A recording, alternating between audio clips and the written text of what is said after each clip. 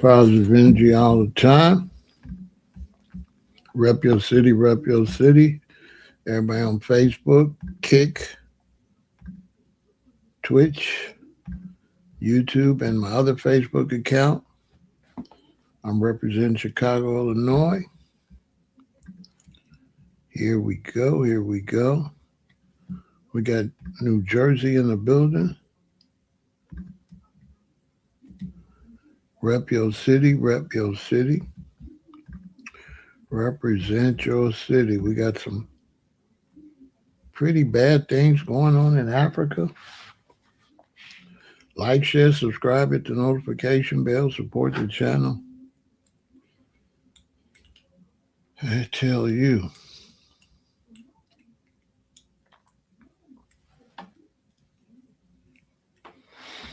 So I want to talk about that. I don't want to really get into the hate fest. But I do want to talk about it. We got San Jose in the building. Rep you all city, rep your city, rep your city.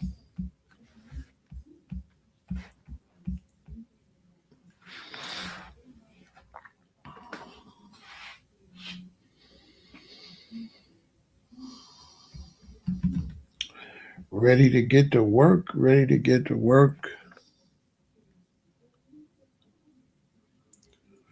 Talk about this situation. It's wild in South Africa right now. It's absolutely wild.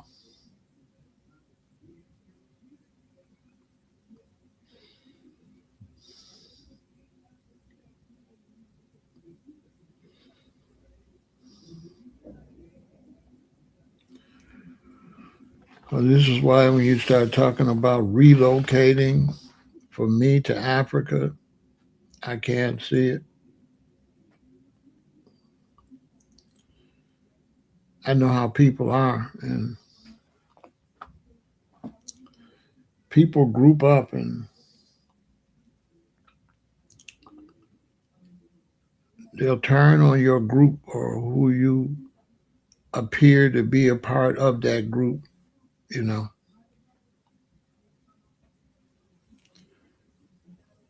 So, if you're a black American, you move to some African country, you're going to always be, those black Americans, those black Americans, you know.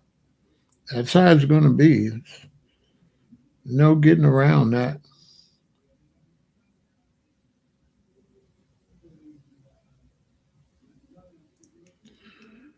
Whereas when you move, like you're in the United States or you're in Chicago, you move to LA, they can't outwardly tell that you're from Chicago. It's like when you walk down the street, you just look like another black American. The cultures are not so different where you're not treated like you're a different person because you're still kind of the same.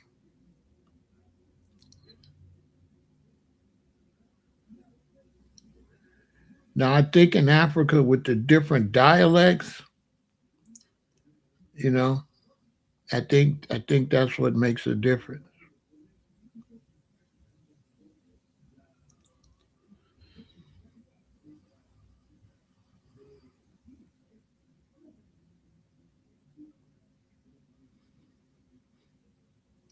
I know in Chicago, if you were here and we met you and you had a real strong like accent like you from New Orleans or Texas, we would just assume you visiting relatives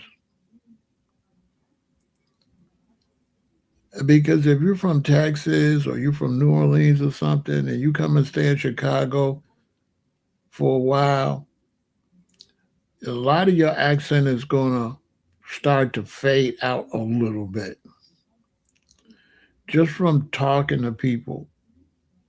It'll begin to fade some.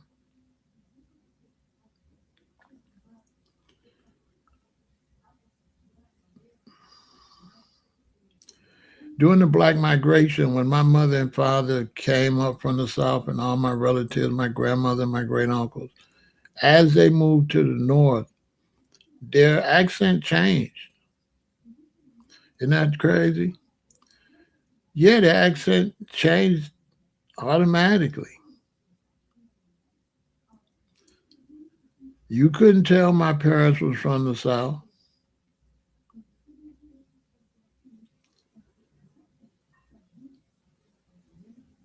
And I, I, I don't think they worked to change it either. I think it was just a natural progression from not being uh, in the South. I think it was all natural. I don't think they worked to sound different. I think the only thing people do in the United States to sound a little different is when they get a job, you try to sound jobby. You try to sound professional at the job. And so you don't change your accent, but you do change your wording and things like that.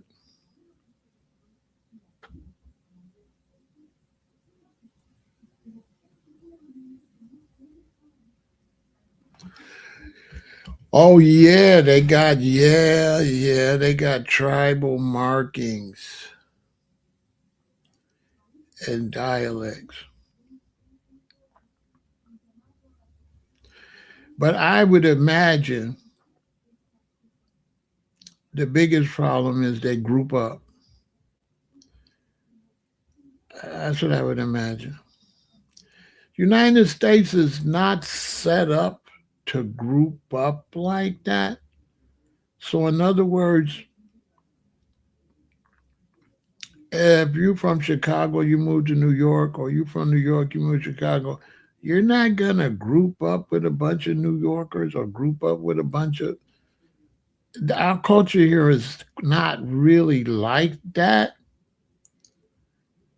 So it's not like you're going to see a bunch of Chicagoans walking together through New York, like you.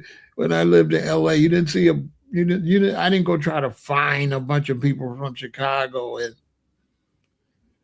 that's the difference in America. We don't be going to looking for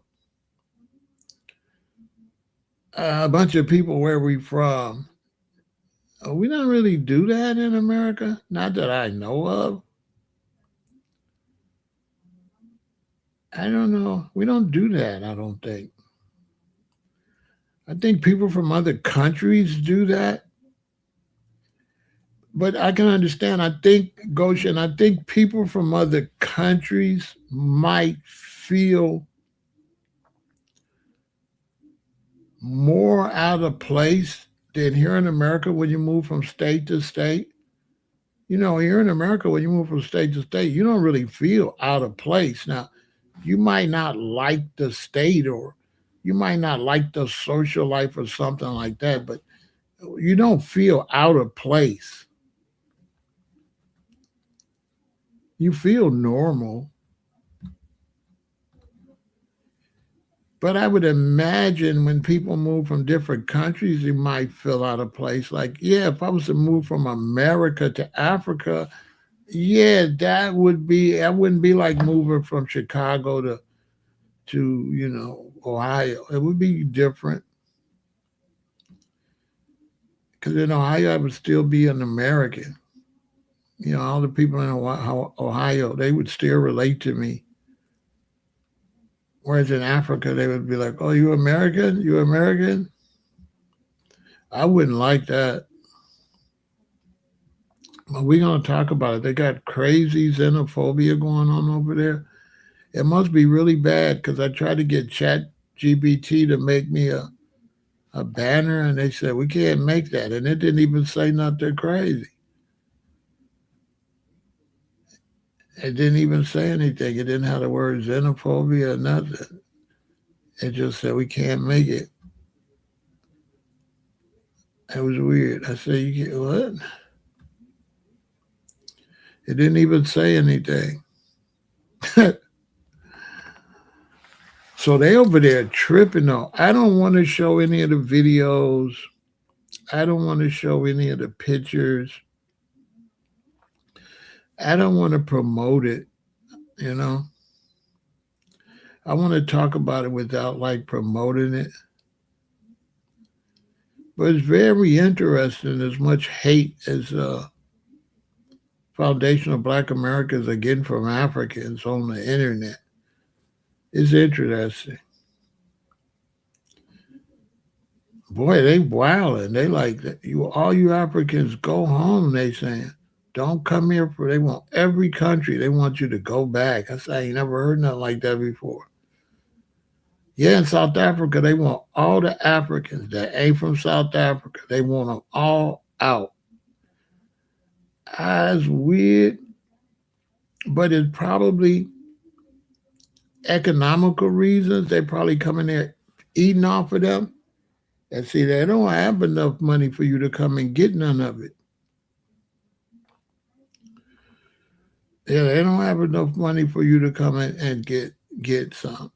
I could see that happening in America if the jobs got so bad where everybody had to learn Spanish and we looked up and it was a whole bunch of Spanish speaking people got all the jobs.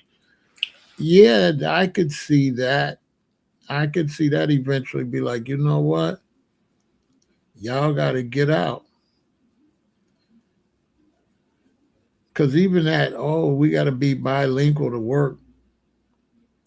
We need to get that changed by Trump in there because there's something wrong with the Democrats. I don't know what.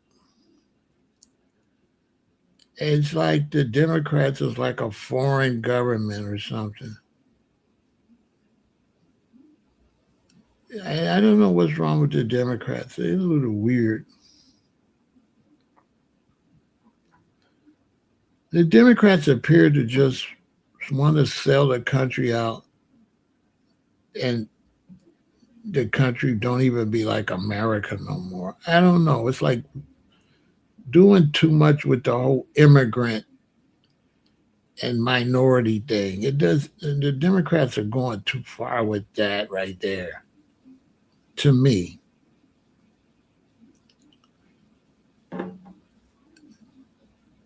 because anytime you could drive a truck, but you can't read no English. Come on, you got to be kidding me. Like anytime you come from a Hispanic country and I got to learn how to talk to you and you don't got to learn how to talk to me, are you serious? That's not going to end well. It's like, what? You came here.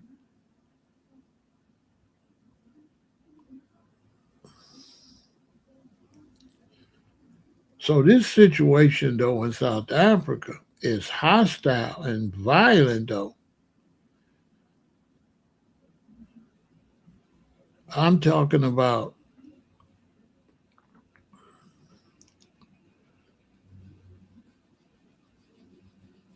down in South Africa. They like putting on their tribal clothes, whatever tribe they from, and they said they want all the Africans go back where you came from. I never heard nothing.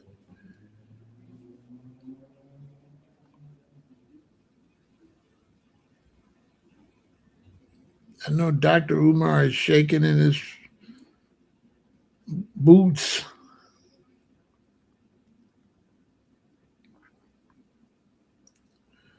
The whole Pan African concept, I can't believe people still trying to maintain that. The Pan African concept was fine as long as we had like TV and radio and that stuff. But once we got the internet and we're able to really go and see live other places, it was obvious that was going to unalive that.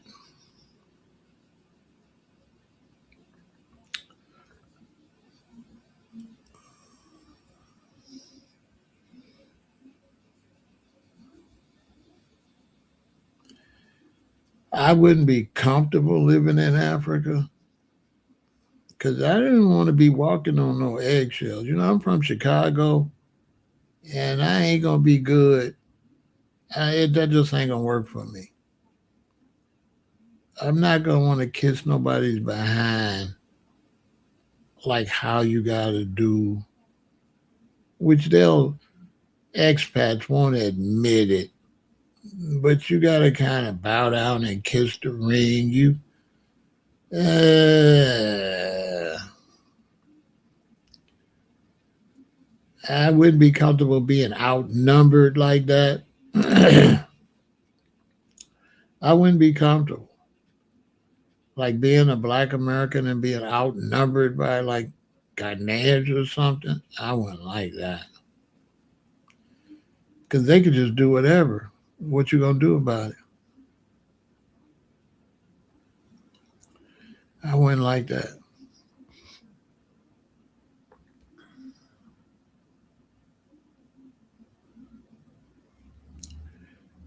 It's not just because it's Africa. Being from Chicago, I can't live in no small city.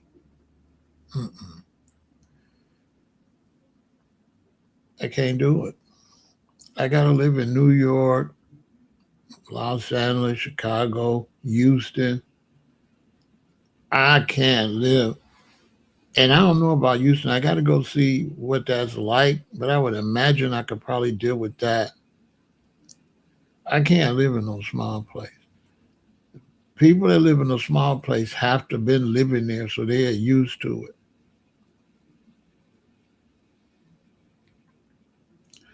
I can't do it.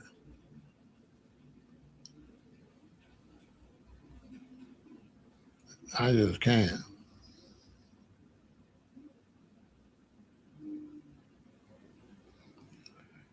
I couldn't do it. So coming in, hit the like button.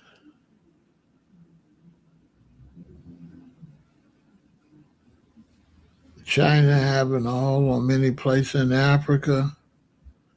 Yeah, well, China does have a foot in many places. Some of those small uh, tribal areas, the women is having Chinese baby. Chinese men are going down in some of those countries in East Africa and impregnating like women in little small villages. And they'll go to the small villages and get the lady and impregnate her. So there's a lot of that going on in East Africa. And a lot of the countries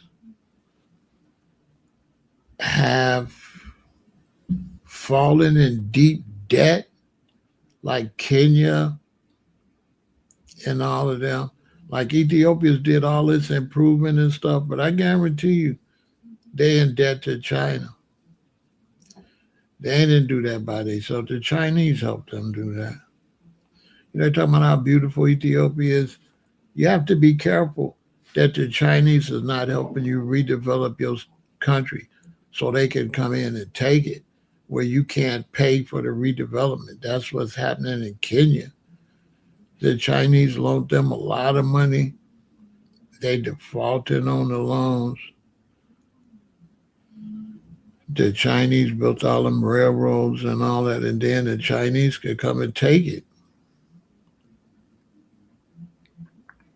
So the Chinese are making their move through loans, loaning the Africans money they know that the Africans can't pay back. So they default on the loan.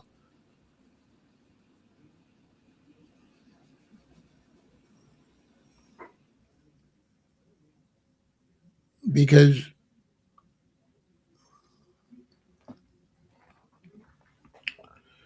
okay, let's look at the United States. You have the United States, and y'all see how some of our politicians are, right? Right?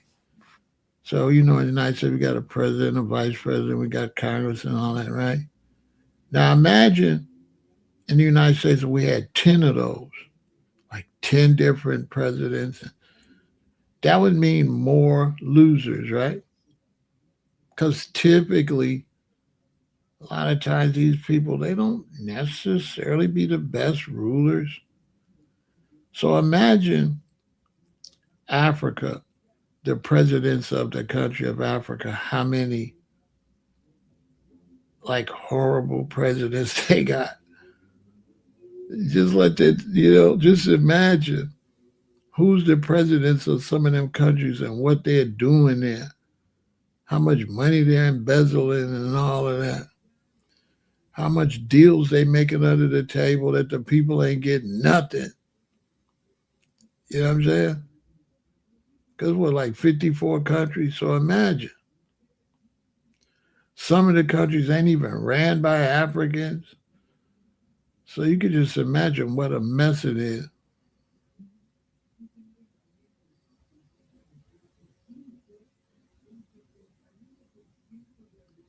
Yeah, go look it up. You'll see the pictures of the babies. Yeah, they go in there getting the tribal women pregnant. They also got a thing in China where they come down with their TV shows and they film the Africans and they have the young Africans repeat something that say, I am a monkey or I am ugly. And they make them say it in Chinese and then they run it on their TV shows for the Chinese to laugh at. They're doing that too. Like going to Africa and making them say yin yang gong, and you say yin yang yo, and it's like my mother's a chicken, and you don't know what you're saying, and they'll put it on a TV show in China, and the Chinese be laughing. A couple African presidents complained about that. There was some TV show in China where they was coming down to Africa and making and tricking the Africans to say all type of embarrassing stuff, negative stuff. Real talk.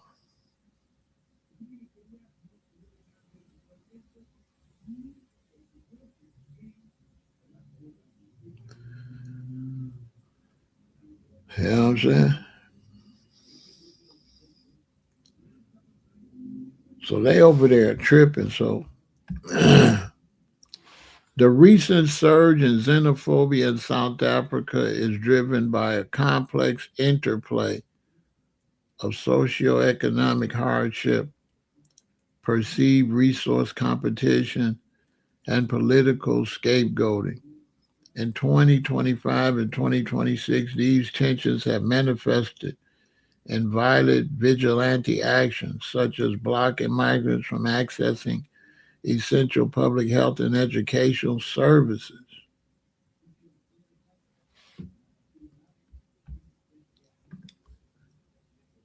Socioeconomic strain and resource competition. High unemployment rates around 32%, poverty, and a lack of economic opportunities have led many South Africans to view foreign nationals as direct competition for scarce jobs and social benefits. See, you can't bring in foreigners to a place where your people ain't eating, where there's not enough jobs for the people already there. Immigration needs to be shut down in all countries until the country reaches a certain standard. Even here in the United States, immigration needs to be shut down. That needs to be shut down. You cannot come here. Not because we hate you, but we got homeless people everywhere. You know how irresponsible it is to have homeless people all over LA, all over these cities sleeping outside, and you bring people in. See, that's bad government. And there's nothing wrong with just, it doesn't, nothing wrong with saying we can't do it. We have too many problems. Let us get the country together. We'll let you know when immigration is open. You just don't pile people on top of a mess. Because the United States doing the same thing. Where United States got room for immigrants? Or am I missing something? How are all the Walgreens, Targets, and all these stores closing down? Jobs disappearing. How are you bringing people in while jobs are disappearing? Somebody explain that to me.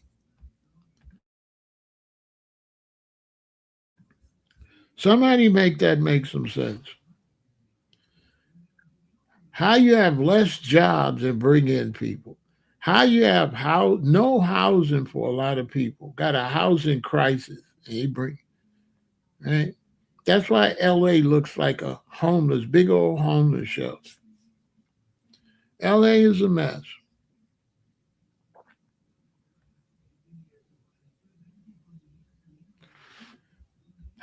How you do that? You know how? Because let's keep it factual. The politicians we have worldwide are trash. Okay? The politicians think they're elites. They're not beholden to the public. When they run for office, they say little stuff. They don't have to do any of it. They could tell you whatever. You could vote for them. They don't have to do none of their campaign promises. There's no penalties for saying I'm gonna do this, and get in there and don't do nothing, which it should be. There should be a list, and there should be organizations, government organizations that check that list off. And if you don't look like you're trying to do nothing, you need to be fired just like any of the rest of us. This whole thing where you could be the president, but you can't be fired. Well, then it's a scam, especially if you run in your second term. Come on, you don't have to do nothing. There's no penalty if you run and say you're going to do this, and you can just go in there. You don't have to do anything. You don't have to say do nothing that people voted for you to do. I feel like a vote is you got hired. You got hired by the voters. And there should be some kind of way where the voters can have a referendum and vote you out early. Say, you know what? No, you got to go. You got to go.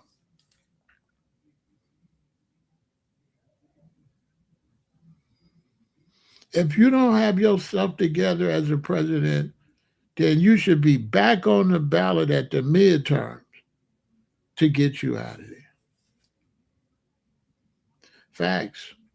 After like a year, they say, the next year you work on putting together somebody to replace them.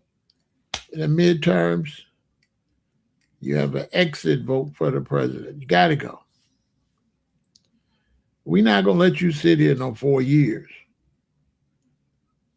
when we can see if a year and a half or whatever we see, you ain't going to do nothing. We should have the right to get you the hell out of here. I'm just saying.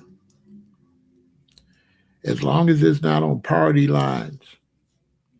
And party lines has gotten ridiculous because you can't trust the other party. The other party just want to get you out just to get you out. So it got to be legitimate from the public. But in countries like Africa, you could be the president until you pass away. Look at the guy that just left Ghana. He just sat there all them years. And then a lot of them countries, if you're the president, you had a military out terrorizing everybody when it's time to vote to make sure you win. And you pay off people and all that. It's mad corruption at election time. And so South Africa, man, South Africa is a dangerous place. A woman gets raped in South Africa like every minute and a half, 2 minutes. That's what it was last year before. I'm not sure if it's still like that. Let me see.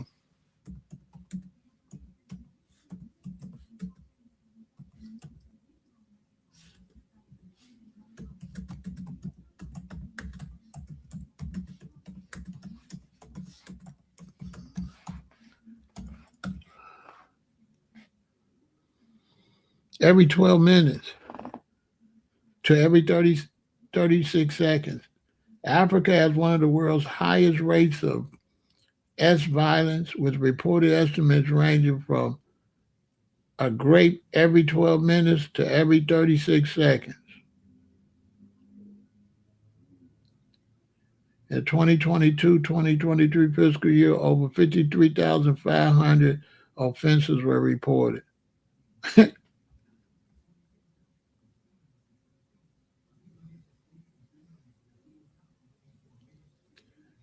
With an estimate 1 in 3 women have experienced rape in their lifetime. In South Africa, hey, who want to move there? You think I'm lying? Look, you can't make this up. Look, read it for yourself. South Africa has the world's highest rates of sex violence.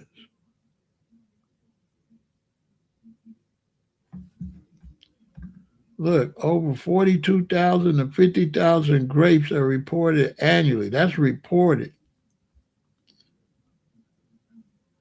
Frequency, every 25 to 36 seconds.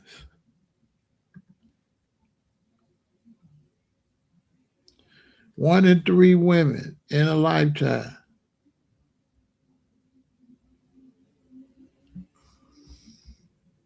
Really? What y'all think about that? India's crazy too. India, Africa, they having a race. Yeah. India and Africa's having a race, and South Africa. South Africa and India's having a race. India's ridiculous.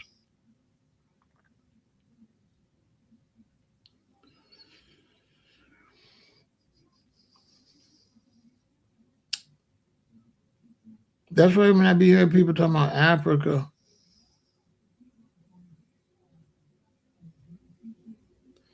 I just be shaking my head because they don't know nothing about Africa.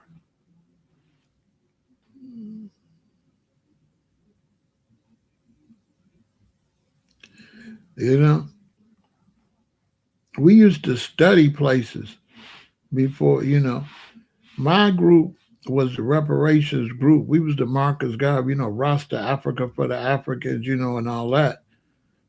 But we did the research and the studying. And one of the elder Rastas is like one of the first really to really formulate it. It was Mortimer Plano. And when Haile Selassie came to Jamaica, they made a connection. So Mortimer and my brethren, my elder that taught me a lot, him and Ross Kojo Brown, Kojo went to England. Mortimer went to do an expedition in Africa. It's a Rasta man from Jamaica, Mortimer Plano, right? So he went and did an expedition in Africa to see if Africa was ready for Rastas to return.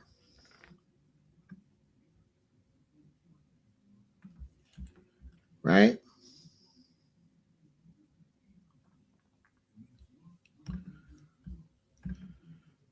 And when he went and he did his survey, right, he came back to Jamaica and he told the Rastas that Africa is not ready. As a matter of fact, he said Africa was worse than Jamaica. Here he is with my elder teacher in the middle, Ross Kojo Brown. This is Mortimer on your far left. This is Kojo in the middle. And this looked like Jimmy Cliff on the right. So the one on your far left, this brethren right here, he went to look at Africa to see if it was fit for Rastas to repatriate to Africa. And he came and he said, absolutely not. That Africa was far worse than Jamaica.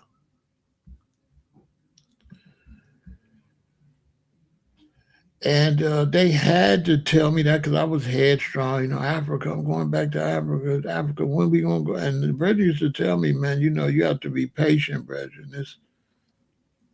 This whole thing could be decades before Africa is not ready for black people internationally. And now we see that Africa is not ready. And then in terms of, for me,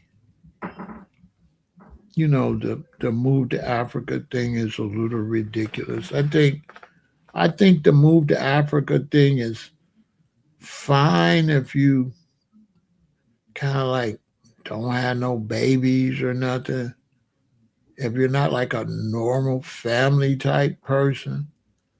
But for somebody like me with 6 children and relatives, and it makes no sense to me when you start talking about moving Africa.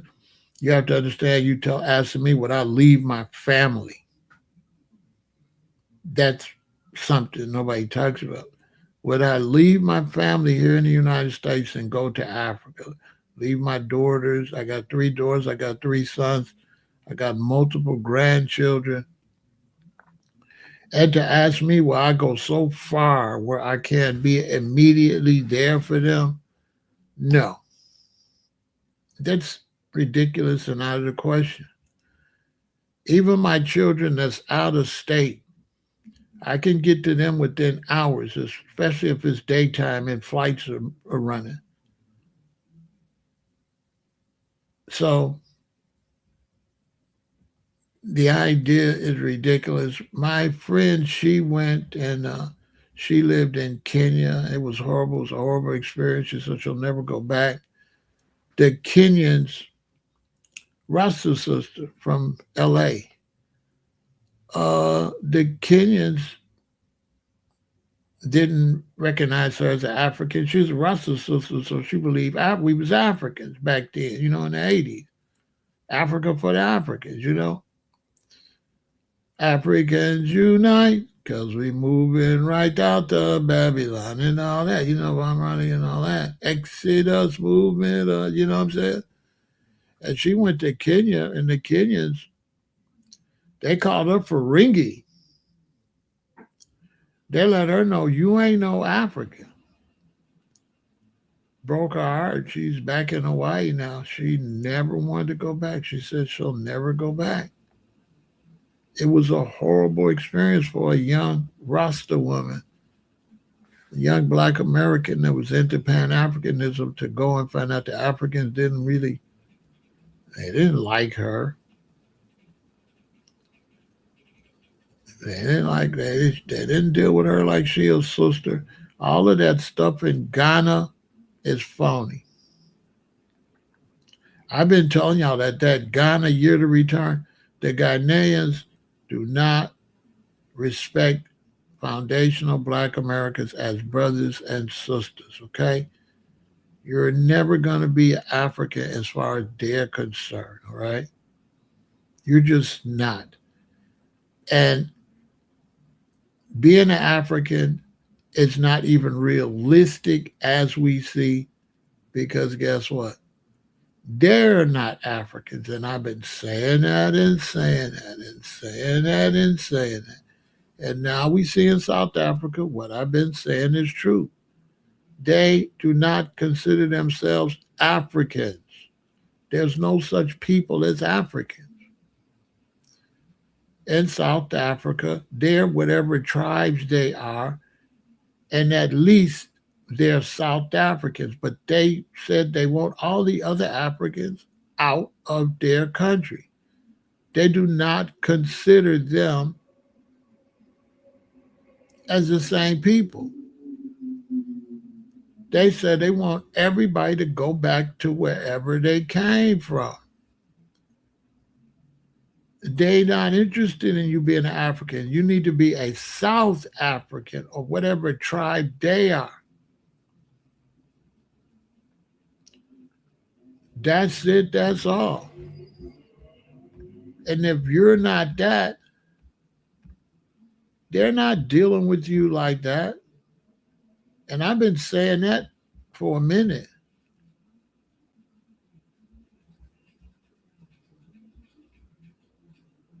They're not gonna deal with you like that. That's something that we made up on this side of the world. You know, we thought we was all the same. So when you hear people saying foundation of Black Americans is separated, how are we separating from something that's already separated? And Dr. Umar knows that. Dr. Umar knows that they will not accept him as no African. Okay?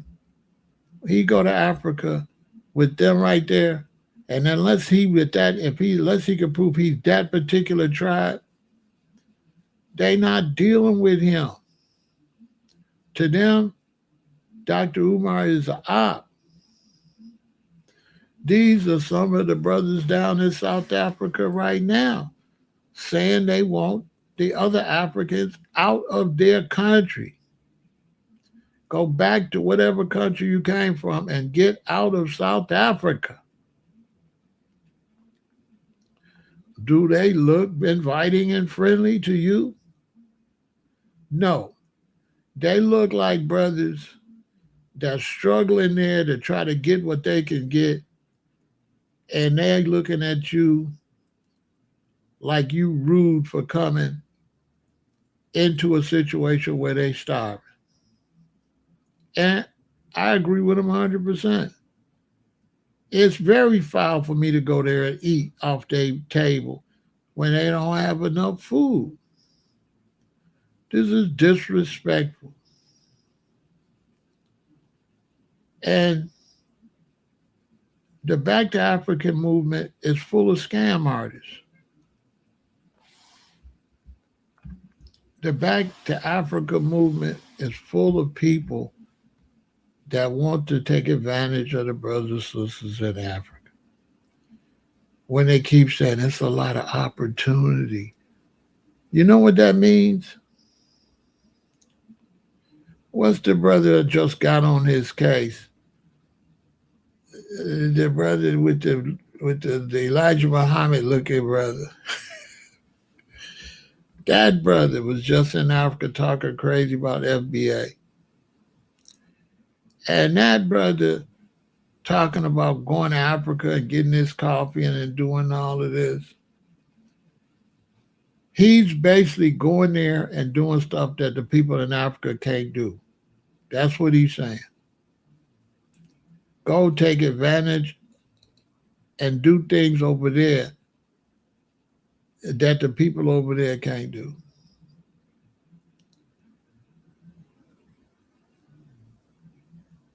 Straight up. That's what the brother is saying.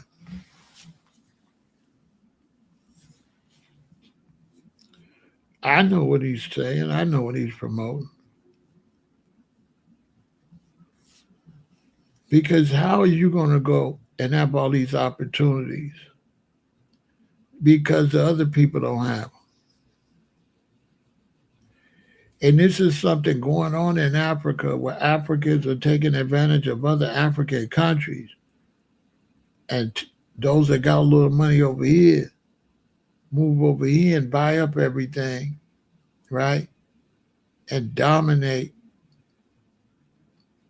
A lot of times they relatives as politicians over here. So if my daddy's king or president over here or some person in high power over here in this country, in Ghana, I could take that money, go to South Africa, go to Liberia.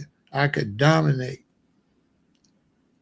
I could set up all the businesses.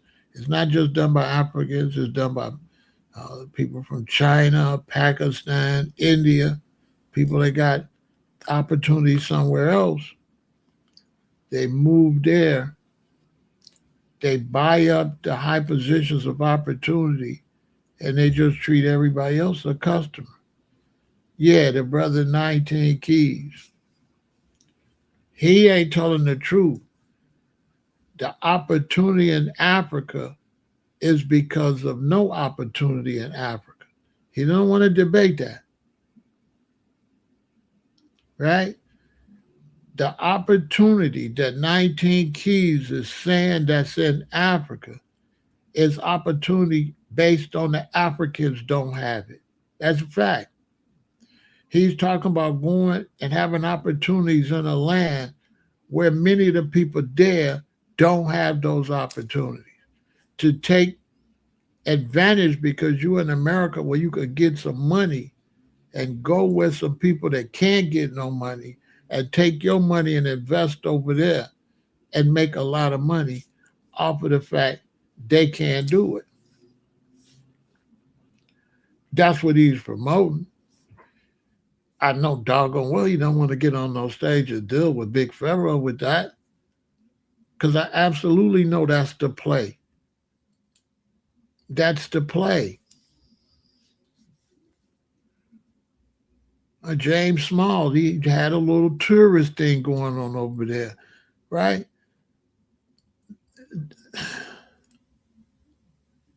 It's all based off of taking advantage. I had a friend, and they were over there, and they were telling me, Dredd, you can make clothes. I got people over here sewing everything. And then she said something. She said to me, she said, and you don't even have to give them that much. You just buy them some lunch or something. Right then, I knew what she was saying. That I could come over there, get a bunch of material, get these Africans pennies, have them make these clothes, send these clothes over here and make some money. But it's one thing she left out. The Africans will know that's what I'm doing. The Africans and will absolutely know that. That's the part she left out. They know that. Do you really believe I could go over there and give them pennies to make some clothes and they don't know how much those clothes are going to sell for over here? Huh. And one day, the gig's going to be up. I probably get attacked or something because they're going to peep that I'm exploiting them.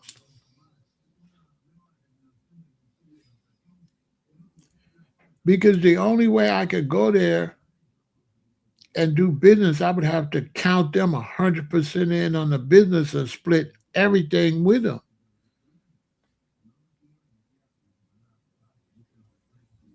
But none of these people talking about going to Africa is talking about that type of business. They talking about taking advantage of these prices here and manipulating over there. No, they won't. No, they won't. That's another good point.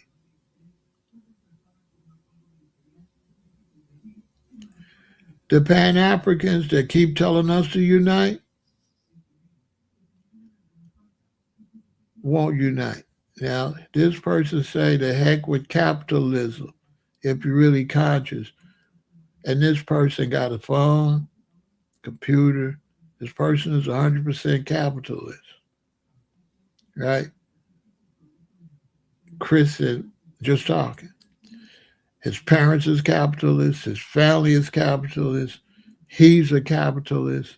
The city he lived in, and his whole life is capitalist. He's even paid capitalist money to be online. He got to pay money to be online. If he was really anti-capitalist, he wouldn't be online. He wouldn't have a cell phone. He wouldn't have no internet. So this person is a liar. This person is a liar. You understand? He's just talking. He is just talking. Phony.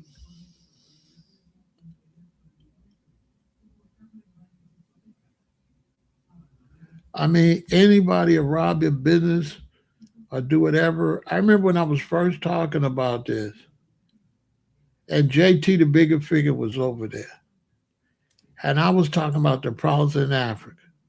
And everybody like JT over there. That's when JT was in over there where the guy just took over the country over there, Burkina. He was in Burkina. And everybody like JT over there, trying to talk against what I was saying. I was saying it's not going to work over there. They're like, JT over there, JT over there.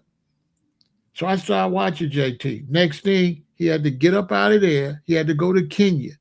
Next thing, he was in a big problem with a brother and sister that he bought over from over here. Her and her husband started tripping. He had to leave. He ain't going back. He had to get out of there because the situation was messed up. And he bought a Pan African over there. And the Pan African he bought over there wasn't no good. I got the interview and everything. I don't know if I still got that up.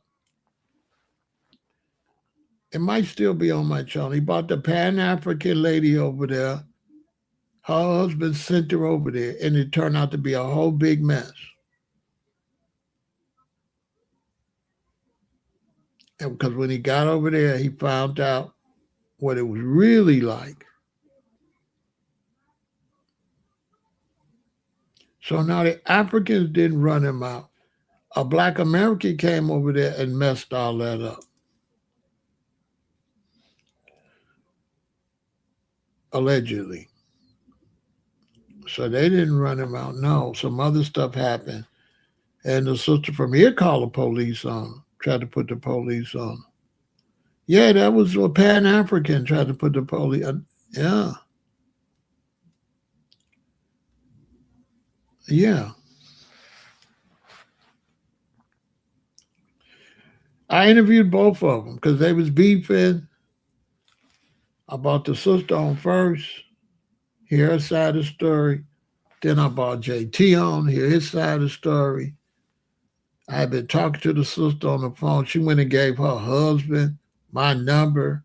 He started calling me. Man, I want to come in and say, and I was like, click. You know what I'm saying? Bro, I heard this side. I heard that side.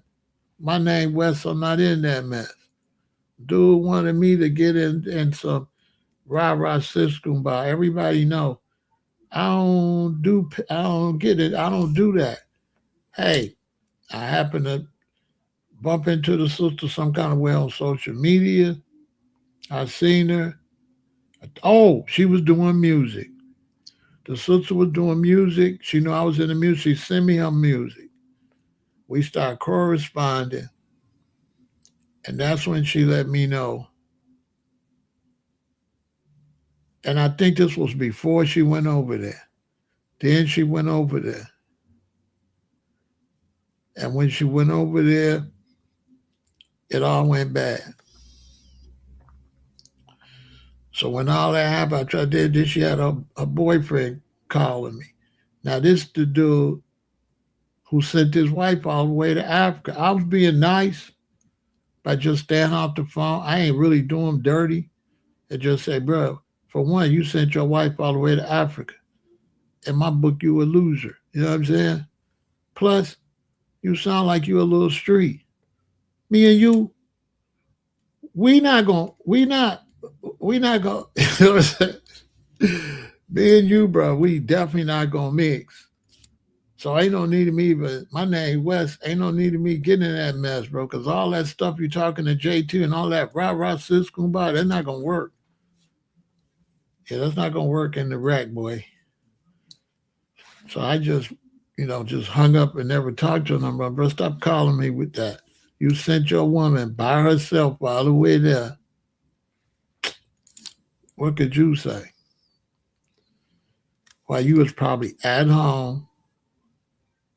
Yeah, he sent this woman to Africa to meet JT by himself.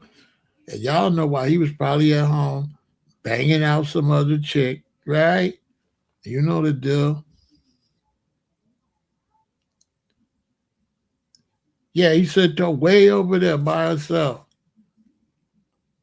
Right then, I knew something was wrong with both of them. Ain't no queen I had let me send her to Africa by herself. Yeah. My name Wes. I didn't want to be involved with them. I heard your side of the story. I took JT's side of the story. Let me move on. I don't do beef. I've been on the internet for many, many years. And one thing about Pharaoh, I don't get involved with no beefs or whatever. If I say something about somebody, it's going to be a one time thing and that's it. Like how I had to drag SETI. He wanted to go back and forth. Now, we're not doing all that. I said what I said. Whatever you said, I'm not going to go click on it. I'm really that. I really got toxic masculinity. I don't give a damn what you said. He wanted to go back and forth too. He made 100 videos about it. I don't know what they said or nothing. I'm like, holler at me when you see me. Get off the internet. Stop playing. That's how I am. Like, if it bothers you that bad, because you was definitely out of line, and I just checked you. But to me, you not, uh,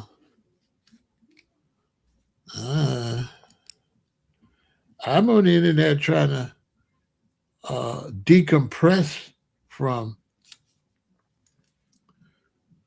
what I used to do. You know what I'm saying? I'm I'm not a beefer. You know what I'm saying? I'm not a beefer. Beefing on the street equals prison cases. You know what I'm saying? Well, I'm not going to jail. I'm definitely not on the internet like, hey, and you this, and you this, and that's too feminine for me. So I just didn't deal with that situation. But it was another situation in Africa where JT thought all these things could happen in Africa, but you can't go around a bunch of starving people and make nothing happen if you can't feed them. And you can't feed them.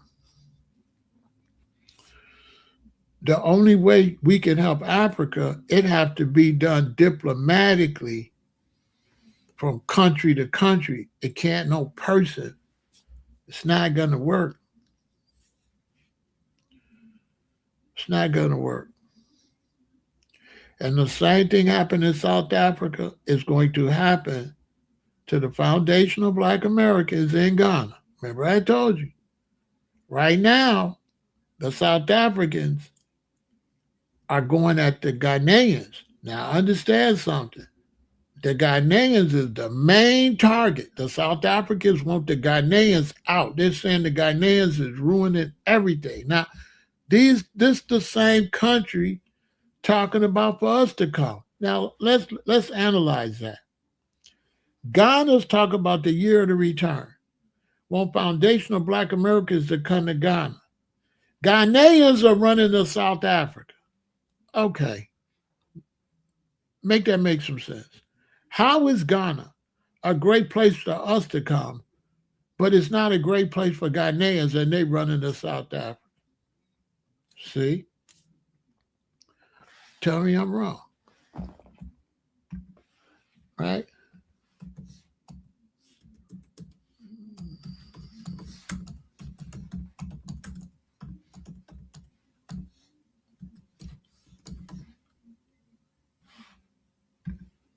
Tell me I'm wrong.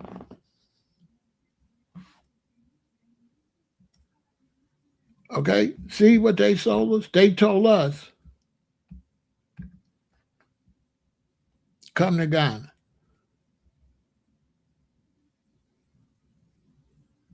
right?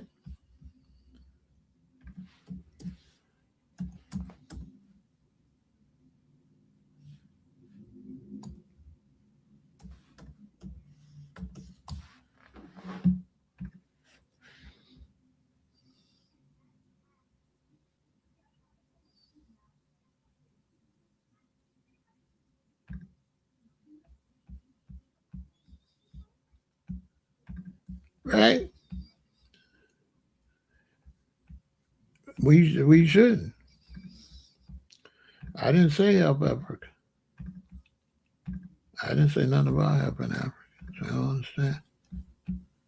Yeah, you ain't heard me say nothing about helping Africa.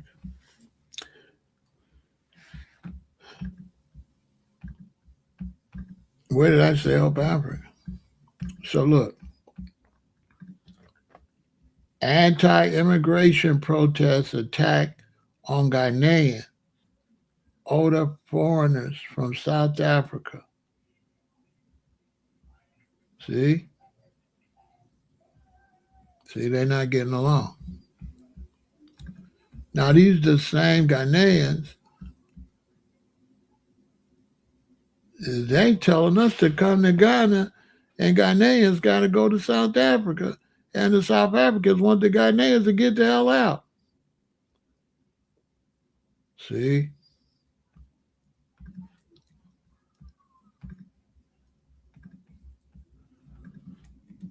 See? I told y'all that year to return was some nonsense.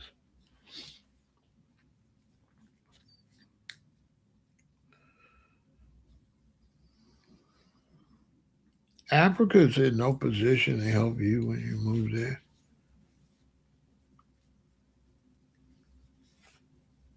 Not really.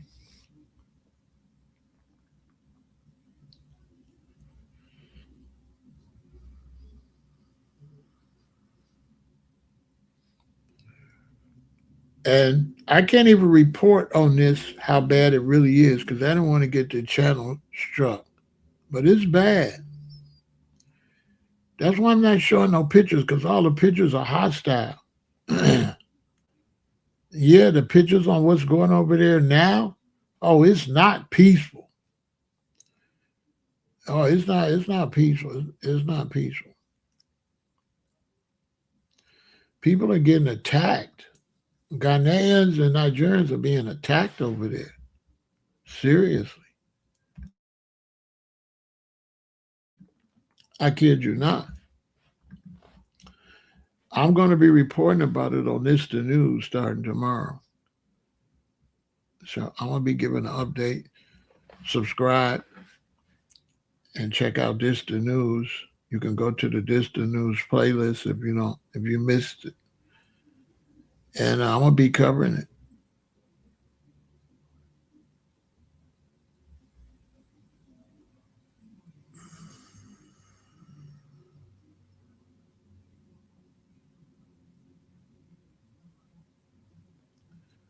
You know what I'm saying?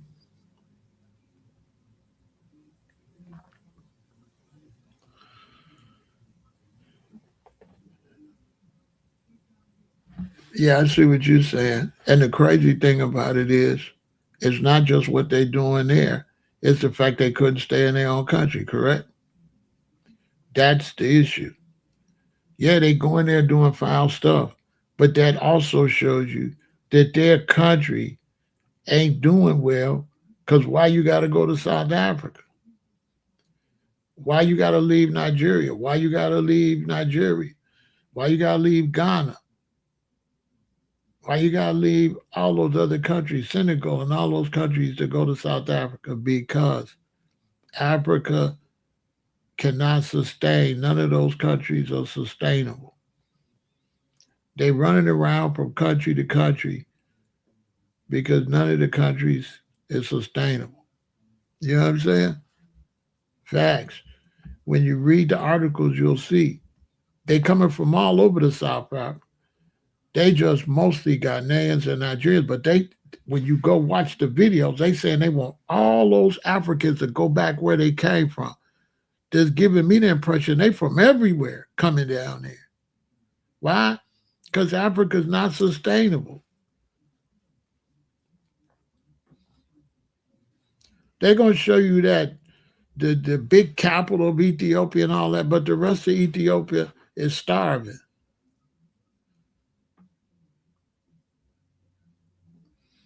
Africa is not doing well. How can a country do well when people are there stealing all their natural resources?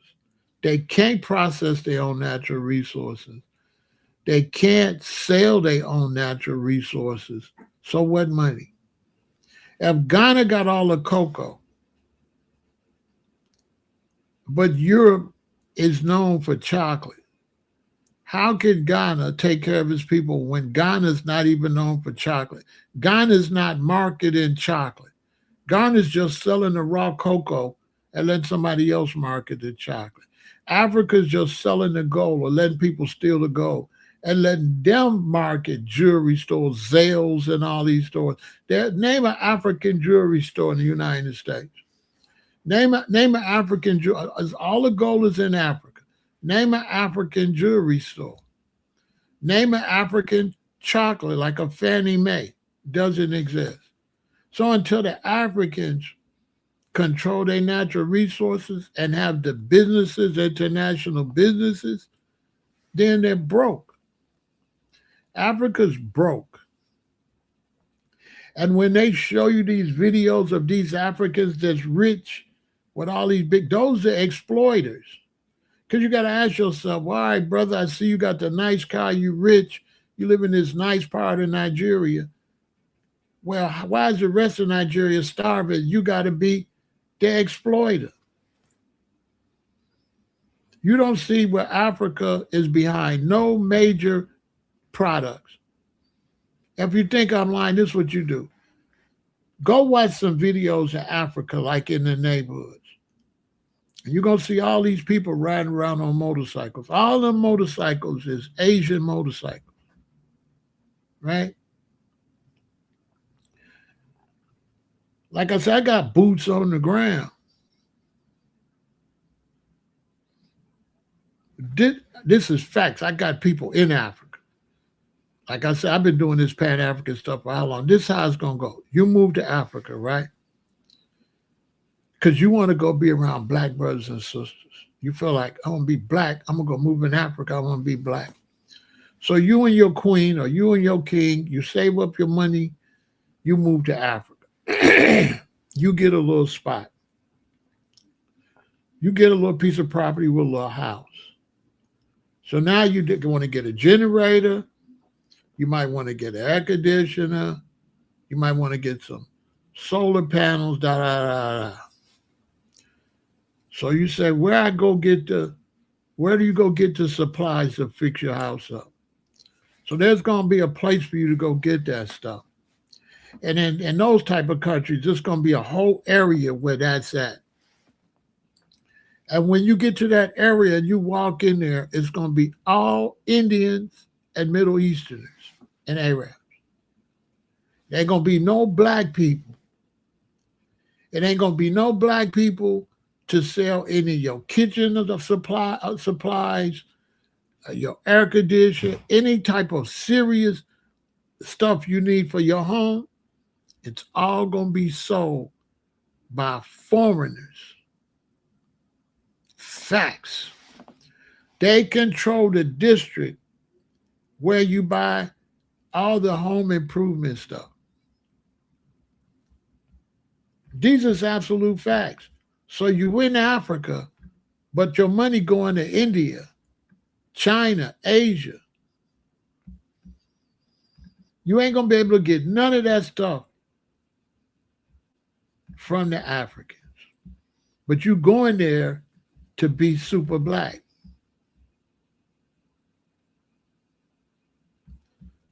But you ain't going to be able to get none of that stuff from there.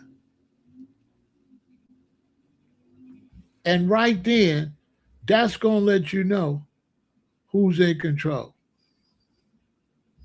Right there. And that's why I can't go. I can't go over there. I would never live over there. And anybody living over there ain't tell you that is lying.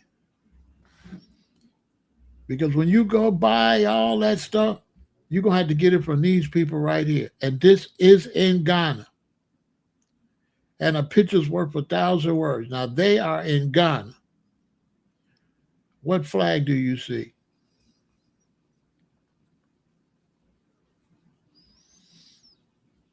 You see the flag of India, right? Now, what's the difference between us and them? When they go there with diplomatic support. They open businesses and everything. If the Ghanaians put one hand on them Indians, the government of India is going to get involved. But if you go there from the United States and they do something to you, United States government, you're not going to have that diplomatic support. They know not to touch these people. You see, they know that because these people are there up under the government of India. If I go there, I'll be by myself. The United States won't bag me. Anything happen to me, I'm on my own. I will have no U.S. support. None. And these people have support. So now they're the ones that's going to have your air conditioner, your computers, your phones. You got to get it from them. The Africans ain't going to have it. They going to have it. These are people that's going to have all the stuff you're going to need to fix your house up. And Lebanese, all people like that. Yeah. And this is just one group. And they all going to be in the area. And when riots and stuff break out, they surround the area with weapons and they protect their supplies and their stuff. Last time they had riots, these people made sure nobody came and looted or did nothing where they was at. They coming out with the weapons.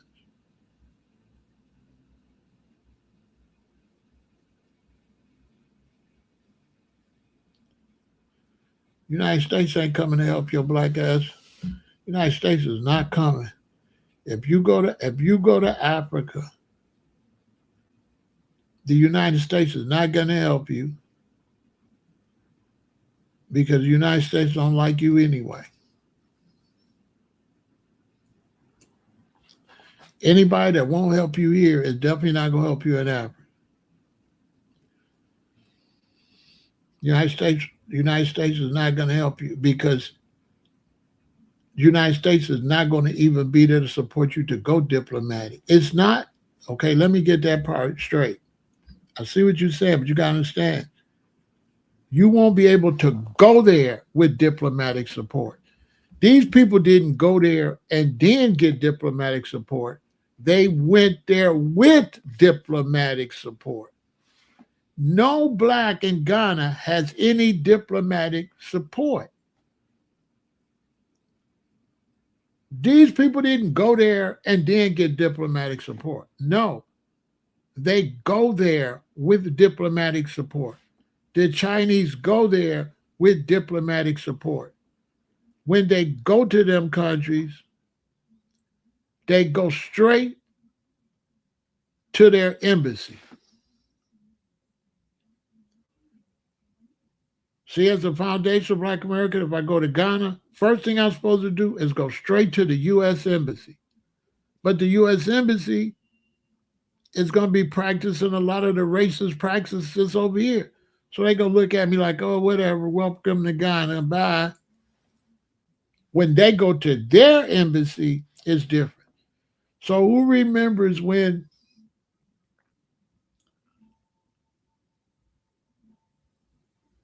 I don't know if it was the Ghanaians and the Nigerians, one of them got into it with the people from India. Remember that?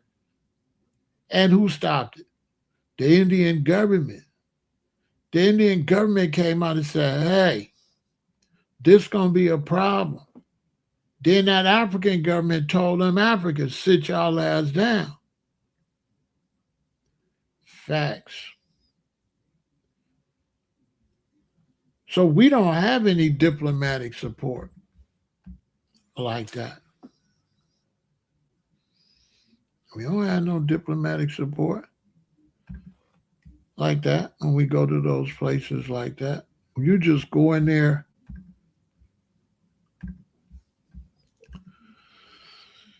Moving to Africa is like moving on a big old hill full of gold and diamonds. and you're just sitting there waiting for the pirates to come take it. Like you sitting on the gold mine, you sitting on the place that everybody eat off of. And this is where black people, even the Africans, this is the biggest problem with Pan-Africanism and blacks that want to move to Africa. That's their biggest problem. They don't realize where they're moving to. You're not moving to Africa. You are moving on top of the money. And unless you realize that you're moving on top of the money, you don't have any chance.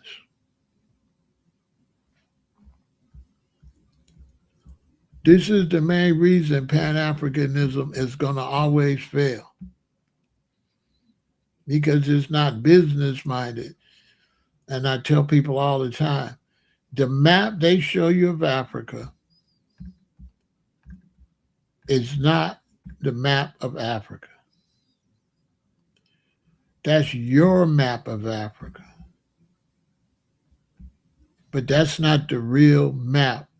That's not the world map of Africa. I keep trying to tell foundational Black Americans this, that the Africa you looking at, that is not the world Africa. This Africa right here, this is not the Africa that the world sees. And if you don't understand that part, you'll never have no idea what I'm telling you. World governments see this is their Africa. If you don't know that, and you move on top of all of these riches, good luck. Because you think you're moving here. That's where you think you're moving. But you're moving here.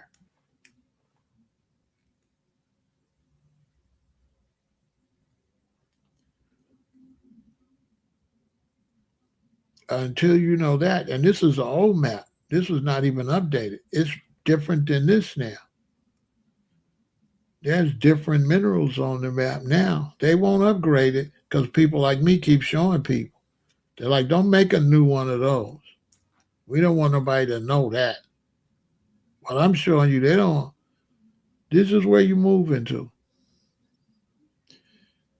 If you move to Ethiopia, you move into coffee. That's where you're moving. And if you ain't got no investment or nothing in coffee, you are nobody. And all the money's taken out of there is going to be coffee money.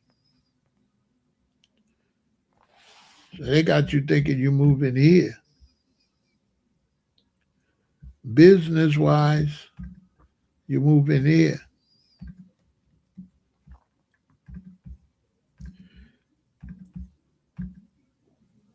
That's a fact.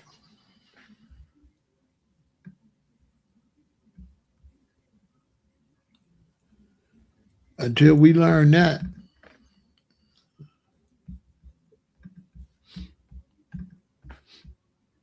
this is where you're going when you travel there. This is where the businesses is at. And this is the Africans' actual map.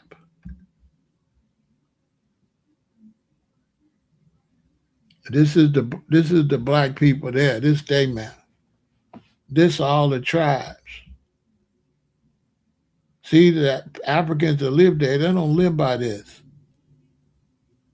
You think they're Nigerians. You think they got names. No.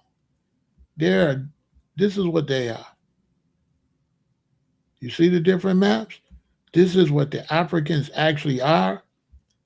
This is the fake picture they show the world. And this is the picture that they deal with in real life. This is how the economic military world around this is their map. This is the tourist map and the kids in school map. And this is the actual reality of the people in Africa struggling. This is their map.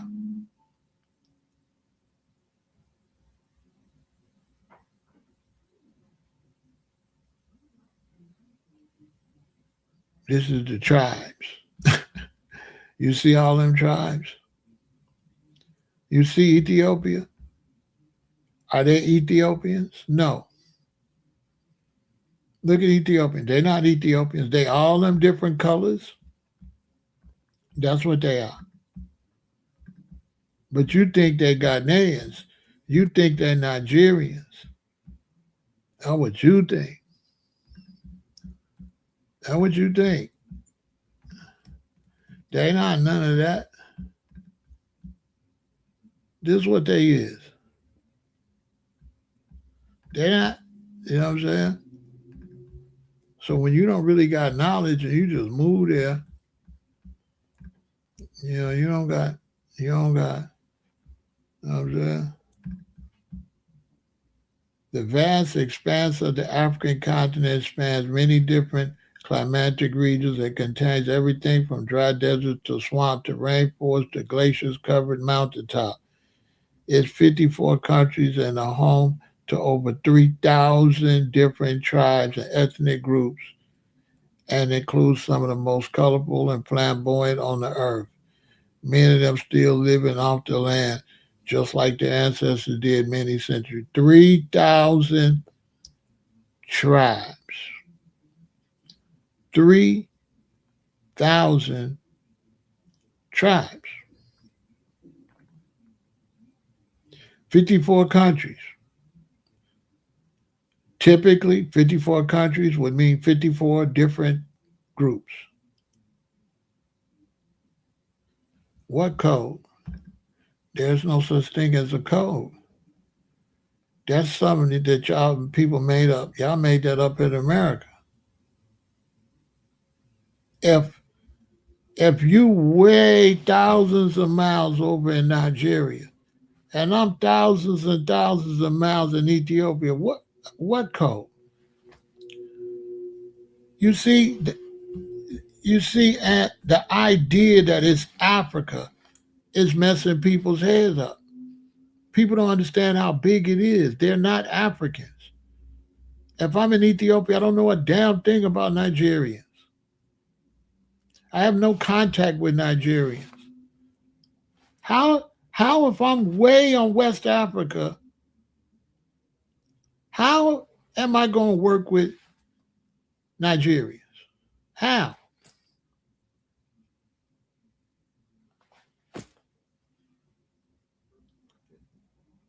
If you fly from New York to Ghana, your flight will be shorter than from Ghana to Ethiopia. Do y'all understand what I'm telling you? Your flight to Africa would be shorter than a flight across Africa.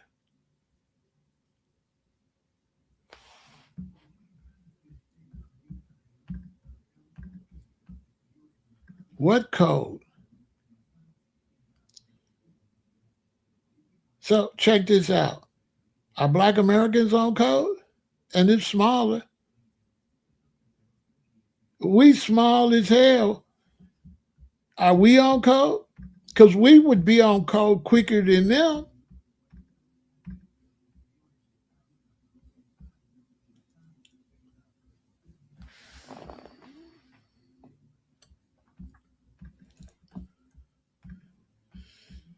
We ain't even on code. And we fit inside of Africa. Look at us. Now we ain't on code. And look at all the countries in the world fit in Africa because they change Africa on the map. It's bigger than Africa on the globe is bigger than that. They changed that because of supremacy concept. They're not showing you the real size of Africa. This is the real size of Africa. The whole world fits in Africa. So if black people in this part called United States on call, how all these people, there's China, India, and everything together, how they go on code? You talk about trillions of people. They don't even know how many people in Africa.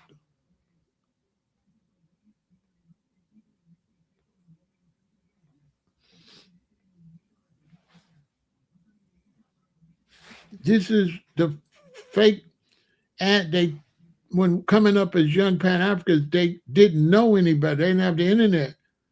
So they kept calling it Africa, Africa.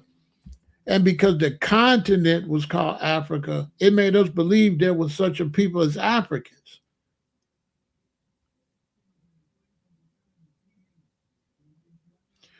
But there's really no such people as Africans. It's something somebody believed because they called the place Africa. So because they call a place Africa, people start saying Africans. But they're really not Africans. They're not even Ethiopians. You know, they Tigrayan, Aroma, and Amhara, and some other tribes. They're not really Ethiopians. We say they're Ethiopians. They're Ethiopians in terms of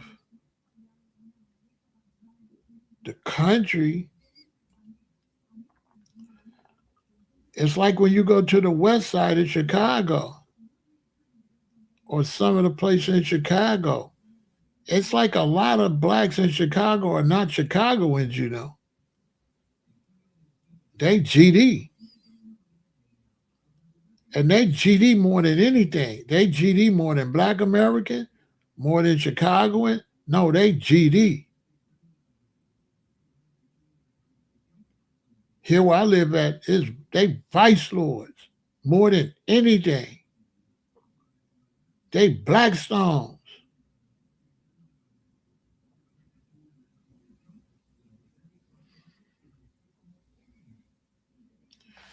Like some people look at me and say I'm Kemetic. That's true. They say I'm a Chicagoan. That's true. Some people say I'm a Rasta. That's true. But in Chicago, I'm a four corner hustler.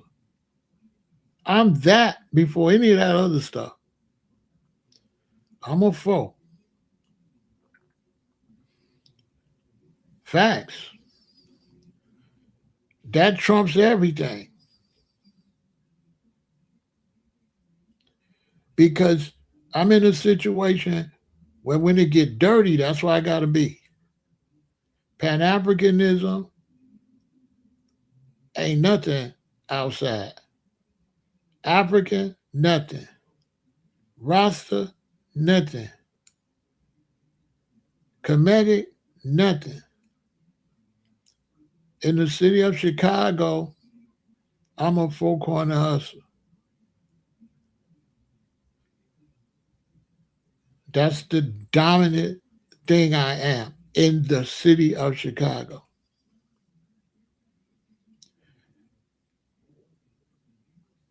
That's the thing I could say to make stuff move around, to make stuff happen.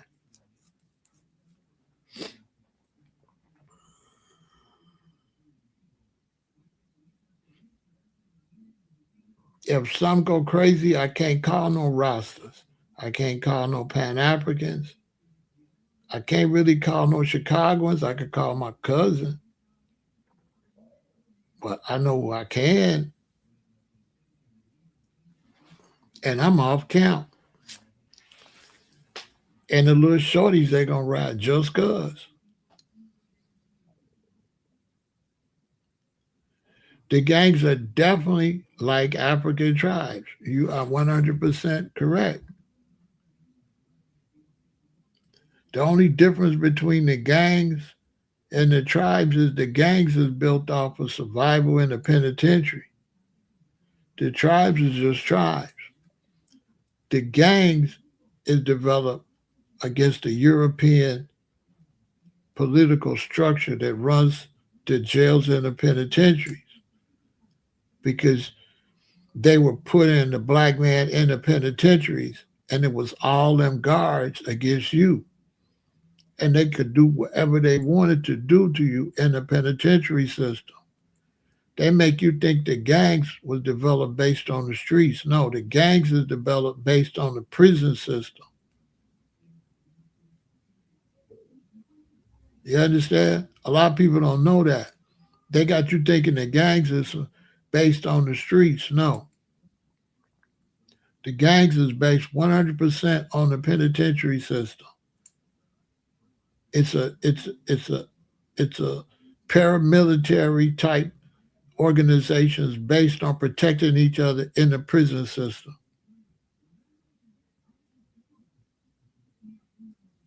Facts. That's its number one goal. Doing the streets is second, two. Gang business on the street is that second. First is penitentiary. Shorties come up. I'm telling y'all stuff nobody gonna tell you. So let's say you a shorty. You come up, boom, you're in the neighborhood, everybody GD. You like GD, GD. When you go to the county jail, that's where everybody makes sure, do you know your literature? Do you know the GD information?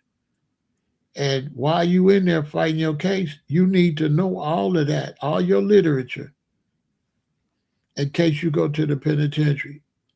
Because if you go to prison, you're going to have to know that. And let's say I'm in the county jail and I'm the big foe, and you come and you say you a foe, and they find you guilty and you go to a prison, and you get around the foes and you don't know nothing. They're going to ask you who you was locked up under. You say, man, Pharaoh. You know, Pharaoh, they're going to know who I am if I'm running that. And they're going to send a kite down there.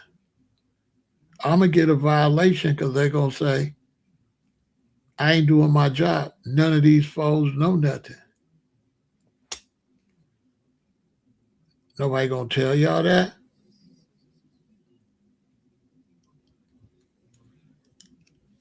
You understand?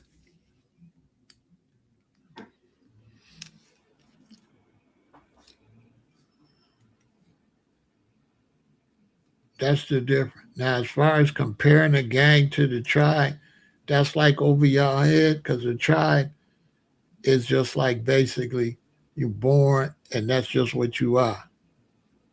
A tribe is a lot like, or you are Ethiopian, but you're born in an area that's a Roma. So you're a Roma. Your mama was a Roma, your daddy, all that's with that. So they're not in the same category. Uh, but the tribe, the gang is based off of we not in Africa. We in the belly of the beast. So it ain't even fair to compare us to Africa. We in the United States. So there is no comparison. The black American is different than everybody else. All the other brothers around the world, no, religions ain't like no tribes. No, all the other brothers around the world, all the other countries, they controlled by Europeans from a distance. There's only two groups that's controlled by Europeans directly. And the biggest of them groups, well, three groups, you could say the European blacks, the Canadian blacks, and us. But the biggest group that's controlled directly by Europeans is us. If you look at Jamaica and the islands, they controlled by Europe from a distance. They have black leaders, black police, And those countries are controlled from a distance. Africa, they controlled by Europeans from a distance. The Europeans control them from Europe. That's what makes us more dominant than all of them. Because the people that control us or try to control us, they right here. They not nowhere else. Brazil,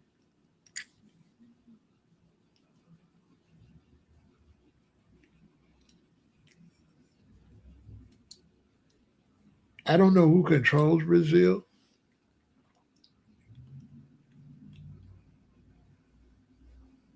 but America's the superpower. And so Brazilians controlled by somebody, but it's only one group of blacks that live under what they call the number one superpower, and that's us. You understand? We right here. Trump is right here. The United States is right here. Washington, D.C. is Chocolate City, right? All right. So we the only ones have direct contact. That's the difference between us and the Caribbean and really everybody. We have the most direct contact with the superpower.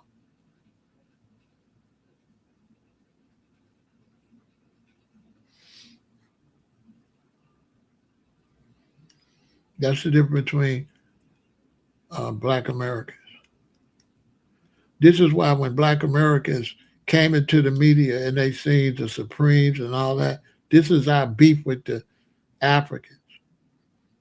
Because they had wrote us off. We was in the grave. We were shipped off into slavery, and that was just that. We got a chip on our shoulder over that. And then we pulled up by ourselves. So all this wah.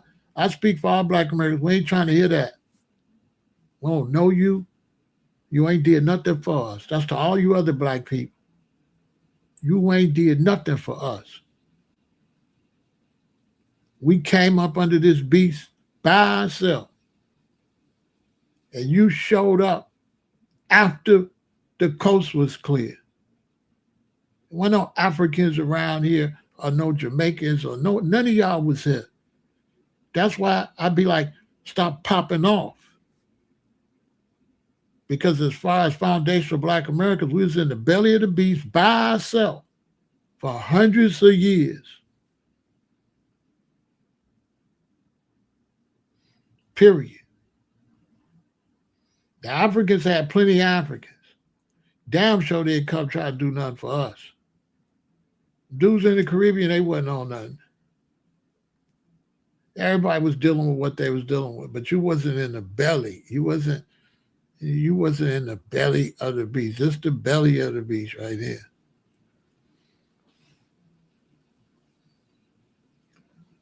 So we have a whole different.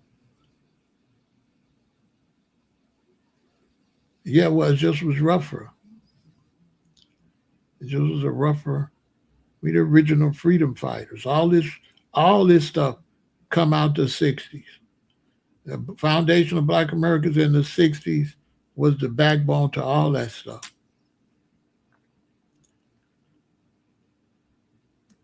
If you look at the plight of Black Americans and you look at all the African leaders, you'll see the coordination. All you got to do is look. You look at all the great African leaders that were revolutionaries, and then look at when they start doing it, and look at Black Americans will do it. You'll see the coordination.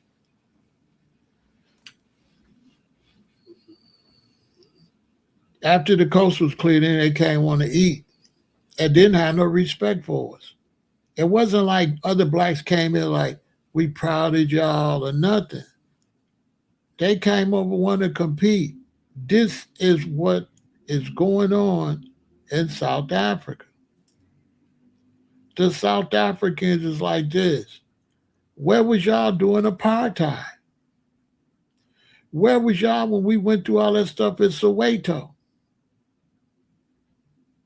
I don't remember Nigerians and Ghanaians going to South Africa to help nothing.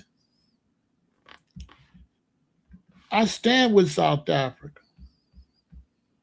South Africa went through a lot what we went through with white beaches. We had, you know, white water fountains and stuff like that. But when they went through all that they went through, no Africans in the continent went to do nothing for them. They sure didn't do nothing.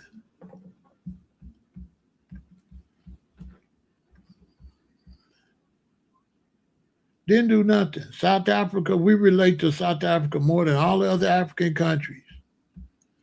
Our plight and their plight affected because we started hearing about them in the 70s. And they was the reason Pan-Africanism uh, leaked into foundational Black Americans. Nobody want to tell us. Pan-Africanism was because of South Africa. Winnie Mandela. Winnie Mandela is responsible for the Pan-African movement. Not Marcus Garvey. Marcus Garvey was gone. Cuba didn't help nobody. Cuba was spies, and Cuba worked for the Russians. Cuba went in there to exploit them. Cuba's never been our friend. Castro and them have always been the enemy. Cuba's always been the enemy.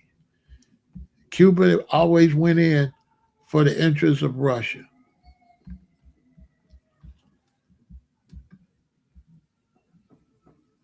Cuba never was our friend. Cuba is the enemy.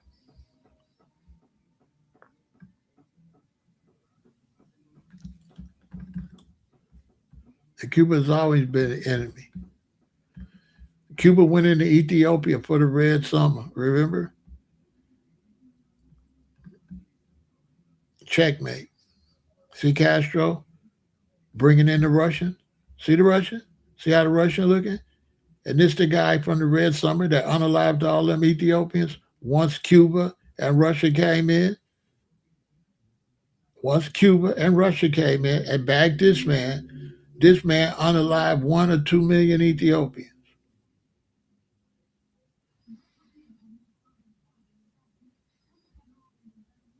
When I was coming up, I was beefing with so-called revolutionaries that was honoring Castro. Castro is an op. Working, he was a puppet for the one with the hat on. The Russians run everything. These two don't run nothing. The boss is the one in the military outfit. Look how he looking at both of them. You see who the boss is. Castro is a sucker. So was Gaddafi. And Mengistu took over and unalived 2 million of his own people with weapons from who? From Castro, a.k.a. the Russians. The Russians would give it to Castro. Castro would give it to them.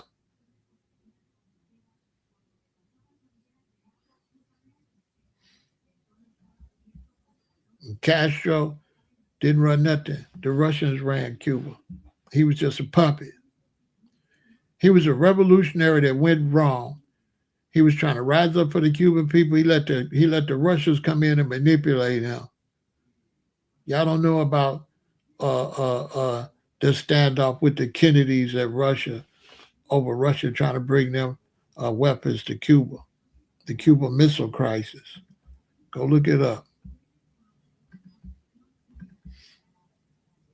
You know, when I was a young revolutionary, they used to always try to throw Castro. You know what I'm saying? They always used to try to pretend Castro was a revolutionary. This is back when I was a shorty. When I was a shorty, I was dogging that as a young militant. They was always trying, you know how many people, you know how many Castro supporter and communists I dissed? You know, as a young militant, When I used to walk around the city of Chicago with my army clothes on and stuff, real talk, I'll give y'all real history over here. When I used to be walking around, right, as a young militant, young revolutionary militant, when you had the Communist Party would be in Chicago giving out these communist papers, right? So when they would see me walking down the street, they'd be across the street. It'd be some white dudes with their little red tam on with the communist newspaper. And when they would see this dude right here, me, walking down the street with the military clothes on, they'd run across the street, right? I'm giving y'all game because they see me dressed like that. They the Communist Party. They looking at me like we got something in common. They basically trying to recruit me. And when they see me, they would run. Hey, with their paper. Hey, soldier, revolutionary. And they had their papers. I said, let me see it. They give me the paper. I throw it on the ground, stomp it. Boy, we ain't that. Some people think I'm just over here. Boy, let me tell you something. That's why I changed it to Big Pharaoh. Because young Pharaoh right here, the real young Pharaoh, I used to take them paper. I used to trick them. And they would bring the paper. And when they bring the kind of paper, I tear it up. Because how you going to run to a roster with a communist paper when it was the communists that went and came in and tried to overthrow His Majesty? If you don't know no history, you don't know that. It was the communists, the one that came in to overthrow Emperor Haile Selassie. Anybody know, Rasta, we don't like no bumperclad communist boys,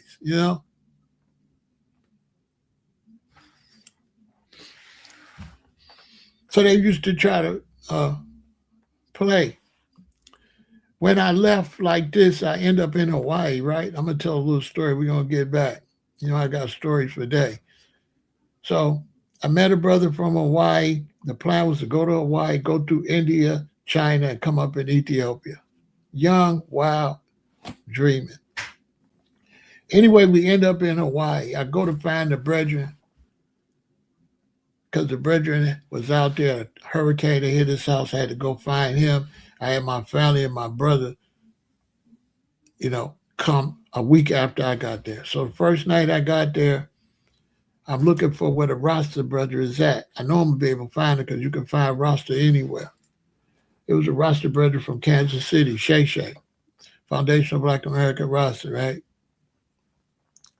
First night I went to see like Bongo Man or something at the school, but I didn't see nobody. So they said, they got reggae at this club over there. So I went to the reggae club knowing some Rastas show up and one Rasta know all the Rastas. So if I bump into one Rasta, he's going to show me where all the Rastas at. So I go to this little club. I go there. It's some island people there, but it's a whole lot of white kind of people there, like hippie kind of whatever. And it's like a bunch of communists kind of like that. So they had the white dudes on stage playing the reggae. That's another story for another day. So because I got the dreads and stuff, they assuming I'm a reggae singer or something, but I'm not. I play bass. I ain't no reggae singer. I play reggae, but I'm not a reggae singer. But I'm pissed. Because I already told you I don't like these communists. And I'm up here with all these communists is in here with the communist newspaper. And they in here trying to be like some fake reggae, trying to pimp off reggae, trying to pimp off the black culture from reggae, but on some communist stuff. And the people of communism is beyond going against His Majesty. So how you in here playing Rasta music when it's Rastafari and the communists went against Rastafari? Make some sense. So I'm sitting there. It's these younger white people in their 20s or whatever. And go up and do a song. Go up, do you sing? Go do a song. I'm like, no, not really. And they're like, go do a song, go do a song. And y'all know me by now. I got a little bit of a-hole.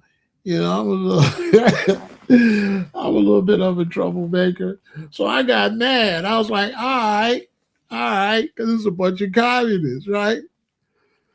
This is crazy. I need a TV show. You can't make this up. So I got on stage and they playing the music. And I ain't no singer none, so I had to pretend. Right? I was a pretender star. So the music playing. So I'm like, yeah. So I'm doing the whole reggae thing, which I don't do, right? But I'm not doing the reggae thing because I really want to do it. I'm trying to set these goofies up, right? So I'm up there, yeah. And so and so, this so and so. And then so and so, right? So then I said, Fireborn the Americans. And they went, yeah, yeah, yeah. And then I said, Fireborn the Russians and the communists. And then you can, you can't make this up. I forgot how I said it, but that's what it amounted to. Oh man, it's funny when I think about it. So when I set them up, I said Fireborn America first. They was like, yeah, they were going crazy. Now they was all in there with communist papers and stuff. With all that red on, I said Fireborn the communists and the Russians. And man, you can hear a pin drop. Hey man, I be on some bull. You know what I'm saying? This dude right here did that. On my soul. You can't make this shit up. And, boy, I set them up real good because I know they was like anti-American. Now y'all in America, this is a military base. Mind you, this Pearl Harbor. On top of that, right, you know somebody there's what? It's an American spy, right? It's American. Y'all know it's like FBI or CIA there, right? You own Hawaii is a military base, every island.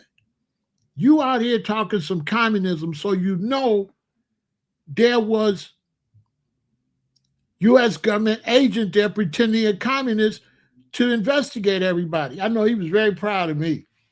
I know the American Fed that was there. I know he went and told everybody, but it was this one guy there. He was great. I got that, set him up. Down, down, song, down, down. I said, Fireborn the Americans. They went crazy. But I didn't say Americans like I did Russians. I said, Fireborn the Russians and the communists. Communism must go down. Right? Oh my God. Everybody just stopped. I messed the whole party up. My first night. That's my first night in Hawaii. Looking for my brother. I just got there. My first night. I come in on dummy. You can you should have seen. You should have seen. Everybody was dancing when I said America. When I said Russia, they all stopped. And I said Fireborn the communists. They all stopped.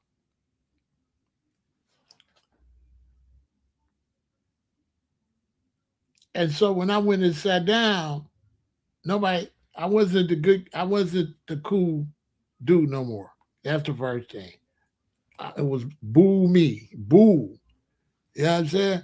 But I was kind of, you know, coming off the streets and stuff. Being a regular Chicago kind of dude, and then kind of trying to be conscious. I'm like, here's the Chicago wow, and then I'm trying to be conscious. Here, conscious on this side. I'm like, right. I ain't, uh, I ain't there yet.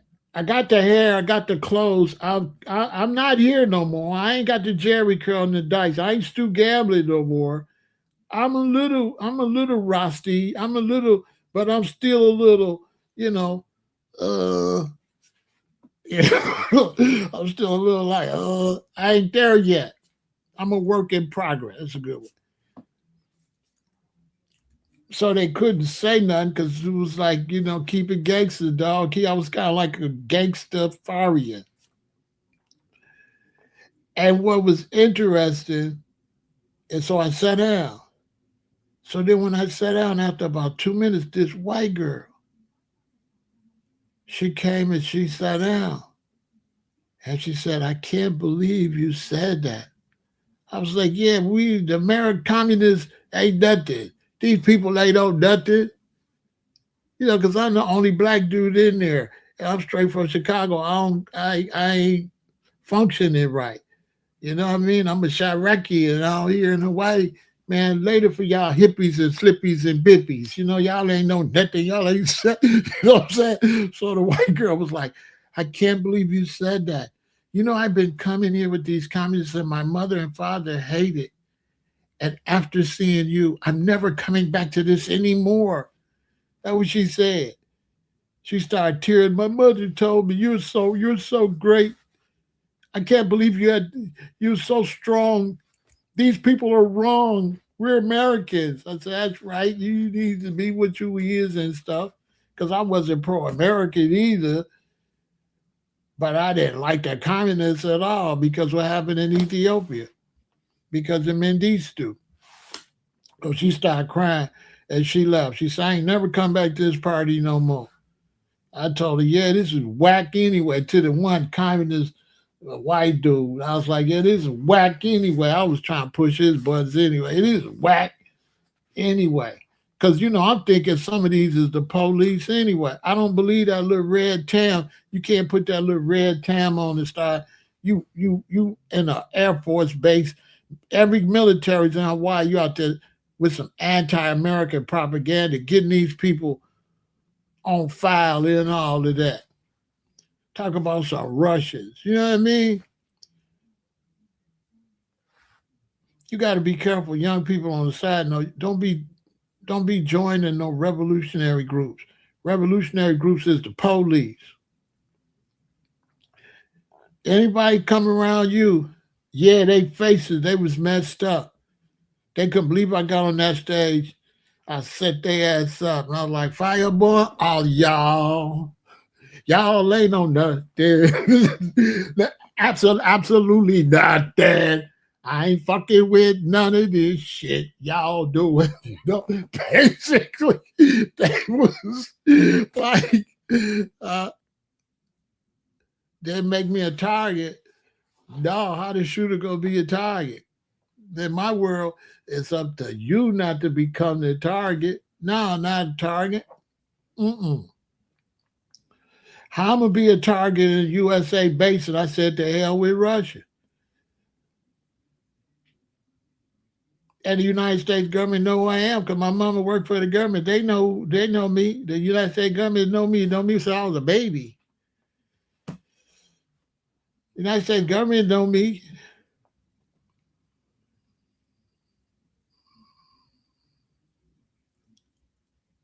Yeah, they was back. This been going on. The infiltration been going on. They infiltrated the hippies. They infiltrated all these movements like that. And in the late 70s, early 80s, they brought in these communist party. They was all over big cities giving out these communist manifesto papers looking like Black Panthers, like white Black Panthers. Just grow your beard out and put your red tam on. They was everywhere. What they didn't know had been throwing their papers on the ground in Chicago and smashed them in Jewtown. I had been smashing on them people. Yeah. That's why I said I've really been outside. I've been smashing because every time they see me walking, they run over to me with the communist paper. You know what I'm saying? It's a white dude with a tam on and stuff. It's like at that time, listen, bro. First off, I just watched Roots.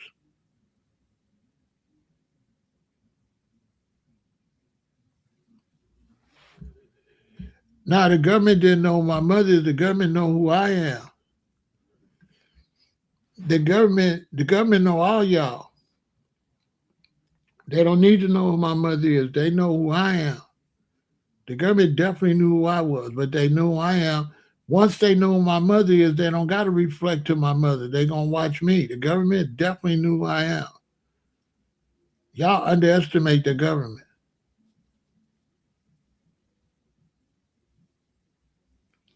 So the government didn't know me because of my mother. The government originally knew me because of my mother, but the government knew me because of this part right here. Then when the government gonna check me, they're gonna be like, "Oh, this is Bessie's son," right? Other than that, they not gonna watch you.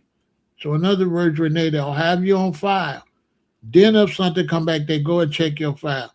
Then they check your family, and that's when they know, oh, his mother is this person. Oh, this him.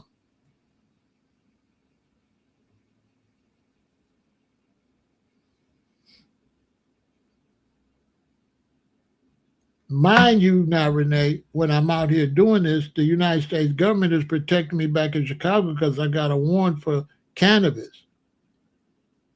And the police kept coming to my mother's house looking for me for a warrant. So my mother called the government. Let me tell you the whole story because you don't know the story, you're just talking.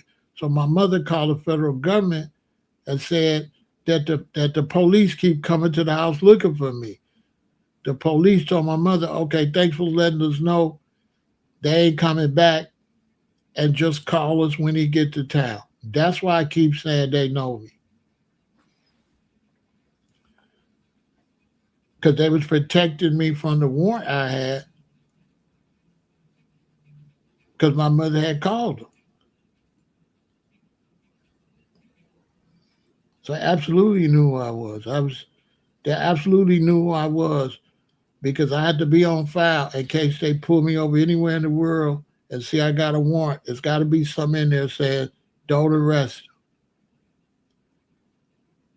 That's why when the police pulled me over in LA and all over, I had police contact. That's why my warrant never came up. Why you think my warrant never came up, Renee?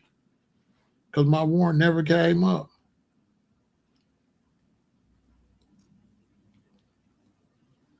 When you get them your license, Renee, and they look at your social security number, that tell them where you from. Your social security number, there's three numbers in your social security number that tell them where you from. They can tell exactly what part of the country you from. You see what I mean, Renee? Because I was in the system because I had a warrant and my mama went to her job. So a lot of them knew me as a little kid, but that didn't put me on file. So you are right, but I make me explain that. How I ended up on file is the detectives kept coming to my mother's house. My mother was a high-ranking government official. She called the government and told them they keep coming to our house looking for me. And then they told my mother, okay, thanks for letting us know they ain't gonna come back. And when Michael get to town, call us and let us know. That's what my mother told me. She told me I can't. You know what I'm saying? My mother told me that, or I wouldn't know either. I didn't know at that time. I didn't know until the '90s when I got back. My mother told me that they kept coming over here looking for you, boy. I went to my job. I called the government. So that's how I knew. So I'm talking in hindsight. Yeah, they knew who I am.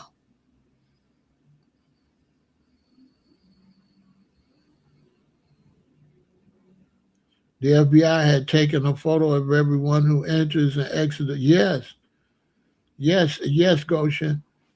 In those days, if you had any type of revolutionary concept, any type of radical concept, you went on fire. So with my mother calling them and with me with my militant stance, They definitely knew who I was. There was a white guy, he wore a red beret all the time. And they followed him his whole life. And finally, when they had the Freedom of Information Act, he got it and found out they was following him all them years just because he wore a red beret. But he wasn't into nothing. He just liked the hat. So yeah, back in those days, if you was any, because it was easy to follow you, because if you was a Hebrew Israelite, it was a few. It was only a few of us. It was only a few Hebrew Israelites. It was only a few Black Panthers. It was only a few Nation of Islam. If you was anything like that, they definitely put a file on you because they had people in your group to report you. So if you was a young Rasta, when you went to the reggae club, the feds was there and you was on file.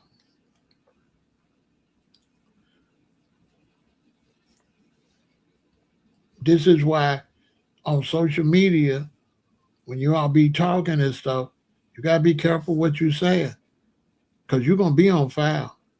If you get on here and you type the wrong thing or you put up the wrong thing, your ass on file. They have a whole team that don't do nothing but scam social media, scan social media. If you're saying anything that in some kind of way could end up being a threat to the government, your ass on file.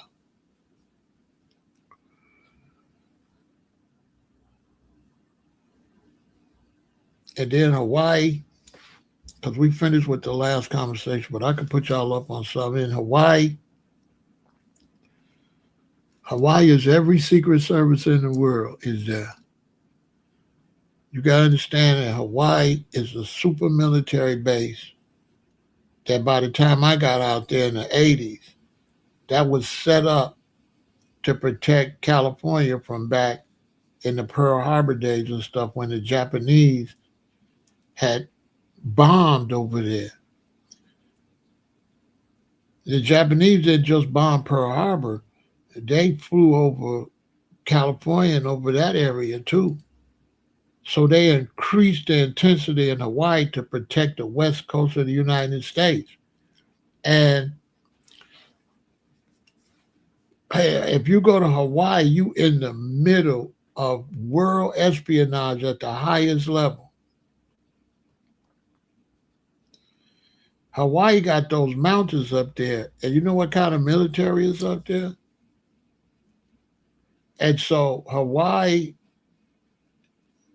just in socializing, there's Russian spies, Israeli spies, Chinese spies, name any country, England, all of them is in Hawaii. And it's all type of undercover people there pretending they hippies, pretending they growers. Like there was one grower there, he was a Fed that I had a problem with. He was a Fed, talking about he got the government strain. How you get the government strain? And then not only is it all these different governments and spies out there, it's also all these weird cults and groups out there. It's really, it's a strange place. Lots of espionage. You got to understand the whole Hawaiian Islands is military base. And I'm talking about crazy military. All kind of, yeah, it's all type of stuff out there. Seriously, all type out there.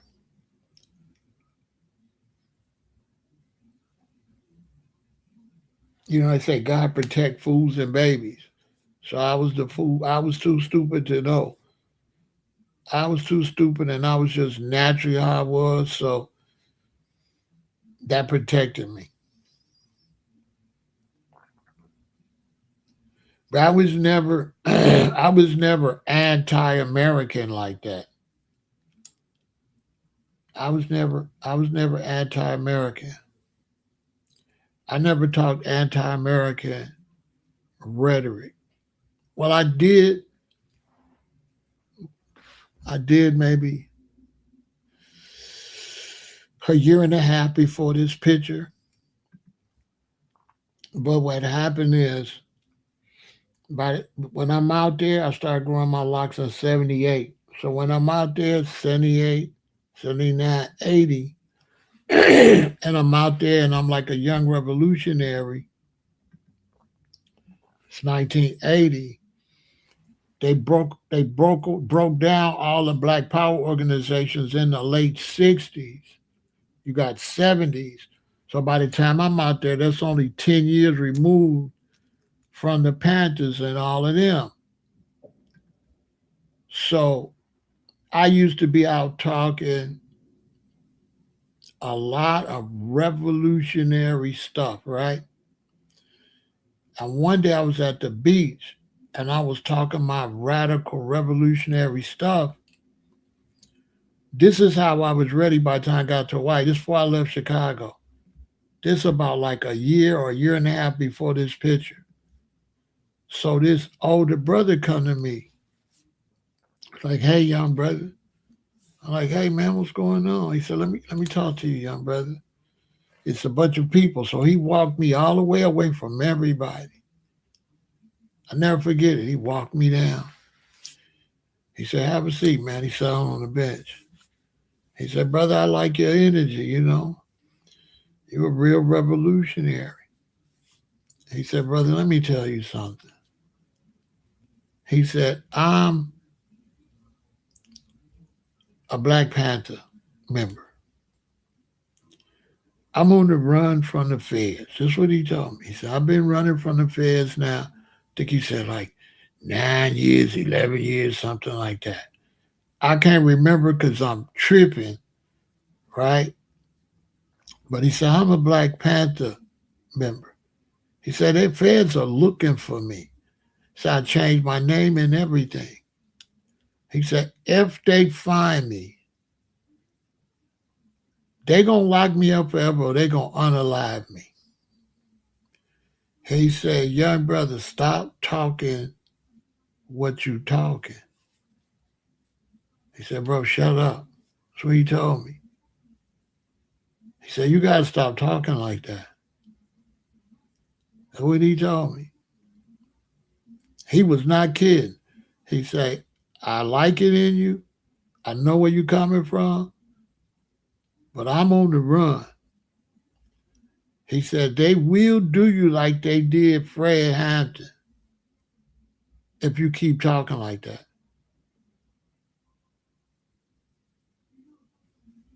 And this was like an OG, like he was not playing. You could tell dude was really that. Like for real, just the way he even pulled me to the side and all the secrecy and the way he said, you could tell this dude was really a militant. He was really that. And right then, you grew up. I used to listen. Once he told me that, I turned it down because it made sense because nobody wanted to deal with me. All the revolutionaries were scared of me. I was talking crazy. I was leaving out and stuff. I went to like some revolutionary like stuff and everybody talking. And I get up and say, "Woo, woo, woo, woo," and it just get quiet. And they like, "Bro, you saying too much. It's so bad I can't even say what I used to be saying. They'll ban the channel if I repeat what I was saying." And, and all the revolutionaries would be like, "We ain't going that far, brother." You know what I'm saying? I was over hooping. I'm thinking this revolutionary, right? I went to, where was that at? Then I went to one meeting and it's all these revolutionaries and they showing these films and they talking about we gotta rise up and they said, "What, young brother?" I go, "Yeah, man, we gotta do all this, man, and all that to them." And it was just quiet. All the revolutionaries became legitimate citizens. And it was like, "Bro, we not that revolutionary." You know what I'm saying? So they was like, we not that revolutionary. So I got mad. Oh, y'all some, I didn't say all that, but I left. Like, man, they ain't really no real revolutionaries. So, but that stuck in my head. Everywhere I went, they said I was over. No, they're not that. It's not that serious, bro. We just playing. I mean, that's basically. So when this brother told me that, I thought back. I said, "You right," because every revolutionary stuff I go to, they want me to shut up and sit down, and they say I'm overdoing it.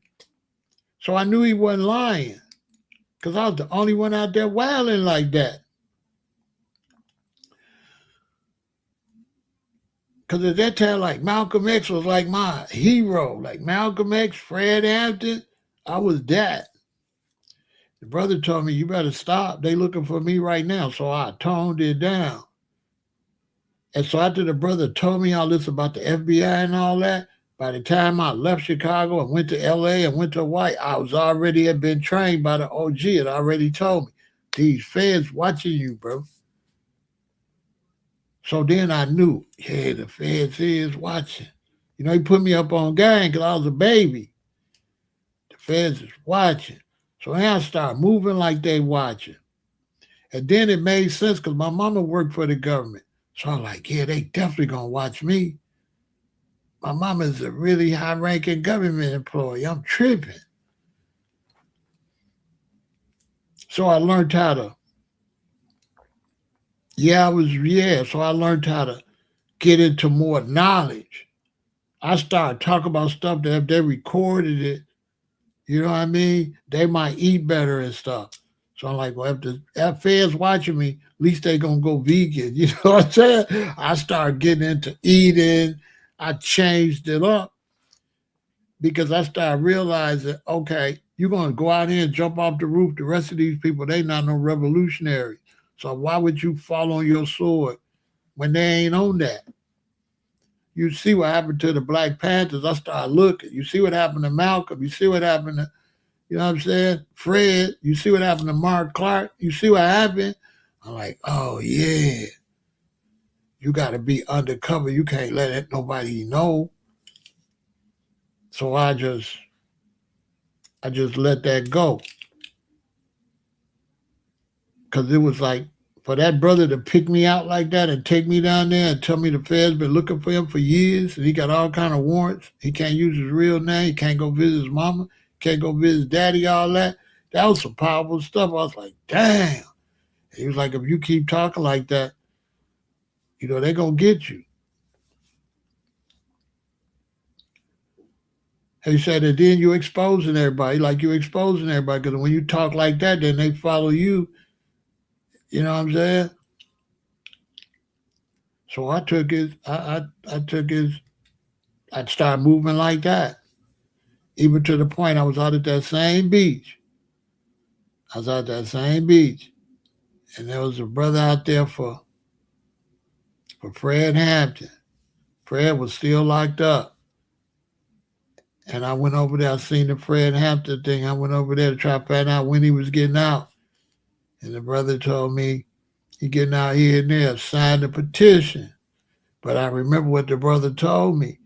So I like, no, I'm all right, I'm cool. And dude like sign a petition. You know what I'm saying?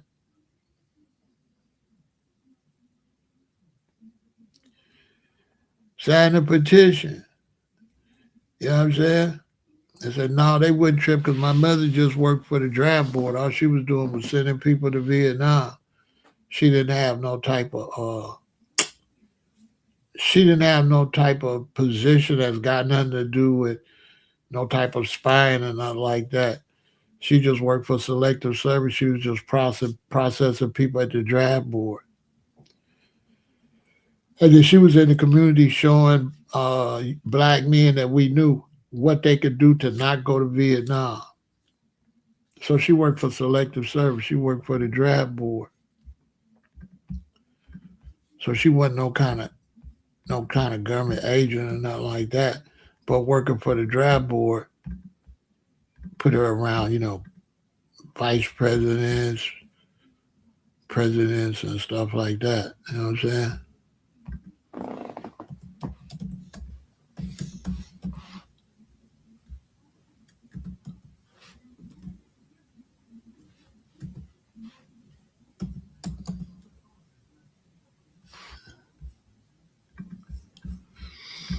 And she worked out there where they burnt the draft papers. This is my mama's job right here. At the Chicago 15 burnt the draft papers. That's her job right there. And to the right of this picture, that's where we was parked. And we went out there that day. They burnt the draft papers.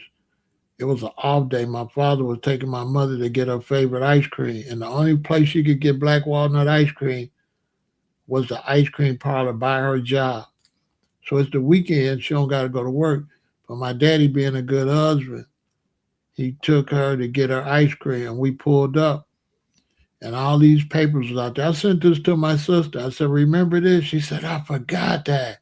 Because me and my sister, we was little. This 1967, I think. And so I wasn't nothing but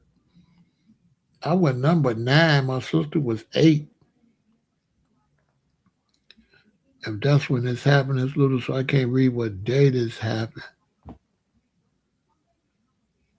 But I think it say 1967. Anyway, we was little kids. And so she worked doing that. But you got to understand, I don't know all this at that time. I don't know this till I get back to Chicago. So I don't know about the feds telling my mother they're going to protect me till I get back. All that was over before she told me. So I didn't know that till the 90s when I got back and I still had that warrant. And my mother said, "Yeah, boy, you was gone. They kept on coming to my house." I got mad. I went down to my job. I told the government, and the government said, "Okay, best they ain't going to come back over there no more." Now, that's the date they wrote. That's the date this article was wrote. See, May 25th, 2019 makes the 50th anniversary. So what's 50 years before 2019? Renee, see at the top? This was wrote on the 50th anniversary. So what's 50 years? Anybody know? Okay, we can go back. 09,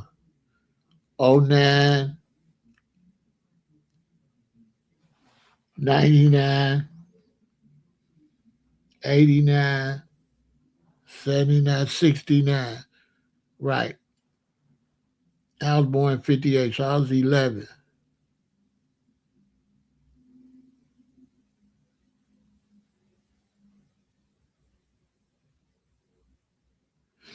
And my sister was 10 when that happened.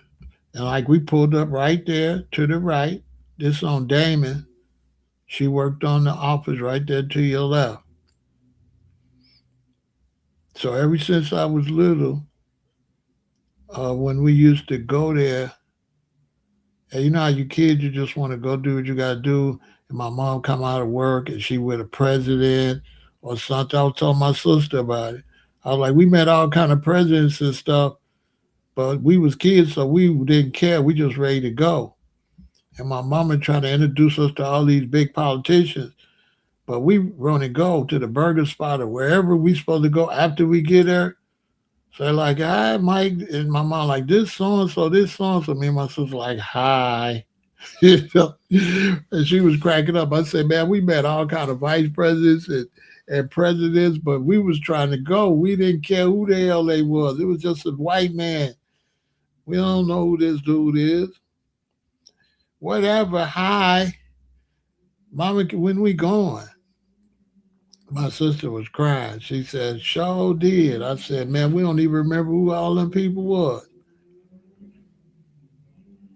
Because this the area that ran the whole Midwest. So everybody that had to go to Vietnam had to come to this building in the whole Midwest. And my mother's boss, Miss Steelwell, she ran the whole Midwest. And when she left, my mother took over.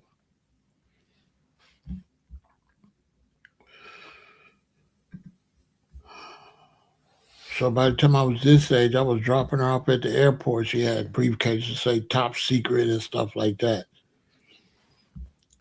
That's when they switched over from paper to digital.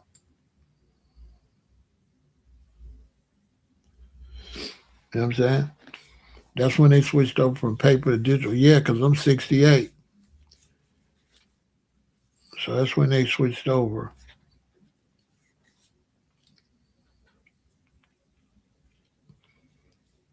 But I definitely was on some type of foul because I had herb all the time. I was constantly getting stopped by the police. The warrant never came up. Somebody made that warrant not come up. Because typically, if they stopped me in LA, they would have ran my stuff, seen I'm from Chicago, that warrant, they would have cuffed me and they would have extradited me back to Chicago. And never did. So it was something blocking my file. You know what I'm saying? I didn't know that. And then when I got back to Chicago, that still had that warrant, right? So I was driving one day, coming from Milwaukee, I think, vending at the reggae show or something. And police put me over, so I was driving too fast, put me over and found the warrant. Boom. And then sent me to the county jail, all the way in Chicago, something like that. Or maybe my father came, bailed me out, and they gave me a court date. And I went to court date for that old ganja charge where I got caught with that. And I never really got caught with it. I never went to court, so they never proved who it was.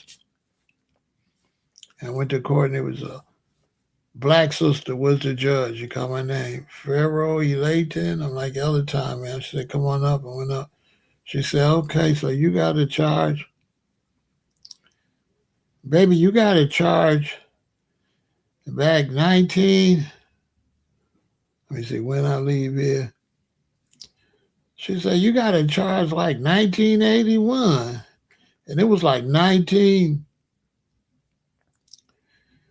It was like 1995, 93 or something. It was in the 90s. She said, "Baby, you had a one since 1981 or something." She said, "Where you been, baby?" I said, "Look, I kept getting in trouble, and I put my own self on probation." And she said, "Good for you. Case dismissed." I said, "Thank you, Auntie." She said, "Good for you." I said, "Man, I kept getting in trouble, and I just put myself on probation." And she threw that case out, which they was going to throw it out anyway.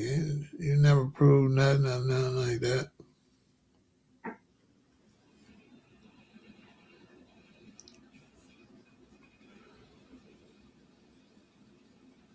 So that's that.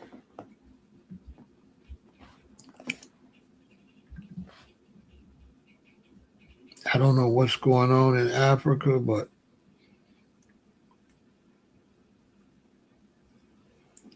I'm going to be updating this on This The News. So I'll be on This The News, keeping everybody informed with what's going on. It looked like it's going to go sideways. It looked like it's going to be a bunch of violence in South Africa because the South Africans ain't playing. They said they want all the other Africans out of South Africa. They don't want none of them there. They saying that the other Africans are coming here. And she said, they said, "Go fix your own country." It was really crazy to read that. The South African Africans are telling other Africans, "Go home and fix your own country." They don't like them running there instead of fixing their own country and taking opportunities and stuff around there. It just tripped me out with what FBA is dealing with. It was amazing to see that the Africans in Africa, right? Yeah, it's gonna get crazy, Goshen. It's definitely going to get crazy. And I know why. Because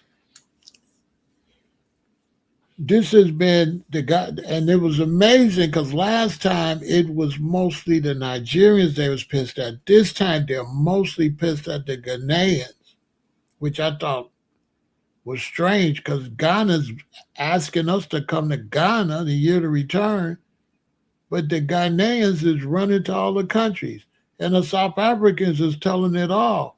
The South Africans, I didn't want to show the videos because I didn't want to get a strike. But this one lady, South African, she said the Africans are going from country to country to country, messing it up. She said some of them is just like going everywhere. And she said they will not fix their own country.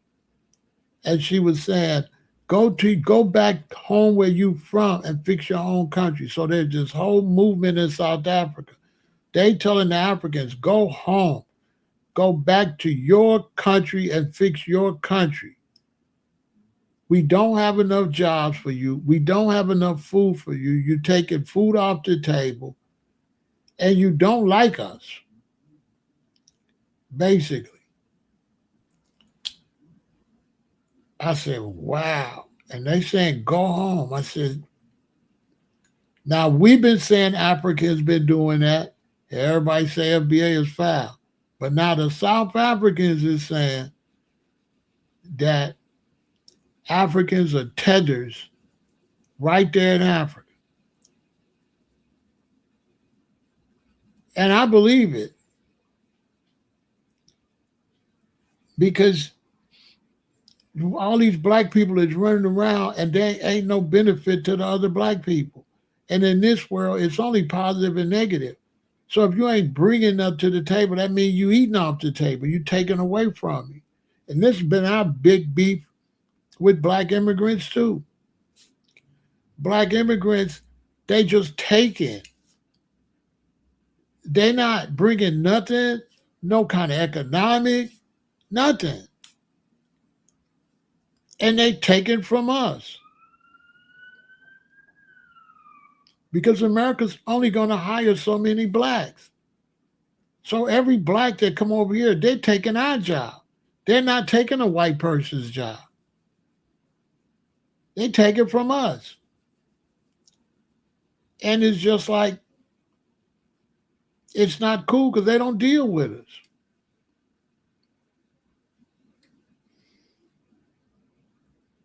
It's not like they're family or nothing like that.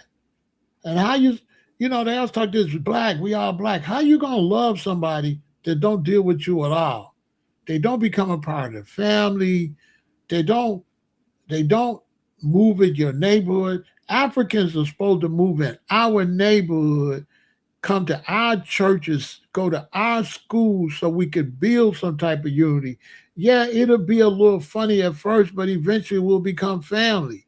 We don't have no relationship with them, really. Not that I know of, there's no nothing. And then it's putting this image out that don't want to live around us because we all bad and stuff. But we got hardworking black Americans that got good jobs. So why y'all ain't going around them? We have great neighborhoods.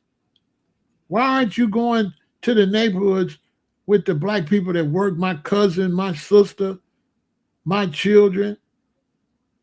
You understand? And working with them. And right, color is not a bond, but then they got to still deal with color. In America, color is not a bond, but color is definitely separation. So I understand how you black, you're going to have to deal with discrimination, but you don't come and deal with the other blacks that got to deal with discrimination. It's beautiful neighborhoods on the south side. They won't move over there. They won't move. They won't move. They help put out the image that we ghetto. When all over Chicago, black people got some prime property in some beautiful neighborhoods all over Chicago. All up and down 87th Street. All up and down Stony from 90 something Far as you can drive, all that's nice. South Shore, nice. I got friends live over there on over by CVS. Man, them homes is off the chain over there. I got a friend just bought a home over there. It's quiet, it's beautiful. They won't, they just don't like us.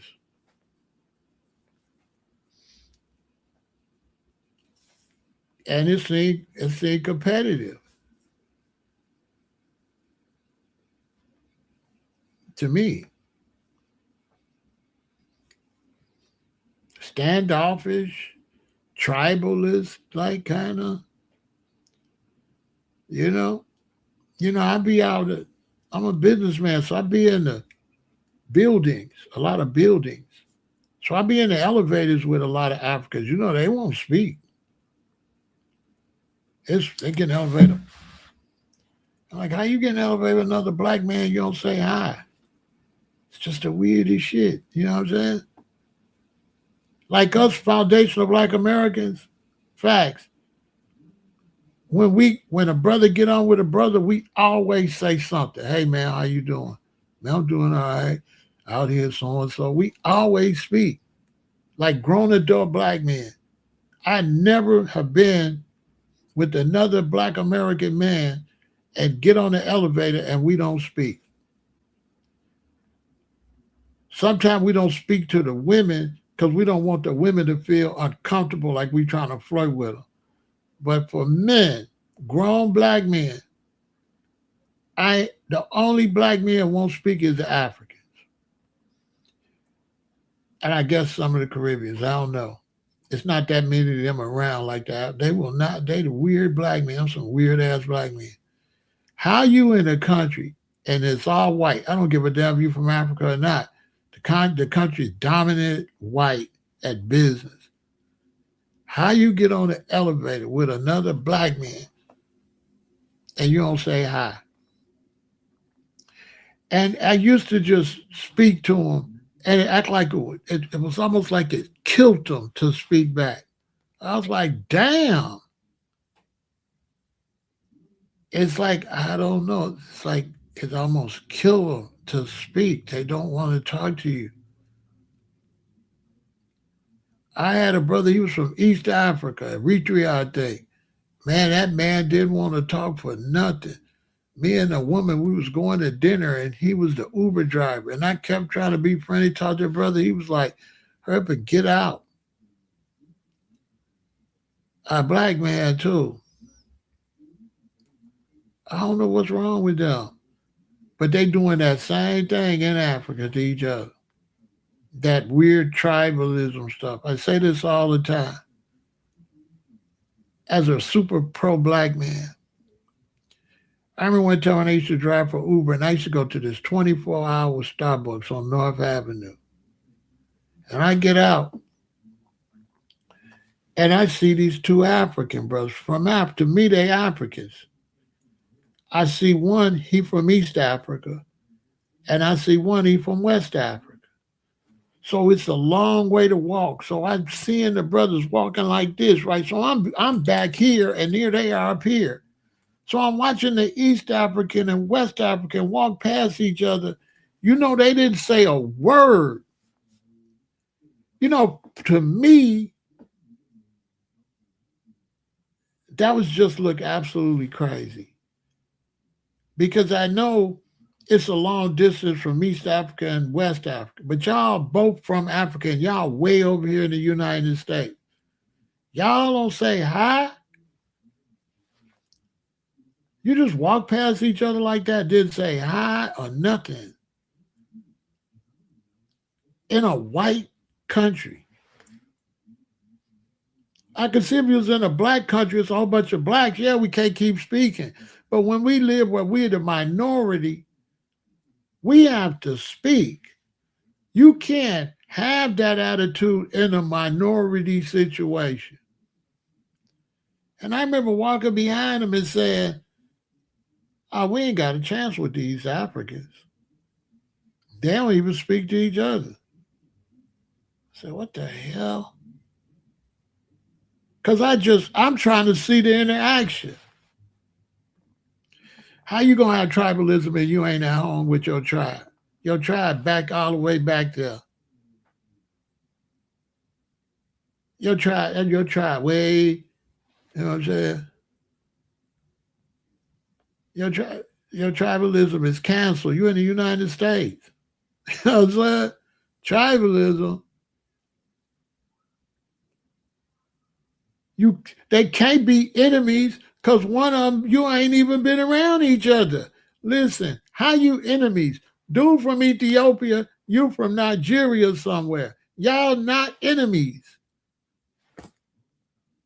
Y'all got no relationship other than y'all both from the continent. Y'all both immigrants.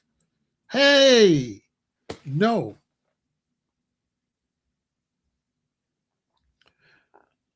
Unless they could signal you where they from and you could speak that language they speak.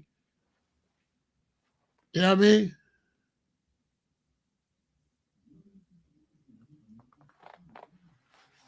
They ain't gonna go nowhere. Africans ain't got a chance in hell. Africans will never go nowhere because in life to get somewhere, you have to take advantage of what you got that gives you the advantage. And Africans got the advantage as far as numbers.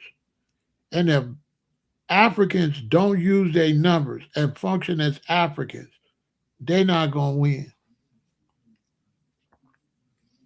They ain't got a chance in hell because they got the numbers, but the numbers ain't no good because they separated. So they really don't got no numbers. That wasn't two brothers. That was this brother and that brother. How you winning like that? Make that make some sense. I said, look at these idiots. What the hell?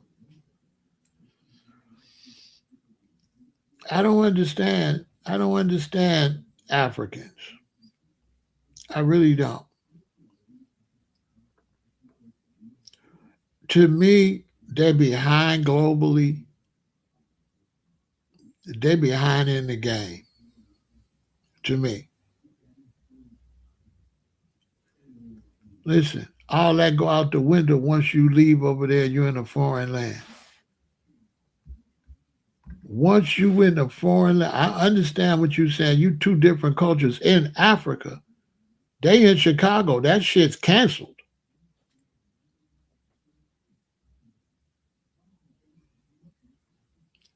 That's canceled.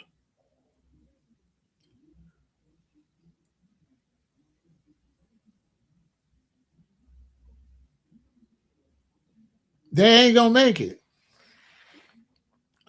They don't do culture in America. They do race. Listen, what do they do in America? Do they do culture or race? Because they say they two different cultures. But the white power structure say they N words. That's what they is.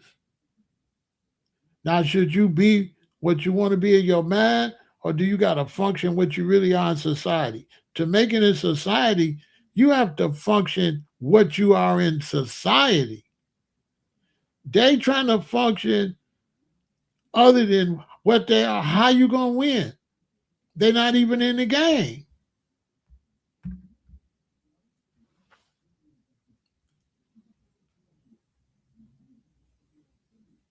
Because when shit hit the fan, all these white folks gonna be white. They not gonna be none of that. Now you gotta go quick and try to be black. They ain't gonna be able to survive. And then you on our turf, so if you all don't get along, you worthless to us. To me. To me, Africans is worthless. They might as well go back home. Because you didn't move in our turf and there's no benefit. And we need to see a benefit if we're gonna stand up for you. So if Trump want to throw you out, what you want us to do? You want us to stand up for somebody ain't no benefit? If something start happening to them, what they want us to do? They out here on the island.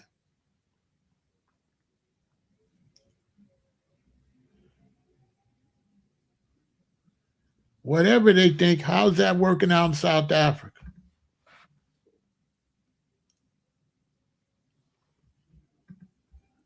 They mind on getting some money, they're not going to get nowhere. Everything they get, they're going to lose. They ain't going to go nowhere. They ain't going to go nowhere. They're going to lose. They came to the wrong country. Let me tell you something. Black immigrants that come to the United States, if they don't get with the program, they going to lose. They going to lose. I don't care how much money they get.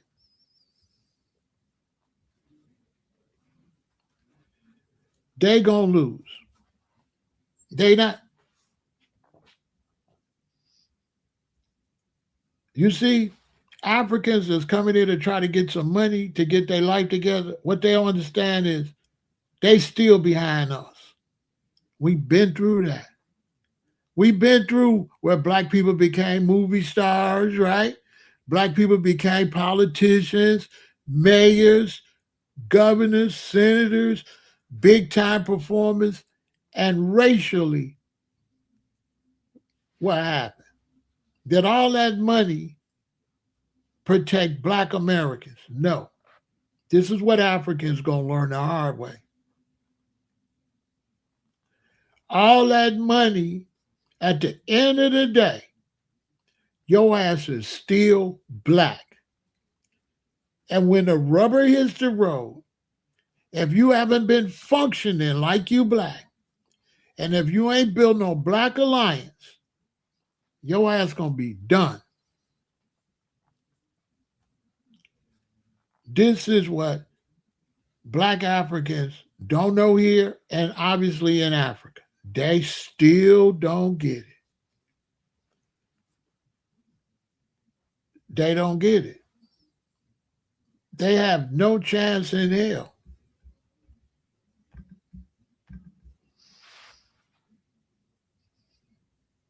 That's why they beefing down there in South Africa.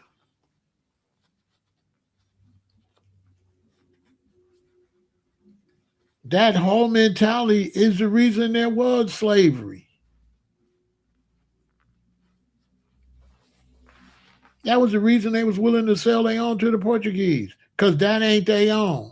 All right, fine. Back then, all right. But now, you still on that? You still don't see what's going on?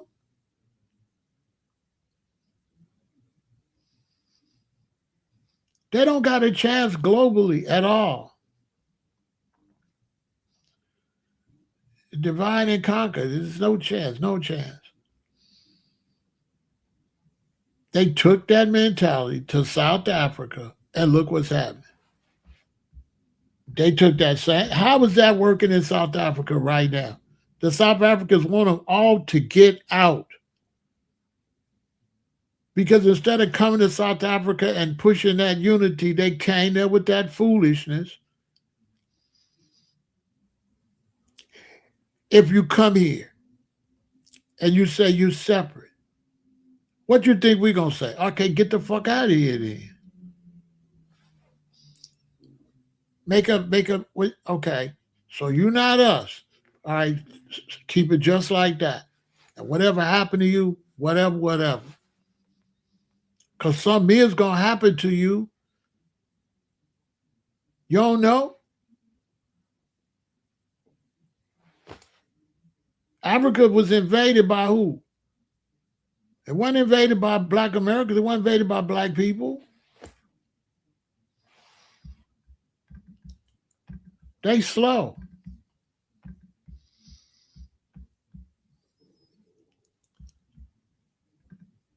Look, let me show you something.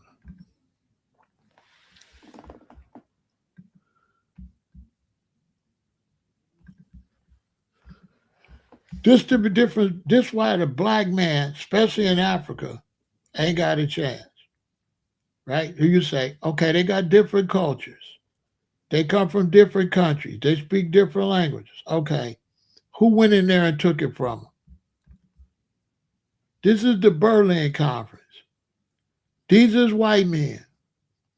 They speak different languages. They from different cultures, different countries. And they got together to do what?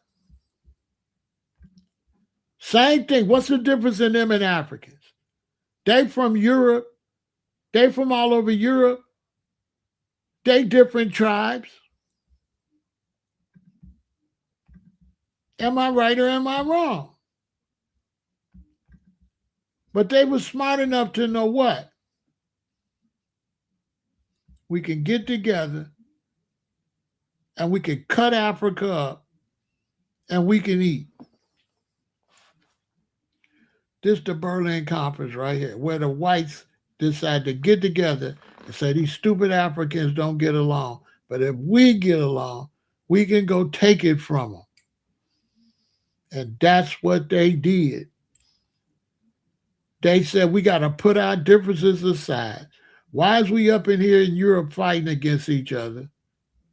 When we could work together, we could go steal everything they got. We could bring it up here and then we could trade amongst each other. You go take the gold, you take this, you take that, you take that, bring it back, and then we'll trade that stuff amongst each other and build an economy and make Europe great.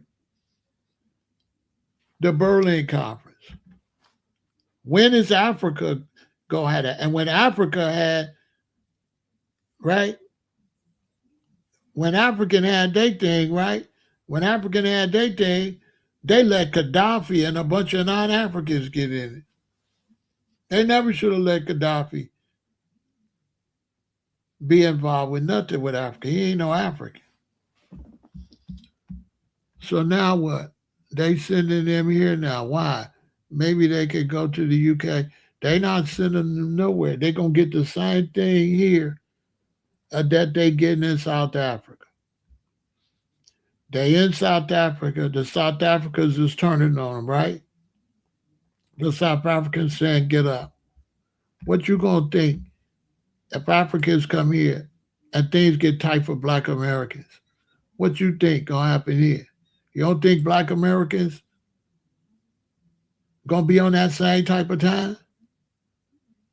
I'm just saying, if you're African and you came here and Africans ain't built no type of love relationship with us and things get tight, you're going to be an op. Duh. Where you going to be able to walk around at? Because you either friend or foe. So when things get tight, you're going to be food. Duh. What, I'm wrong?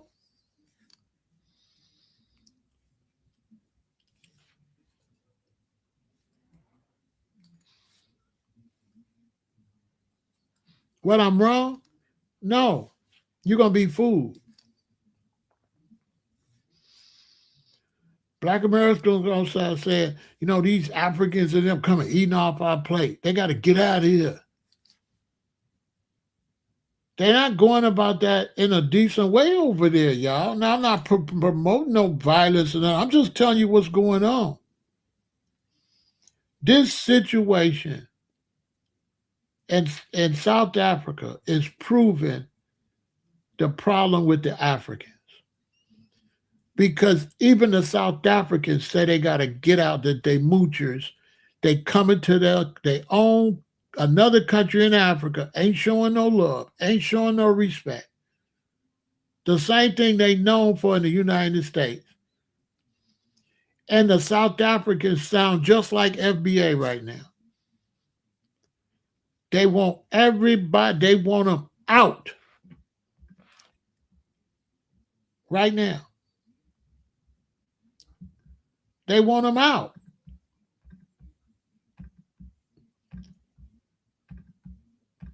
They got a lady, go watch the sisters video. Let me see if I can find the sisters video.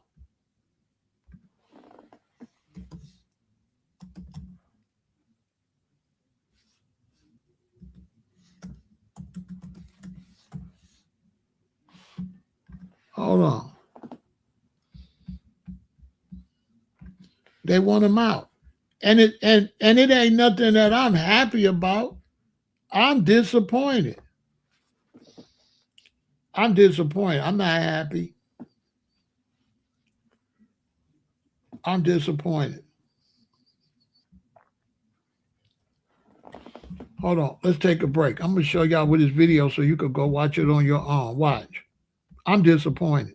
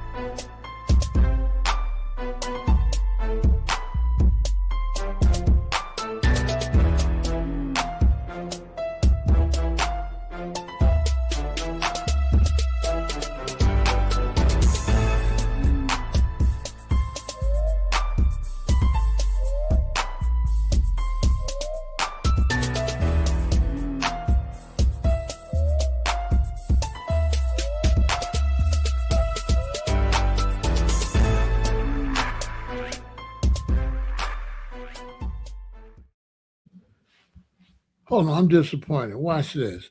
I ain't lying. This ain't nothing. I'm not happy about this. This ain't nothing I'm happy about. Watch this. I want y'all to watch this, sister.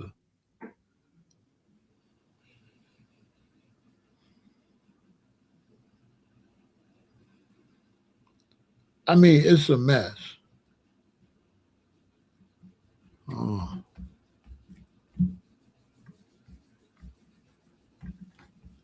Let me see. This week.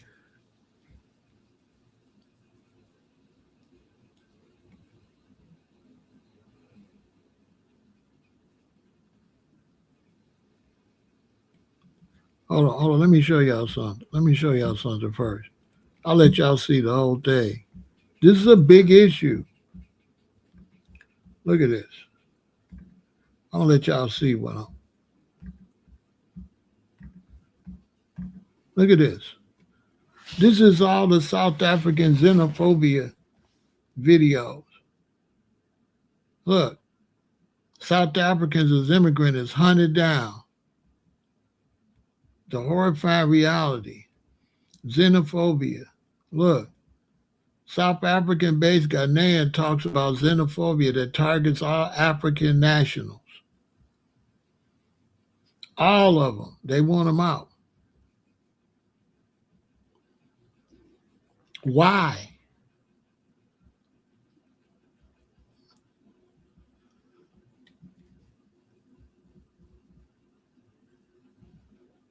Now, Willie D going off on the black South Africans, but he ain't going off on the Africans that's moving there and ain't doing what they supposed to do. You can't go eat off them people plate like that.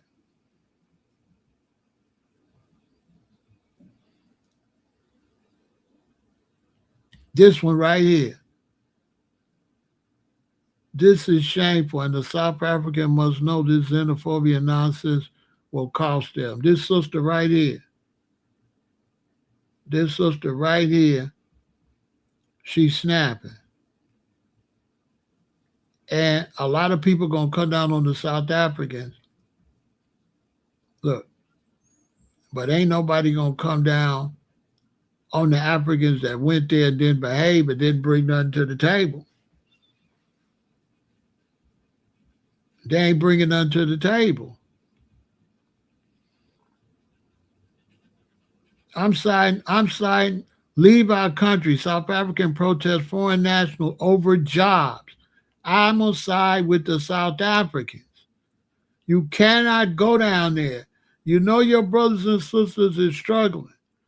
This sister right here, they stopped a Ghanaian in South Africa. Okay, now I want to see her whole video. They chopping up her video.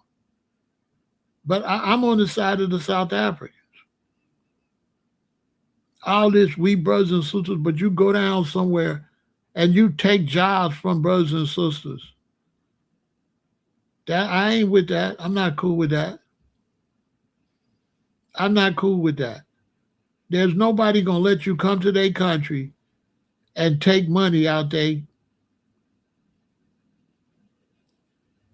Look, they stopped an African man from walking in Africa. Everybody wants to say it's horrible. But the fact of the matter is, you taking food out of people's mouth. Ain't nobody gonna let you come and eat while they starving from nowhere else in their country where they born, where they grandmama, their great grandmama. No, no. All that love. Why is love always one sided? They want love to be one sided. You're not moving to these places to help your brothers and sisters. I'm gonna tell you for real. Look at some of the comments that Nigerians and certain things say when they come here, how they in competition with us in the land that we fought for them to come here. I feel like Africans that come in running their mouth, they disrespectful. They don't got no respect for our ancestors that went through all that for them to walk the street. And anytime you come somewhere where people fought for you to be able to walk around freely and you don't honor that, how we gonna respect you? So you're gonna let us put our lives on the line to ride the bus, to walk the street, to buy homes, and then you're gonna come and do all the stuff we fought for and look at us crazy? Talking about you looking for opportunity, take your punk ass back to Africa and fight for the same thing how we fighting for our opportunity here. You ran from your country and came somewhere where we fought by ourselves to build it. And you didn't help us do nothing. I don't got no problem saying that to Africans. You were a no-show. And so somebody come and eat after you plan a party and after you work, I don't respect it either. I just don't respect it. And then the disrespect, since we've been pushing foundation, the disrespect from Africans is unacceptable to me. Because you from the motherland, so-called, you the one supposed to try to show some kind of compassion or something. No, they talking out the side of their neck like that. And how long I've been telling you that these Africans on social media and these Africans talk crazy is putting Africans in danger. I've been against that. You all on the internet from Nigeria or wherever calling us names, Akata, all this old stuff. We ain't this, we ain't that. And the shorties and them seeing that, and your people out here walking around butt naked out here. And nobody gonna respect you when you talking crazy, but you can't do that from home. Who gonna respect you? Who gonna respect the African talking crazy but couldn't pull off what he pulled off in Africa? Nobody gonna respect you. You had to come in another people's land to get somewhere. And how you gonna beat on your chest? And how somebody gonna respect you that fought in the land? They got boots on the ground, they fought there. You had boots on the ground over there, you ran. At the end of the day, Nigerians is not doing what they need to be doing in Nigeria. None of the Africans are doing what they supposed to do in their countries. Period. They're not. I think Ethiopia is doing kind of all right, a couple, but basically, Africans is in Africa failing and eating off of other black people's success. Africans in the United States are eating off of our success, our blood, sweat, and tears. They're getting food over here they didn't deserve, they didn't fight for. They didn't put no blood in the soil to get nothing over here. And that's fine, but they don't honor that part. They don't honor that we the ones that made that possible. And I agree with the South Africans. The South Africans fought for apartheid, for you to walk around there. So now that apartheid gone and the coast is clear, why all of them didn't run there in apartheid? Why all them Nigerians and Ghanaians didn't go to South Africa during apartheid and help them fight? I think that's a good question. Why they punk asses didn't go to South Africa and help Winnie Mandela?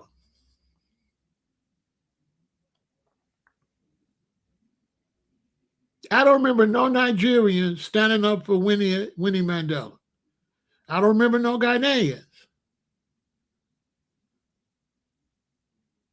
None.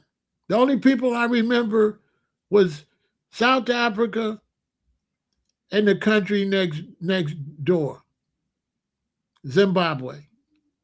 That's the only two. Them punks in Nigeria and all them didn't say nothing. So now these people go and make it free. Now here you come. How you not a leech? The African man is moving like a leech, like a coward. I can say that from Black America because you ain't help us do nothing. So when I see Africans talking crazy to foundational Black Americans, to me, it's really the utmost disrespect. Because who is you? They look at us with disdain, but they eat off we the one paved the way. How?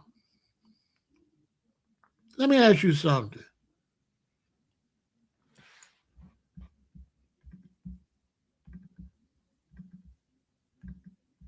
Let me ask you something. Let me get the picture.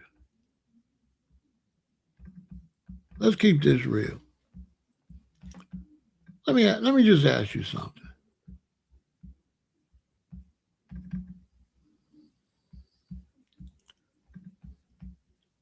This is the beach.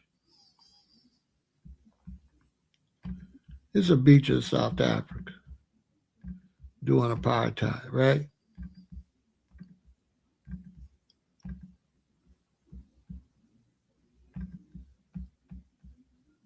This is the situation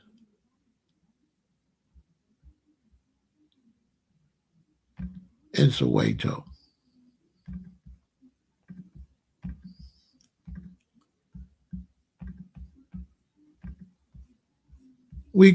Black people in South Africa could not go to the beach. Okay? This is the freedom fighter that fought to go to the beach. Can I now go to South Africa and walk on the beach and walk around free without honoring Winnie Mandela and the people that made it so I could do that? Can I go and look down on the South Africans that fought for me to walk around South Africa? Yes or no? Put it in the chat. How I'm going to go there and look down on the people that make it possible for me to go there? This them Ghanaians and them Nigerians and them. They bogus. They foul. Period. How you going to go there? And the only reason you there is because of the blood, sweat, and tears of the South African people made it so you could go there. Now the coast is clear. You run there from all over Africa after the battle, and now you want to eat. That's the same thing Africans be doing over here. Same thing. And then you don't acknowledge the people that made it for you to come walk around, not knowing the same people that fought for you to walk around could fight for you not to walk around. Duh. The same energy that they put to get the freedom is the same energy they could put to get you the hell out of here. Because you ain't got no respect. It ain't no way I would go to South Africa and not have the utmost respect for South Africa. And every step I take, there's no way I would know that South Africans is the reason I could walk around South Africa. And I owe everything to South Africans if I walk around in South Africa. Am I tripping or what? That's why we don't like a lot of the blacks come here, because they owe every step they take to us and our family and our mothers and fathers and uncles, and they owe us when you walk around here. People gave their lives for an African to walk around here. And no nobody gonna respect you when you come after the war, you come after the smoke. No, you're a leech. You a leech. You a leech. You a leech. You a leech. There's no way I would go to South Africa and not owe them. Come on. I can't go to South Africa back here. So how I could go to South Africa? Because brothers and sisters in South Africa put their body and their life on the line for me to go there. Listen, I got nothing to say about them.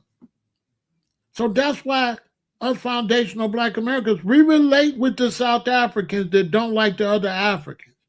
To me, the other Africans is pussy anyway. When it comes to South Africa, anyway. All them countries and everything. They didn't do nothing. Nigeria punk ass didn't do nothing. Ghana, all the big black, they didn't do nothing. They let them people down in South Africa mistreat some more Africans and didn't do a damn thing. Didn't do nothing. You ain't heard about none of them being there until the place got free. Now here they all come. Especially the goddamn Nigerians. I gotta blame the Nigerians because the Nigerians got the biggest army. Come on, man, it's 2 million. It's what, 200 million? Ain't it 200 million Nigerians? See what I'm saying? Bro, it's 200 million of y'all. Why y'all didn't go liberate South Africa? 200 million.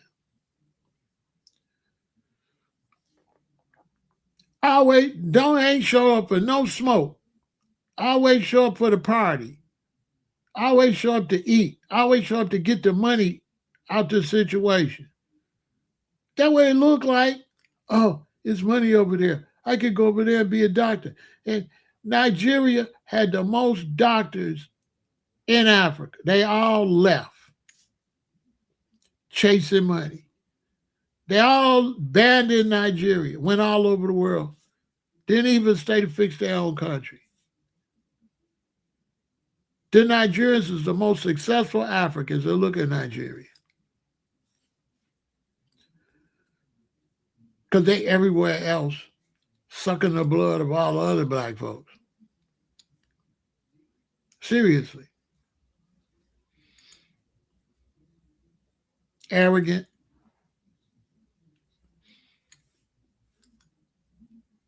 Not no type of help. Separatists.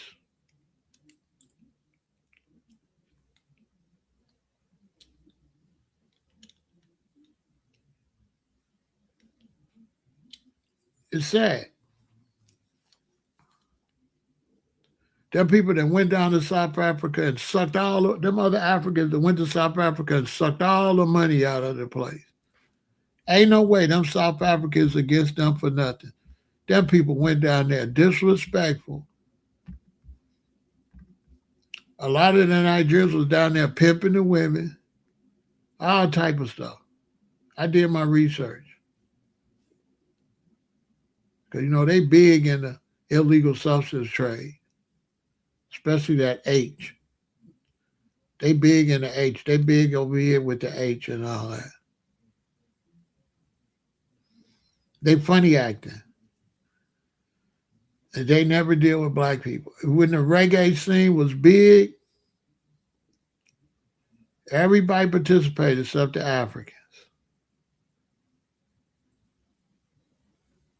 The Africans waited and made up that music they got, like stole the shit, and then made up their version of the shit.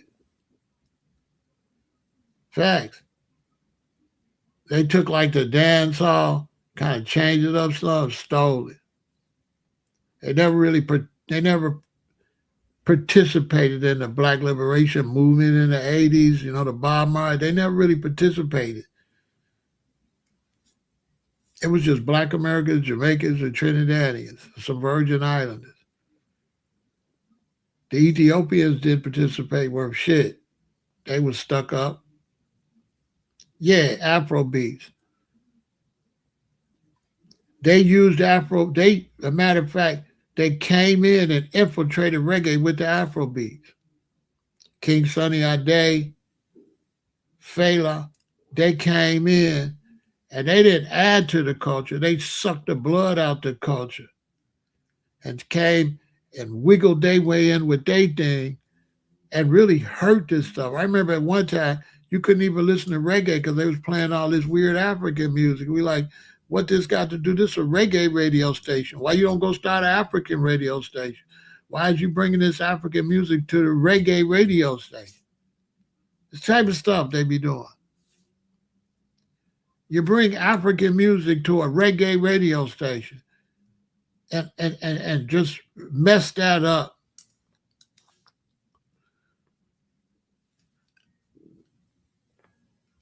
Overstepping their bounds. And what's going to happen is that's happening in Africa, and it's going to be a big mess. It's definitely going to be a big mess here. You know, and I don't know. They got no control of their people. You know, I don't know what's going on with them. Because being in the United States and all them over there talking crazy, I don't understand that at all. I'm looking, I'm saying, why is these Africans on social media talking crazy, putting Africans in America in danger? I'm thinking these people crazy. I couldn't imagine it's a bunch of Black Americans in Africa, and I'm on the internet talking about Africans like a dog. Like, man, you gonna get the Black Americans over there. I heard. That's one thing I'll do. I'll talk about them like that.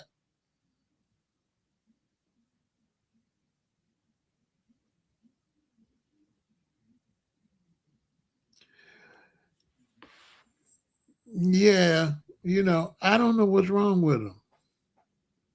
Something. Now I was surprised so many Ghanaians was tripping because the Ghanaians I thought was always kind of cool. But the way they talking about the Ghanaians is like they bombs. It's like the Africans is money hungry leeches, and the Ghanaians they talk about the Ghanaians like they bombs, which I can kind of believe that the way they tried to get us to come to Ghana, it was like on some bomb type vibe. You know, that's why I didn't want to go because I'm like, Ghana look bummy, kind of the way they function. It don't look prosperous.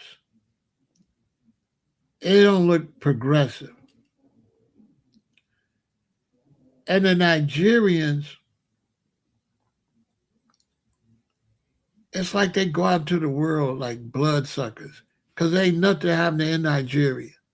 And they have a tendency to brag about how much education stuff they go, but you don't see none of that in Nigeria. They can't do nothing for Nigeria. And how you gonna get respect? You can't do. You can't even fix your own homeland. And in America, they just known for just sleeping with our women. They're not really known for,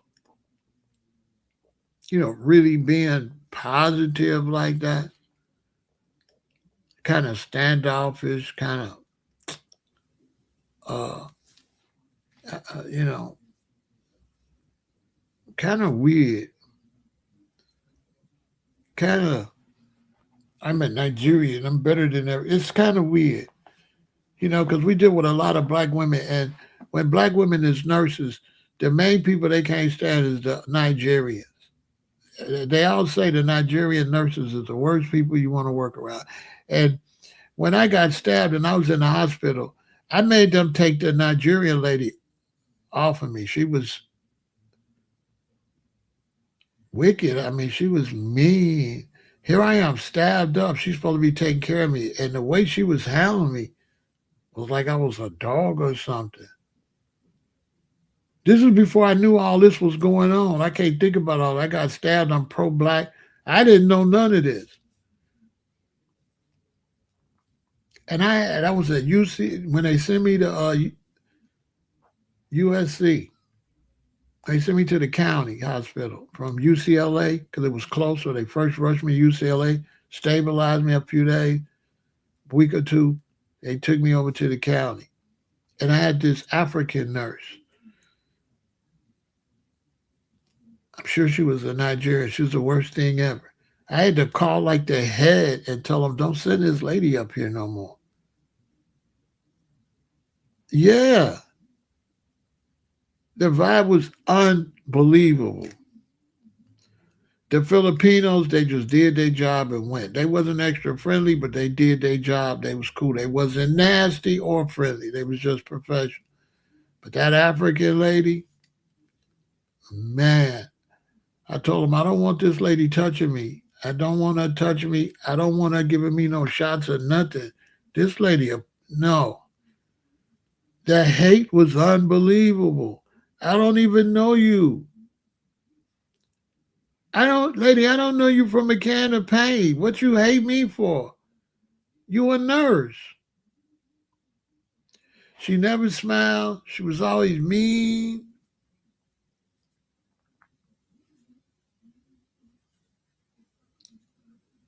So what the hell's wrong with her? At that time, I didn't know.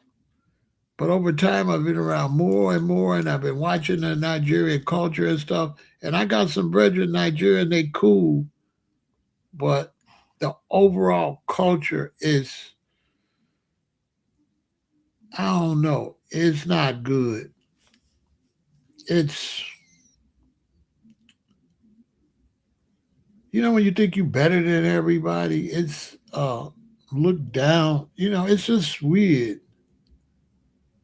I don't know what to call it, but it's definitely no good. And they be driving cabs and stuff and talking crazy like they the king of the world. It's like, bro, you're an Uber driver.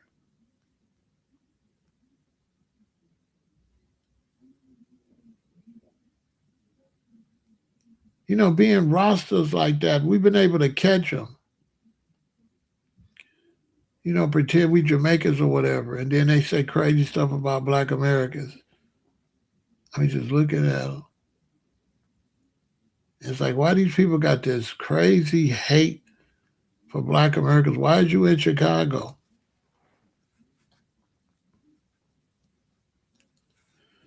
You know what I'm saying? It's going to go bad for them as things get tight. They're going to, listen, man, if the economy started to drop, the Africans need to run back home because they're going to be targets. I'm not pushing this. I'm just telling you what it's going to be. They're not going to have no allies. If the economy started to drop and food get tight and stuff like that, they're not going to have no allies. Them or the Haitians. They're going to be out on the island.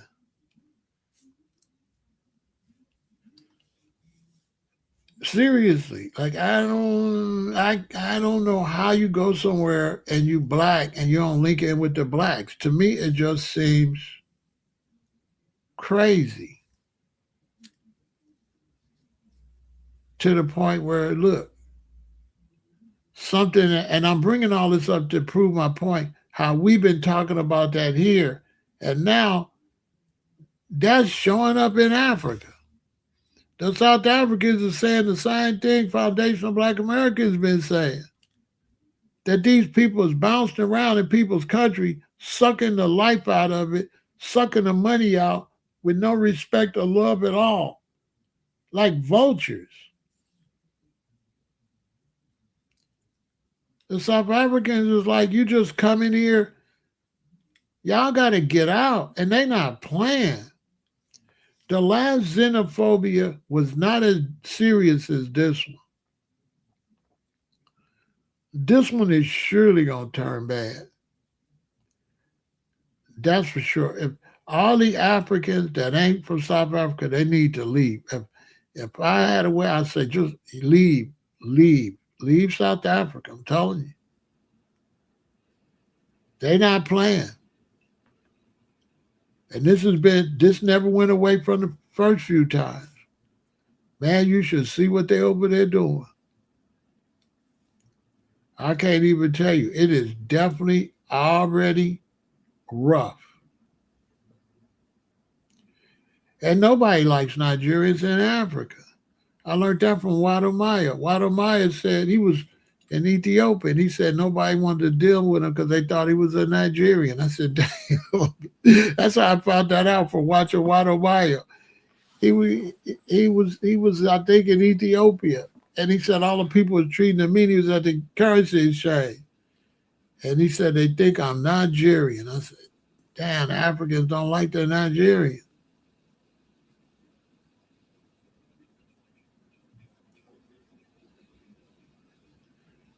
Haitians, it ain't that many of them. I know some friends are dealing with some Haitians in Florida. The wife just got deported. ICE gonna get them. ICE gonna get them Africans. I don't know. They stupid. But for this to be happening in Africa like that,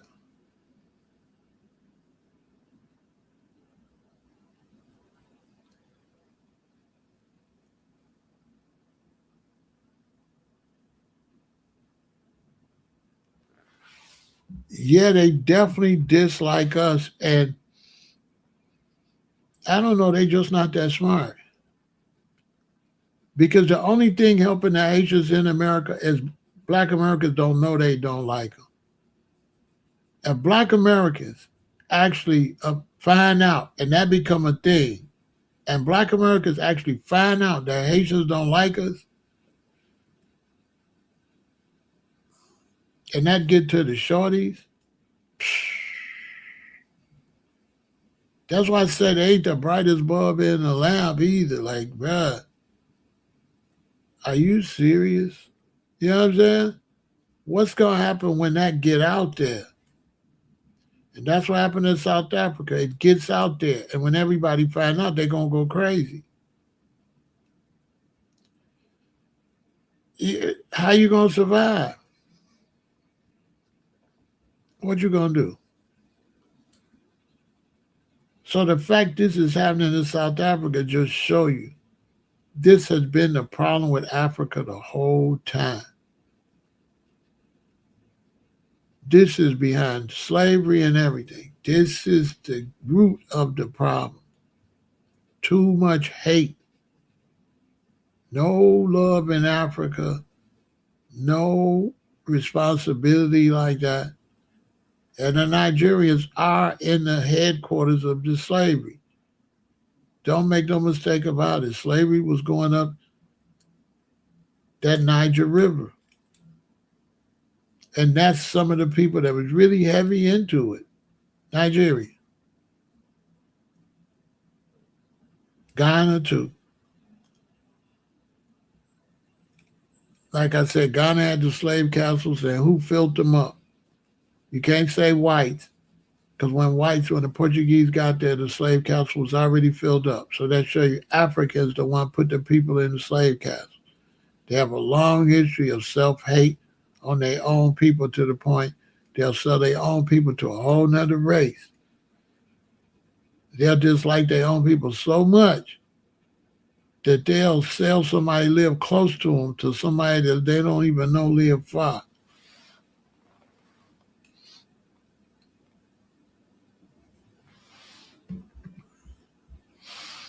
And FBA was right all the time.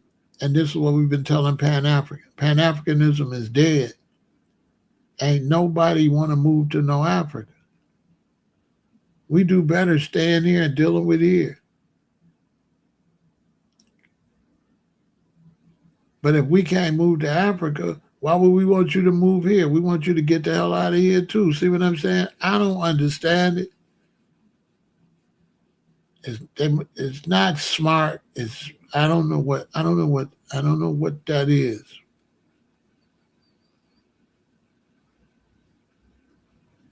But now they asking for peace and all this because the South Africans ain't going. The South Africans is a big tribe, a couple of big tribes. They not going for none of that.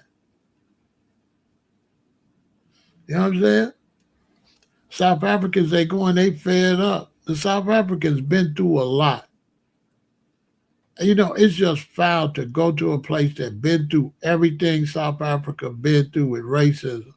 It's messed up just for some blacks, some fellow Africans, some fellow people from the continent, some more melanated people go in there and ain't trying to go in there to just sponge and take everything, basically.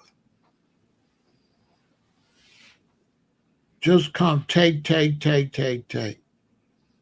Never want to deal with the indigenous people there when they get there. We had some Jamaicans was like that. They wanted to come up here, reggae, here, Rasta, black, but they always was around Europeans. They was always chasing European women, and they wasn't really functioning with the neighborhood. You had two type of Jamaicans. You had the ones that functioned with the community, and you had the ones that was like ops, and they was hiding as Rastas and reggae. But they was like opposition. And when I used to be coming in places with them, you could cut the attention with a knife because it was just, I'm at home and they not. Yeah, I'm in LA, but I'm at home. And you not, and the way you functioning and what you singing and what you claiming and how you acting is two different things. You not really, that's one reason reggae didn't go nowhere and Rasta didn't go nowhere in America because a lot of the Caribbean Rastas, they was some haters. So who gonna listen to you talking about black unity and shit? And you don't even like black people, and you don't even date black women. It's like, oh, okay. Hypocrite and parasite, like Bob Marley say. We'll come up and take a bite.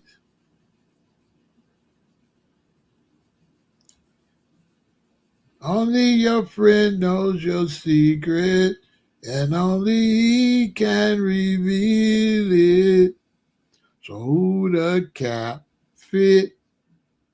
Let them wear it. I'm just saying what the song say. The song say you's a hypocrite and a parasite. You coming up to take a bite. You know what I'm saying? And you's a hypocrite.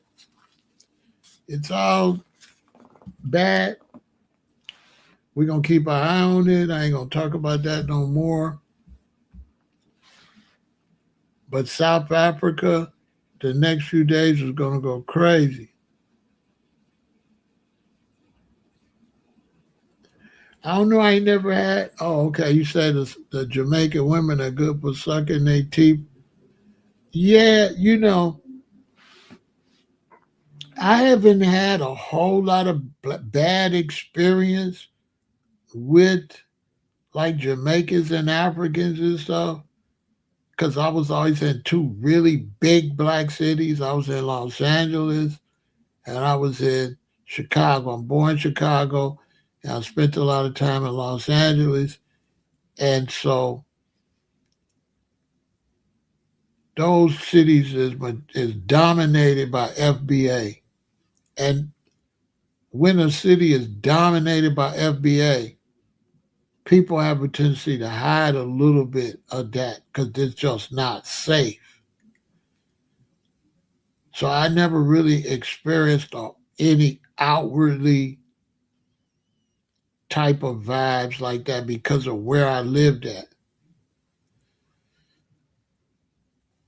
But there was some situations in Chicago and in LA where they tried to have a tribal war and lost horribly. You know what I'm saying? It went really bad.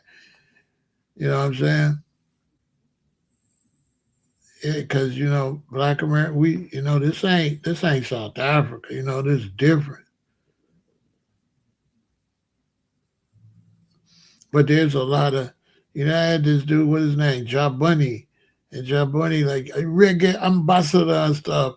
And dude thought he could come on my live stream and give me orders and stuff like that. You know what I'm saying? That kind of stuff.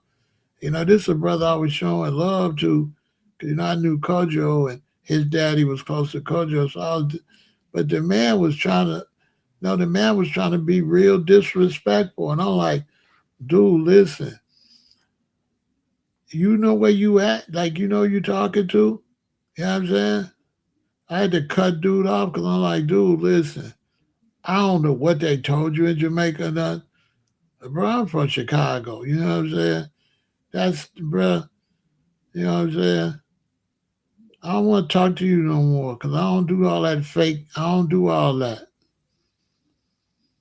This man, like he my daddy or something. You know what I'm saying?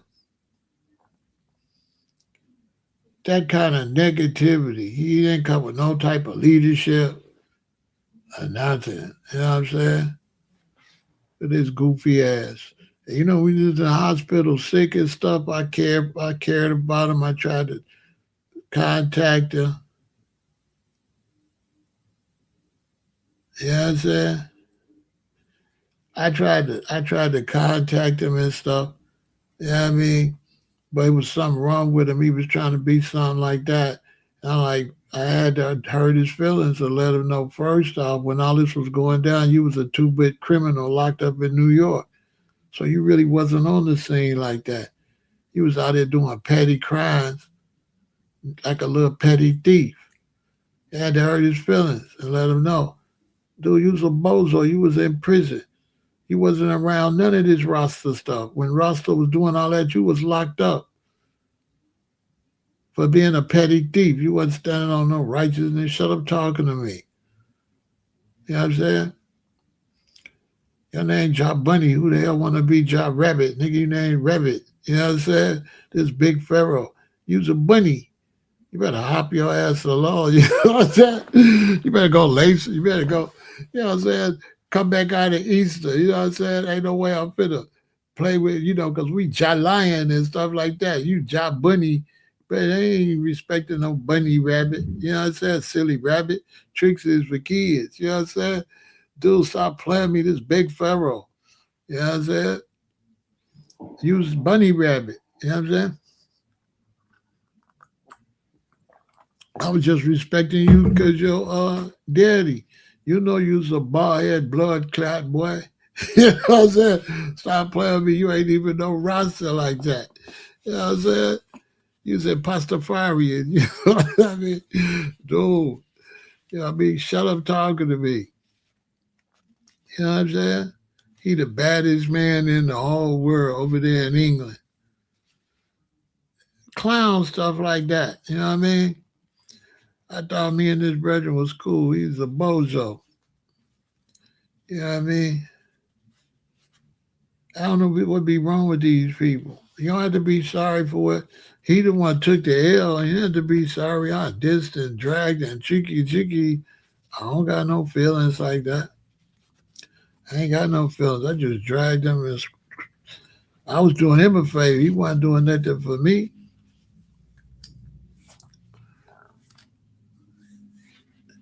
It's just on some fake power trip.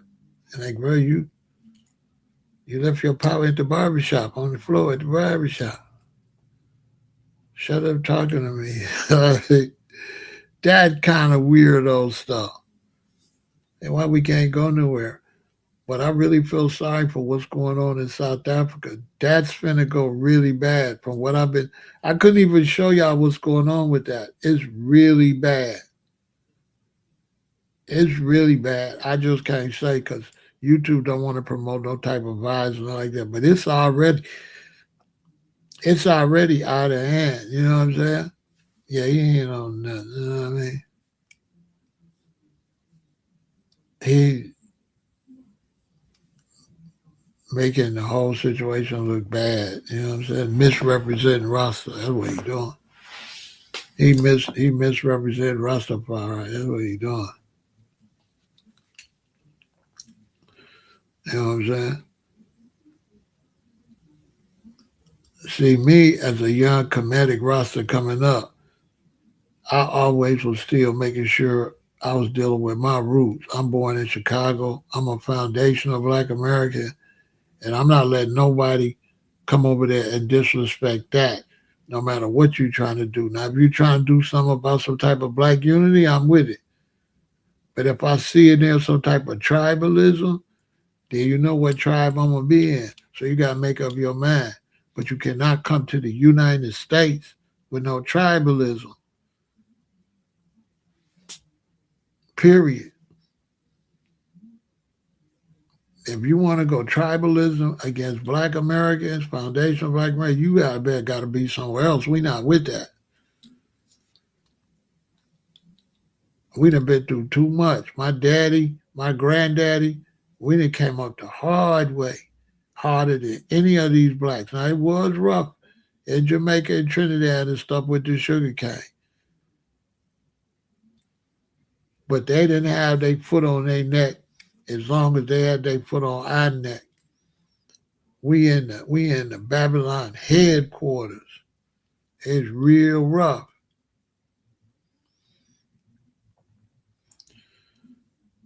And, I stand with the South Africans. I know what y'all going through. That's ultimate disrespect.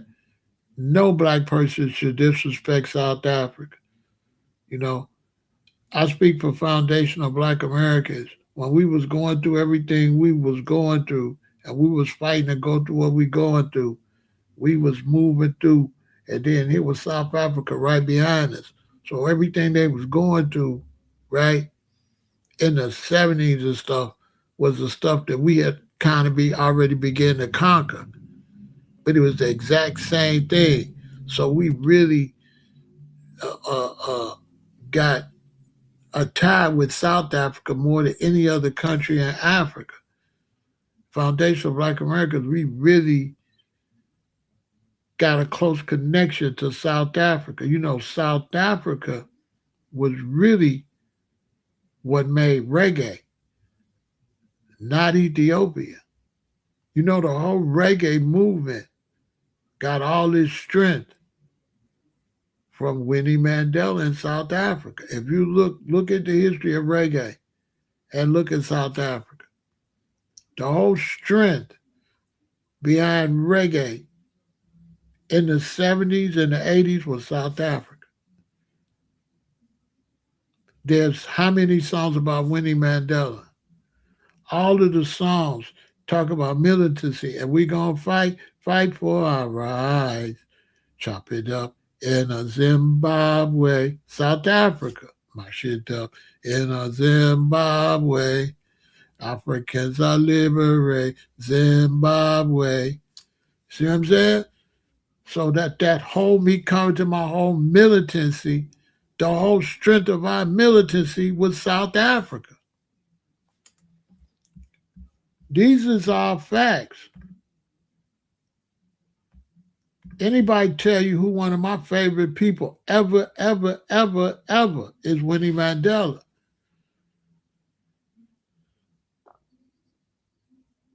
Winnie Mandela is in my top, probably my top 3. Facts. You can't tell me nothing bad about Winnie Mandela.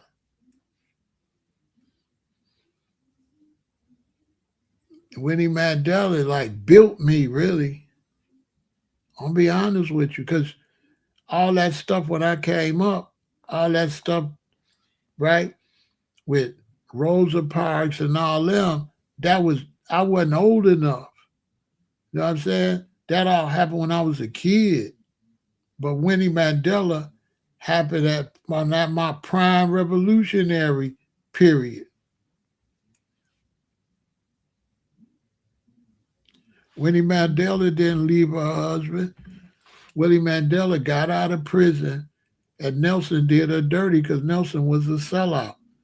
Here you go giving bad information. Winnie Mandela stayed with Nelson the whole time he was in prison. And then when he got out, he mistreated her. Because if she was going to leave him, why she didn't leave him when he was in prison? Winnie Mandela stayed with him the whole time. Nelson Mandela got out and sold out the movement, and that's why they broke out. Don't come over here giving false information. Now I got to get the real information. This is what happened, y'all. Winnie Mandela, it was Winnie and Nelson. Nelson went to prison. Winnie took over the movement. Winnie was pushing apartheid, down with apartheid. Winnie was pushing. So here's Winnie and here's Nelson. Nelson go to prison. Winnie start fighting. Winnie start fighting. Winnie start fighting. Winnie start pushing. Winnie start putting things together. So now the white power structure looked and said, she getting too powerful. If we don't hurry up and let Nelson out, by the time Nelson get out, she'll be up here. So that's why they let Nelson out, to stop Winnie. Winnie was getting so powerful that if they didn't let Nelson out, Winnie was going to be the leader. So they let Nelson out, and Nelson killed the movement. Nelson killed it. That's why they let him out, to stop Winnie.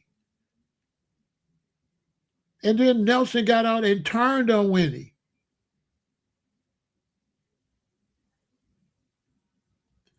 She stood by, oh, wait a minute.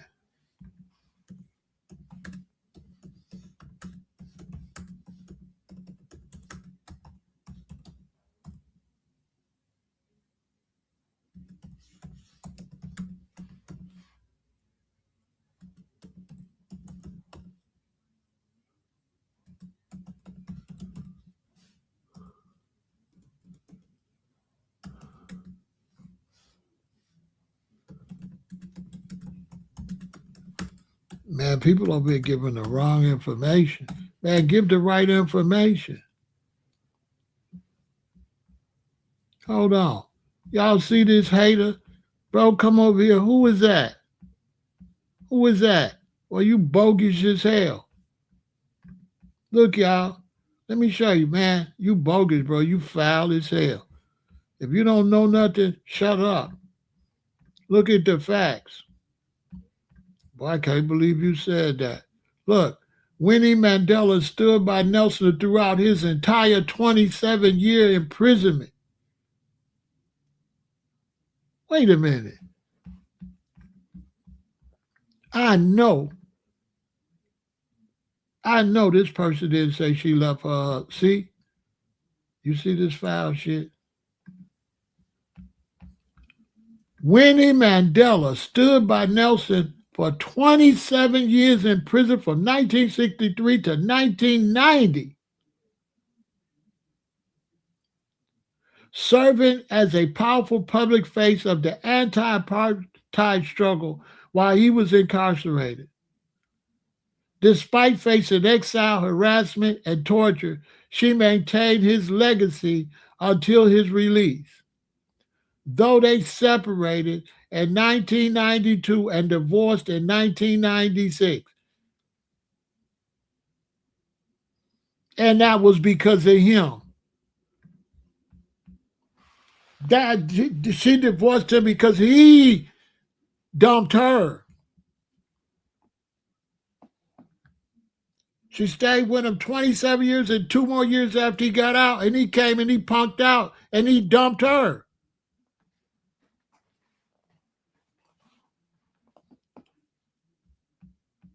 And this person,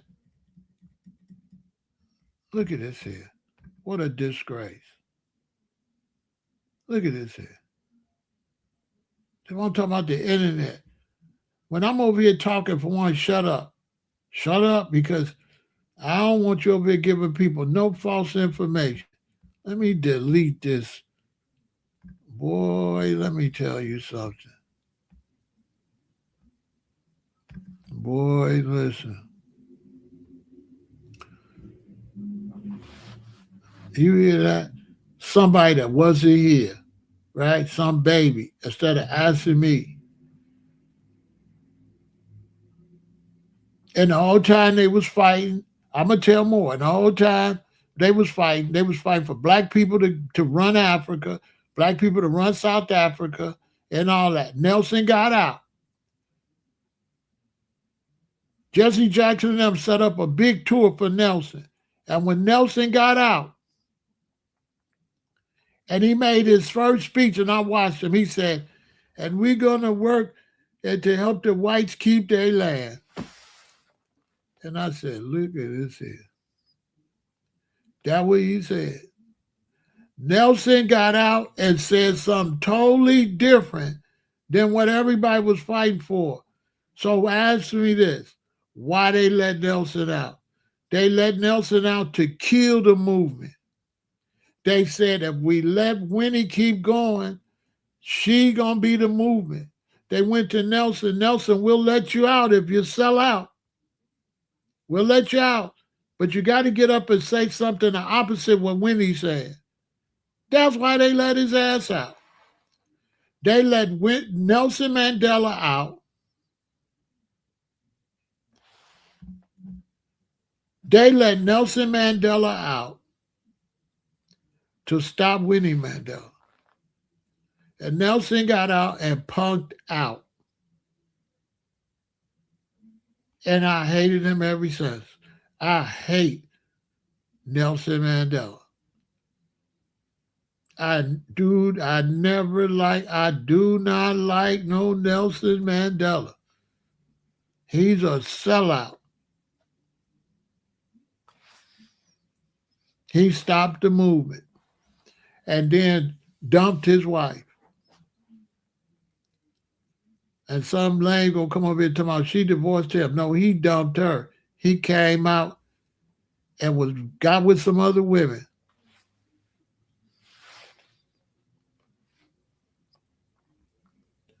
Nelson Mandela was a traitor and a rat. And they let him out to stop Winnie because Winnie was going to be bigger than him. That's the facts. If they didn't let him out, he was going to come in. It was going to be too late. He was going to have to be under Winnie. They're like, we got to let him out. She's getting too powerful. It's got to be at least 10 or 20 songs, reggae songs about Winnie Mandela. Winnie Mandela was the biggest black person in the world. Nelson was never as big as Winnie Mandela. Never. He was never as big as Winnie Mandela.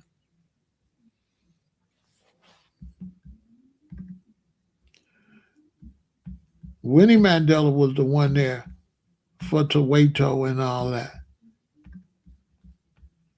Winnie was the one.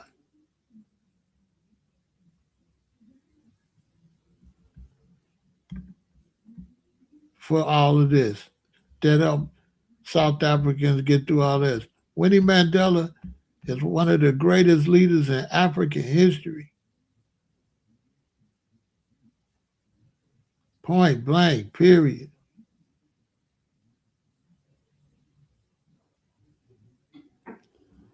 No ifs and ands or buts about it.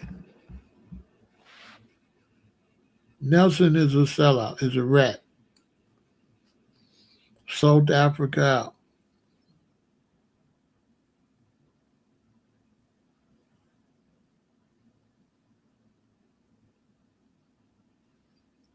He could have had an incarcerated. No.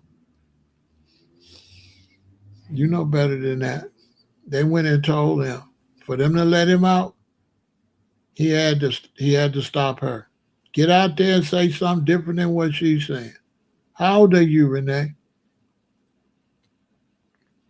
Because let me see if you're just not listening to somebody that was there on purpose or what. Because I was there.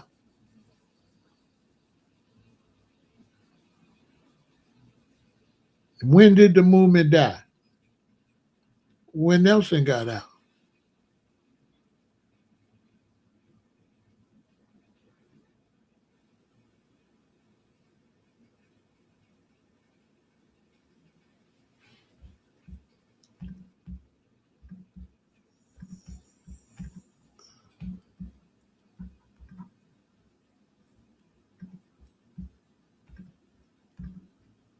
When Nelson got out, that's when the movement.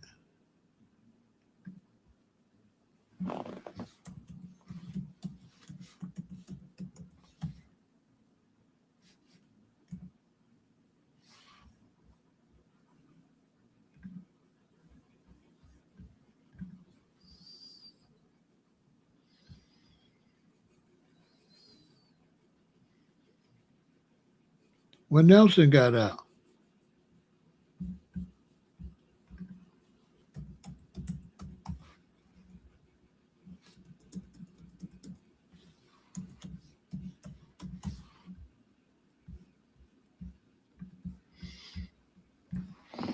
And then they bought dude in. Oh, okay. Check this out. Then they bought who they bring in. And who tried to hook up with her. Who tried when Nelson dumped her, who tried to hook up with her? Y'all know I know the history. So he went and got close to her. Then he built his name off of being close to Winnie Mandela. Hold on.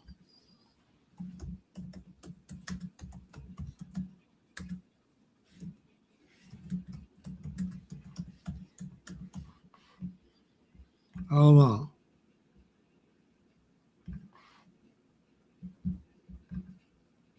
Hold on. Boy, you rocking with the realists. Hold on.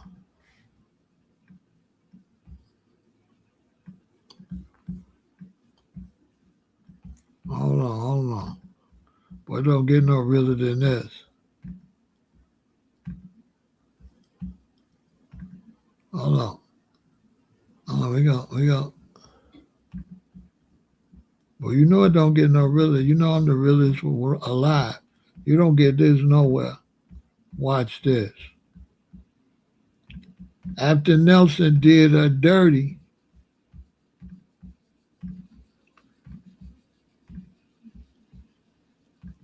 guess who they sicked on her to throw her off?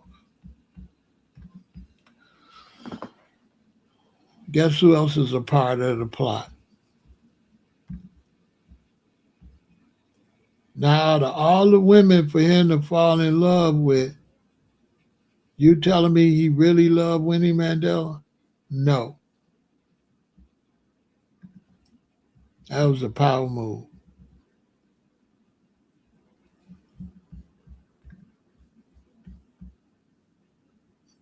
That was a power move.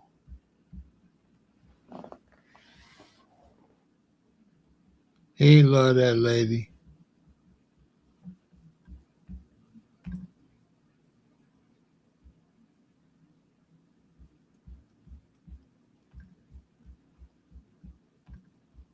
You can't trust dude the snake.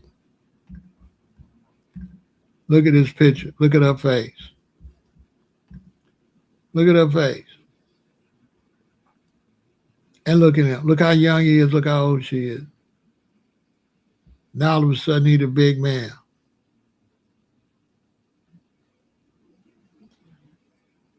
That was his woman. That was his woman. Coincidentally. And they don't even match. Look how old she is. Look how young he was. That's how he snaked his way into power. Yeah. Yeah. He's a communist plant.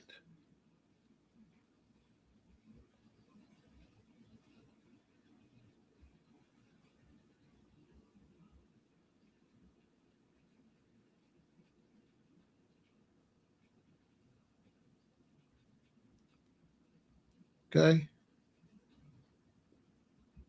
He used her.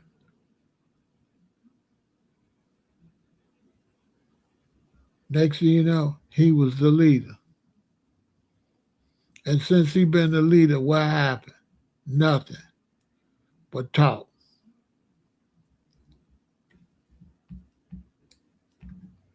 And deals to get weapons from the Russians. He was a plant. He's a fake revolutionary, a Russian, to make sure the Communist Party. That's why he always got all that red on. You can't trust him further. You see, they just locked him up. You can't trust him further. You can see him. You see, he always run for office. He never win. He always run. He run. He be out there blocking, but he never win. But he always running. He always run his mouth, but nothing never happened. He's never in no type of position to do nothing.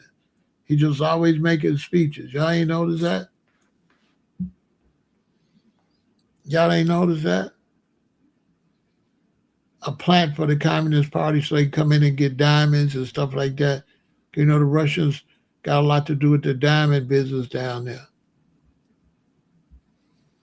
Dude is a snake.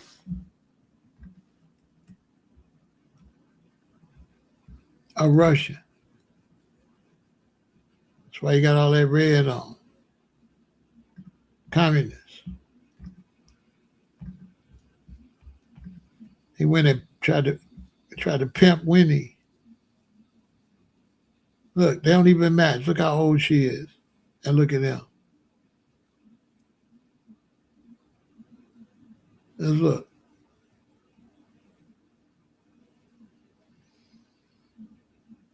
Why the camera there? How many times you kiss your woman, the camera there? Why the camera there? It's not a real kiss. Look, her mouth closed. His lips closed too. It's fake. You can't trust him. He's an agent.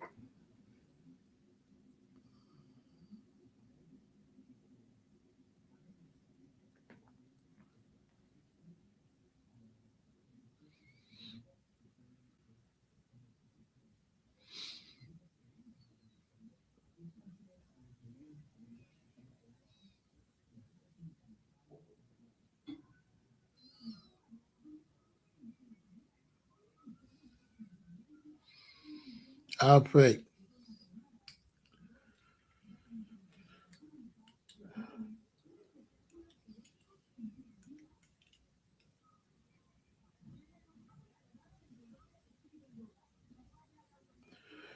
Mandela was a young freedom fighter, and back then the communists used to trick the young freedom fighters that they would give them weapons. So that's how he got the wrong reputation of being a communist. So he wasn't really no communist, but like I told y'all earlier, remember I told you the communists would approach you if you was a revolutionary? So what the communists used to do was they wouldn't act like they trying to make you be a communist. They would act like they would help you get weapons, right? And then by saying they'll help you get the weapons, then you get identified as a communist.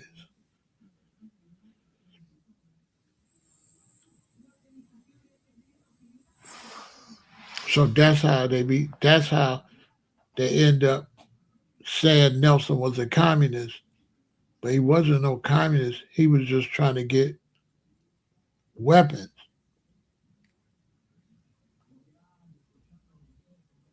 This go back to when I tell you, anytime you was a revolutionary, the Communist Party would approach you, and then they would look for any kind of way to deal with you, and it didn't necessarily have to be based on communism.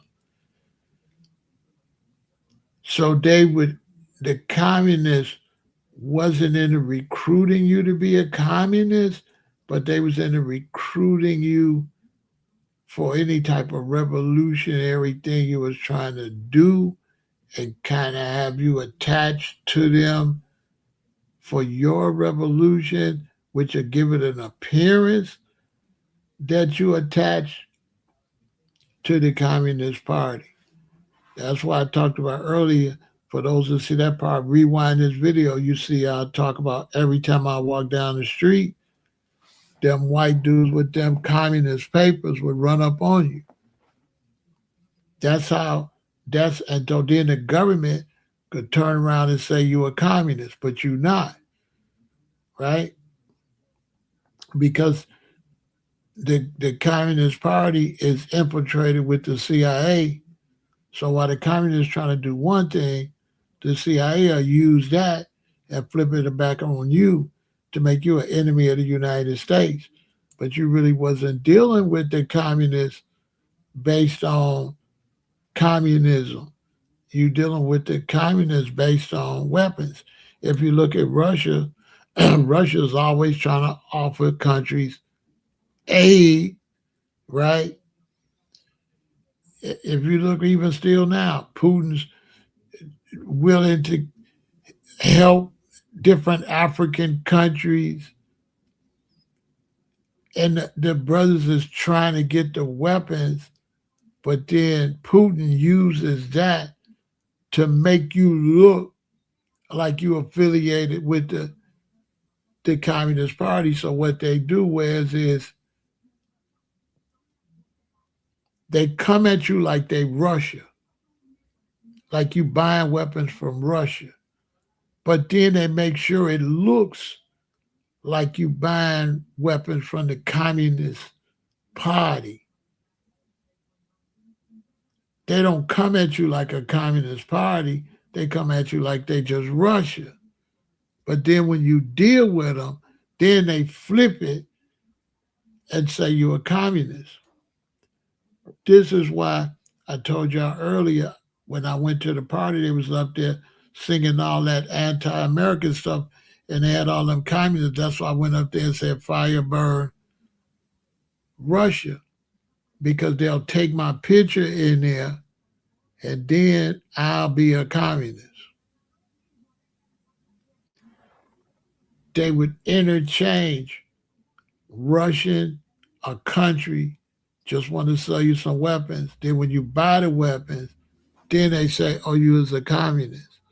But when you was dealing with them, you thought you was just dealing with Russia. They sell it as if they anti-American and they'll help you. But then when it's done, then they market it like you're a part of the Communist Party. Is what they do.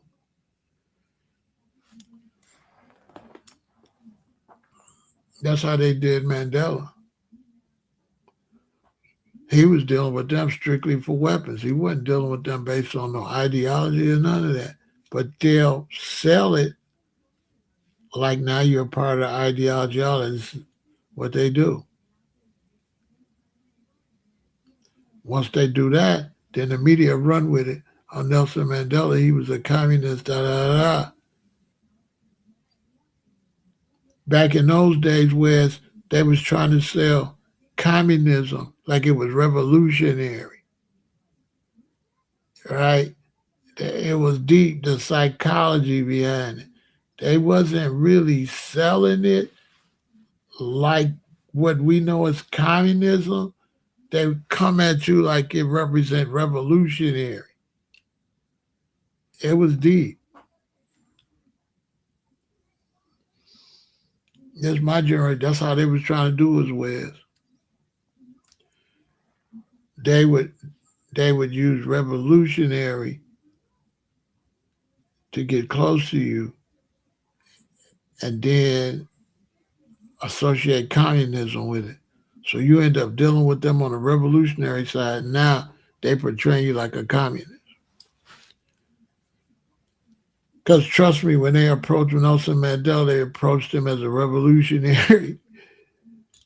It's crazy. And then with some of the Russians that come at you to get you to buy guns or deal with the Communist Party, they be CIA. So now the CIA infiltrates some communist group, come to me, act like they represent Russia, get me to buy the guns. Then that CIA goes back and put me on the file as a communist.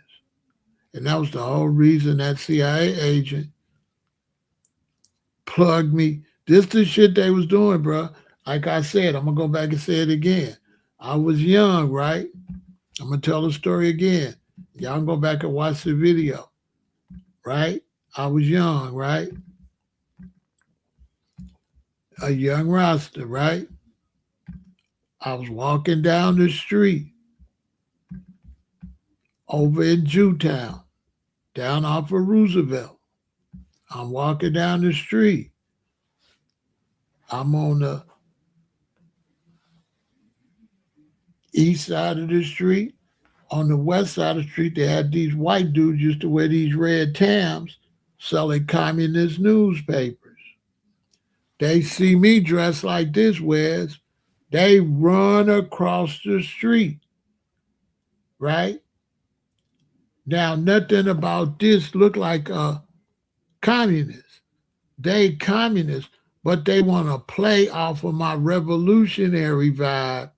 So they run to me to try to give me this communist newspaper, even though nothing about this outfit say nothing about communism.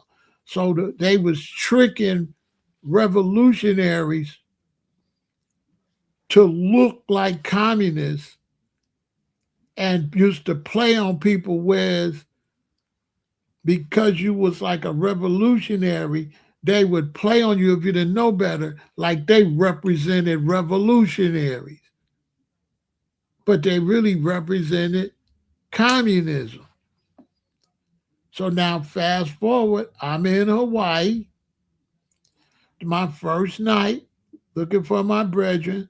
I go to Bongo Man thinking some Rastas there. I run into one group of brethren, they tell me where they at. Cool. They don't know where Shay Shay at. Somebody tell me it's a party. He might be there. It's a reggae party. I go to the reggae party, Wes, and it's a white reggae band, but it's a bunch of communists at the reggae party. Now, why is they got communist stuff at the reggae? Because Rasta was appeared somewhat revolutionary, right? So here go the communists. You see what I'm saying, brethren? This is how they was making people look like they was something they wasn't. Me as a young revolutionary, I peeped it. So they kept telling me, oh, it's a Rasta here. I was the only black Rasta there. Come on up. You want to come do a couple songs? Which was funny because how y'all know I'm a reggae artist? Just because I got dreadlocks? I played bass, but I wasn't no singer. But they was trying to play with me. So they like, you want to come up? You want to come up? The crowd like, yeah, because I'm like the only black dude there with the dreadlocks. This dude. So where's I go on stage? They start playing the music. Now I'm not, somebody said you did the reggae stuff. I wasn't no singer. So when I got on stage, I did the Jamaican accent because I was setting them up because I wasn't no singer. I didn't become a singer till after that, right? So I get on stage, yeah, and about man, and because you know I be listening to the radio, so I know how to do it somewhat. They don't know they white. So where's I get to a point, and I said, "Fireborn America," and they all like, ah. And then that was the setup. Then I said, "Fireborn the Russians."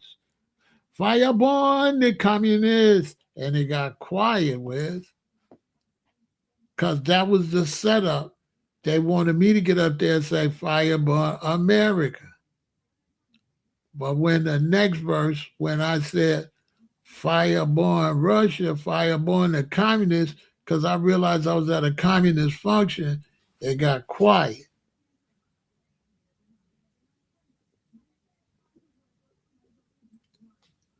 Do I think Mandela wanted? I don't think Mandela knew what he wanted. He was a baby. He wanted revolution. Mandela wanted to end apartheid and wanted to free black people from apartheid. That's what he wanted.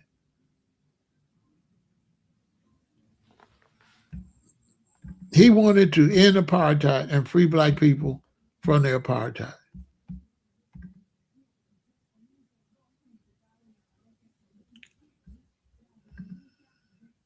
That's what he wanted.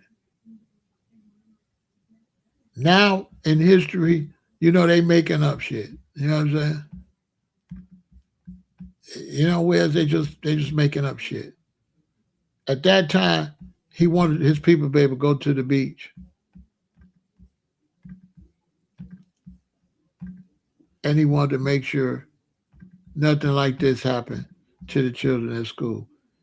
All them words and stuff they start putting on it with no, that saw people later trying to hype up and change it from what it really was so they don't have to talk about the conditions of South Africa at that time. The conditions of South Africa at that time, what else would he want to do but get rid of those conditions? If black people can't go to their own beach, black people can't go to a restaurant. They was under the same type of segregation we was under, but they was in their own country. And he wanted to end that. So now when these people rewrite him and say all this fancy stuff, that's to hide the fact of the situation at that time. This is when the children got gunned down in Soweto. That's what he was trying to end. So as far as democratic reconcile that, no, that's not what he wanted. Why would he want that if he can't go to the beach? What the hell is democratic? What is that when you can't go to the beach? You know what I'm saying? You see what I'm saying, bro? They couldn't even go to the beach. Like it was like Jim Crow. He wanted to get rid of South African Jim Crow.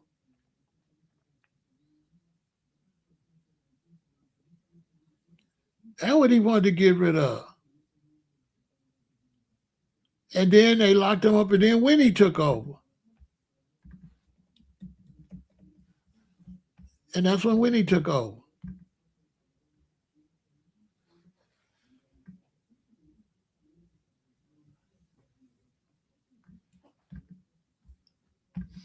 That's what he was trying to get rid of. Because y'all got to understand, black people couldn't do nothing. Then she took over. And the whole thing was to free black people in South Africa. It wasn't no fancy words. It wasn't none of that. It wasn't no government, the Democrat, none of that. They wanted to end apartheid. As simple as that. That was the goal. To stop apartheid in South Africa. Under Botha. That was Botha.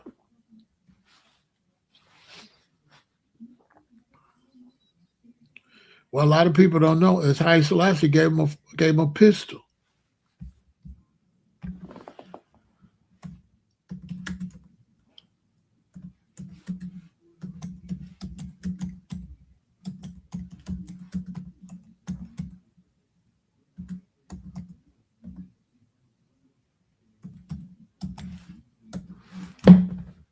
Well, nobody know nothing about that. Boy, listen. I'll give y'all information nobody don't give you. But nobody give you this information.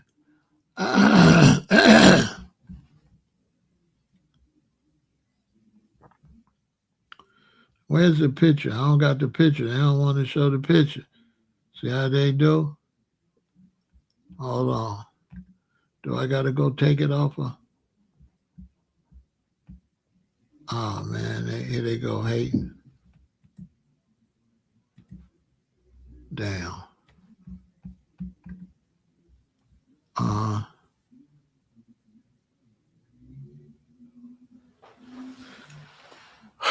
It's on somebody's Instagram, but do I want to go through all this to find it? This is crazy.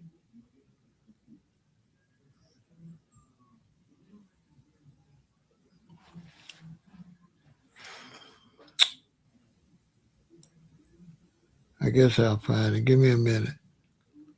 Emperor Haile Selassie gave him a pistol. This is before Nelson Mandela went to jail. This show you how strong Nelson was, that His Majesty recognized him. I don't know how far I got to go down on this Instagram to find it. Dang, man.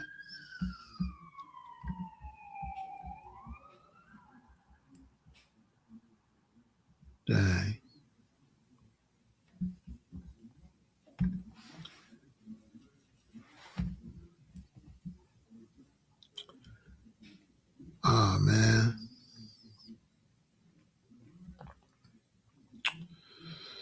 I'm gonna go back and find it on that because I need to save that because people won't believe it.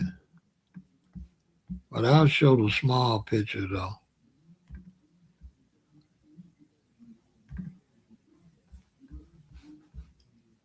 I got the big picture somewhere.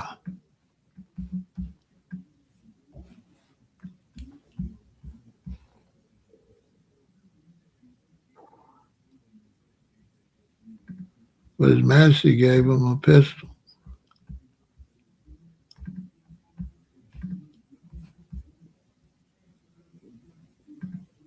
I got it somewhere though.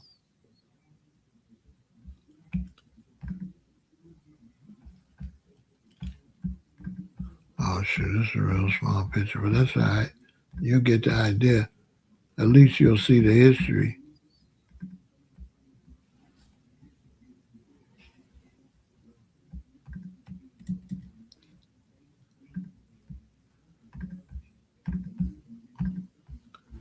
There we go. How many rosters know this? Very few.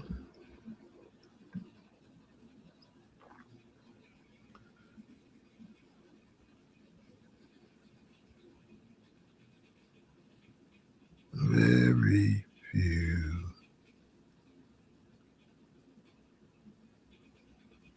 Where did it say that?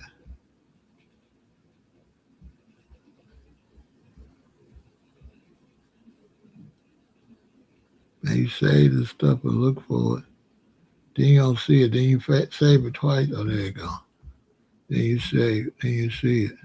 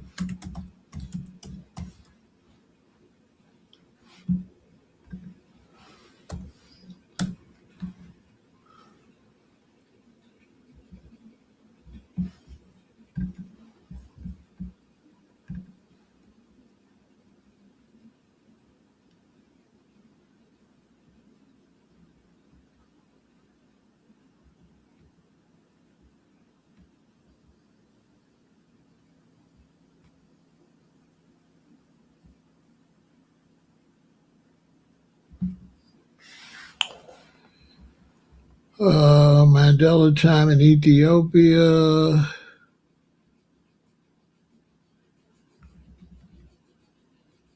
Addis Ababa under the leadership of Haile Selassie was a vibrant hub of this. Mandela's arrival at the Pan African Freedom Movement Conference.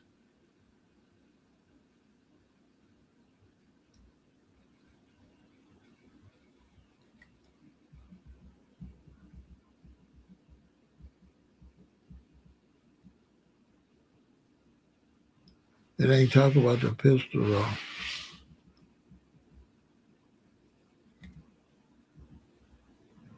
But that was at the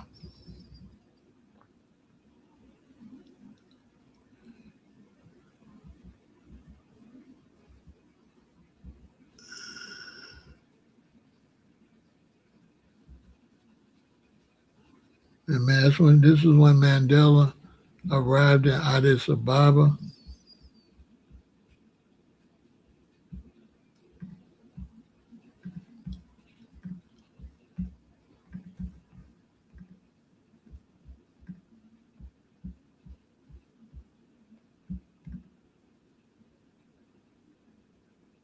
And that's when he got the pistol. I got to find a picture with the pistol though.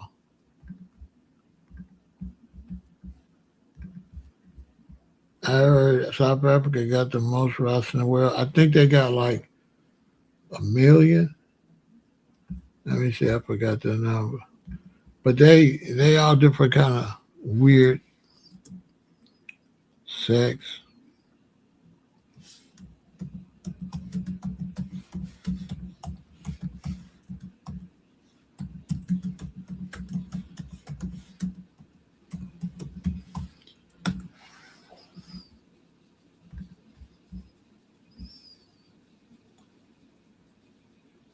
Oh, it says several thousand. They say several thousand. There is no official census of it. Number of Rastafari in South Africa, but estimates suggest the population number of several thousand, with the largest concentration found in the Western Cape. The community has a notable presence, particularly in the area of Judah Square.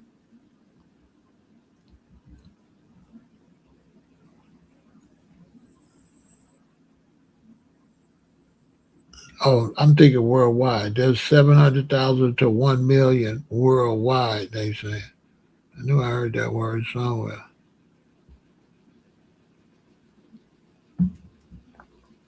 But yeah, they in South Africa.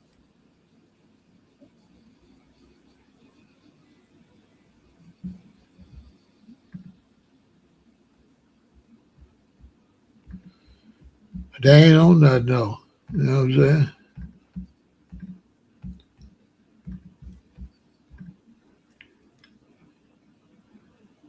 Rossin turned to some foo-foo shit. They ain't on nothing. Disappointing.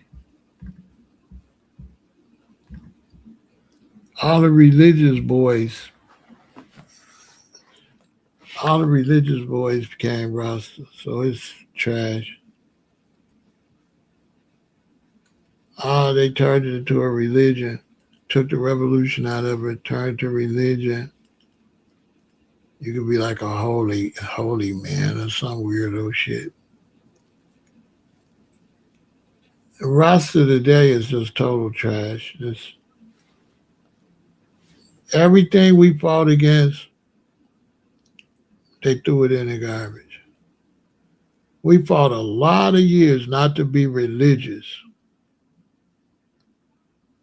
And man, this new group, they turned it right into a trash religion. Once they turned it into a trash religion, that's why it grew like that.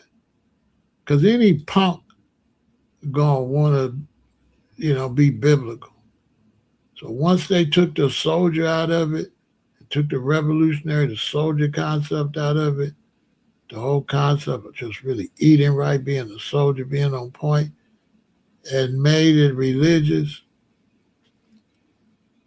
they sold it to Lucifer.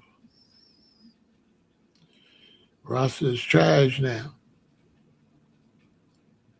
I remember as a young Rasta, the Pope uh, was willing to make Rasta.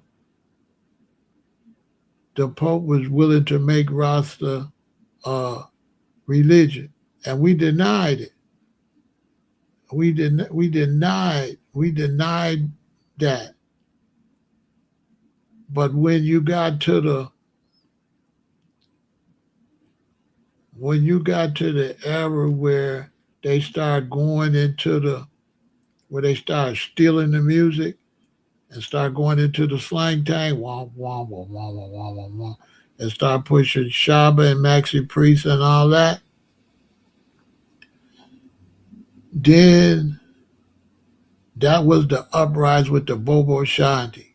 Because the Bobo Shanti wasn't that. There was hardly no brethren you could meet with no hair wrap on was a Bobo Shanti in like the 80s and early 90s. But as time went and you start seeing Junior Reed and all them start turning Bobo, then they went and bought that church shit from up there in the hills into reggae.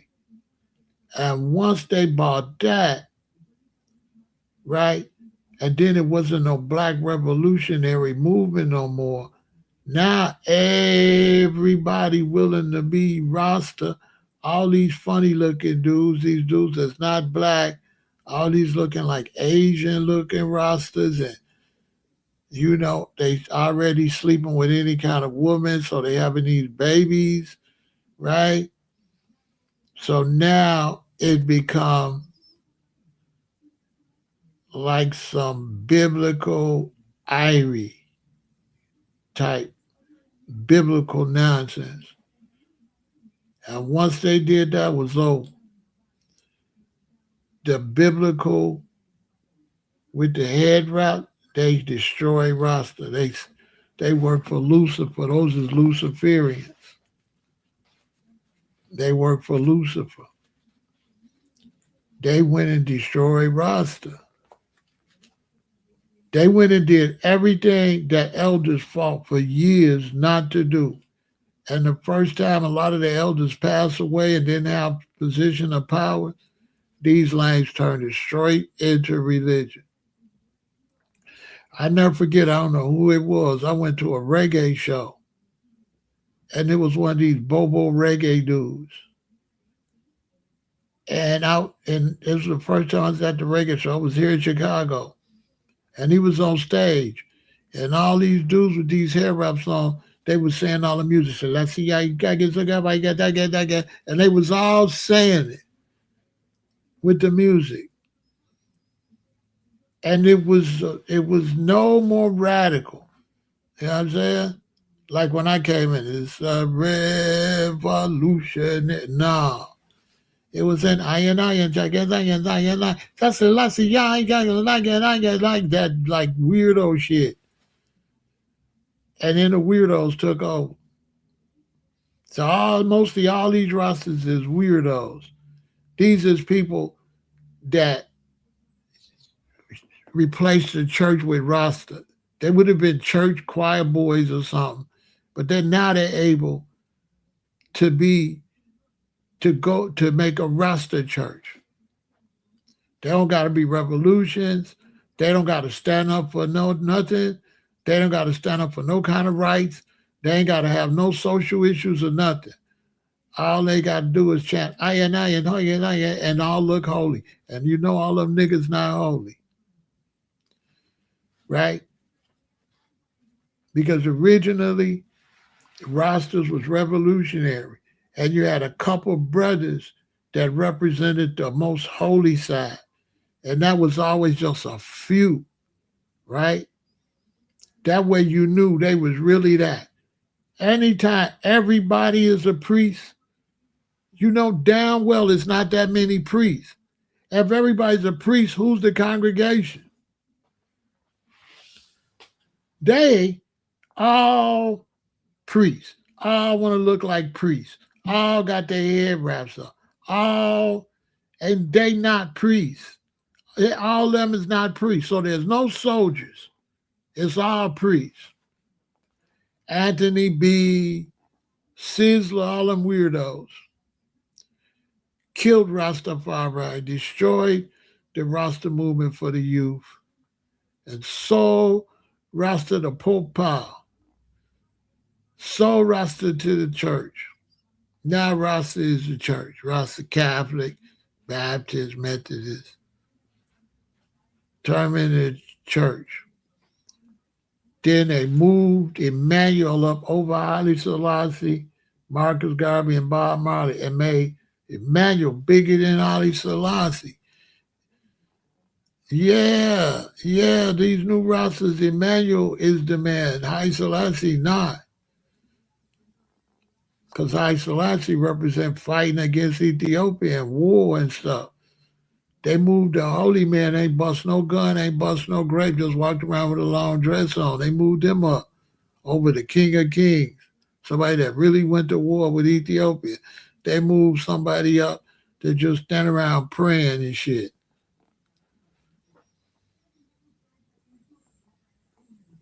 And chant that man's name like that. They chant Emmanuel more than they'd say Jah Rastafari. We didn't even chant Jah Rastafari that much. We was chanting black redemption and freedom and fire born apartheid and shit.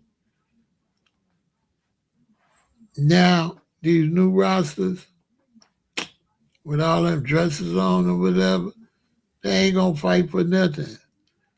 Them is devils. Them is Luciferians. Them is devils. 95% of the rosters today is Lucifer. You know, Lucifer was a fallen angel. They forget that. So just because you look like an angel, what that mean? They feminized Rasta and sold Rasta to Popeye and turned Rasta into a pussyclad boy. What they did, they took all of the revolution out of Rasta, made Rasta a church boy, you know? Rasta now a church guy. All that's done intentional. They'd rather you be a churchical than a revolutionary. Ain't none of them head rap dudes no revolutionary, nothing.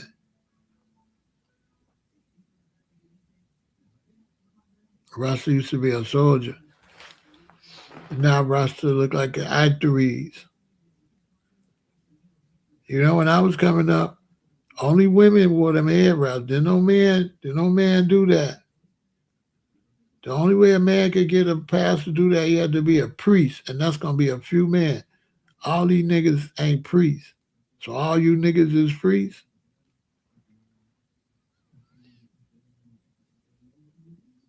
With head wrapping and long dress like on. If you would have had to been there, you would have seen. You know, say people can't understand what I'm saying, but I seen the whole breakdown. You'd have to see the whole breakdown to know the government plot and the Babylon plot to do that. They did it real slick. They did it real slick and they just broke it down. They took all the radicalism out of it.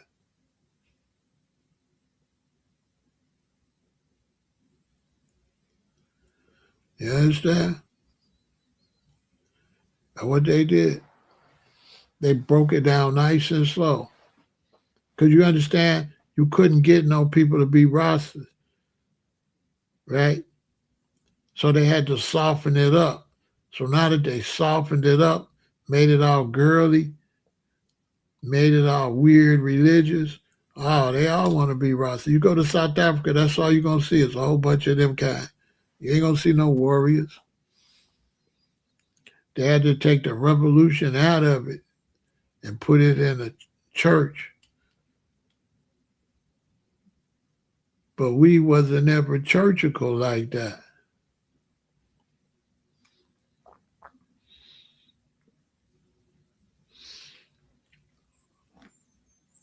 That's why I don't really deal with Rastas like that no more. I don't deal with that. I'm busy. I want to start my own, but I'm busy. You know, you got to make a living in the system. I can only do so much things. I want to start my own, though. I'm still gonna find out a place. It ain't just that. It's just they made it kitty cat. They made it so the feminine dudes could come in.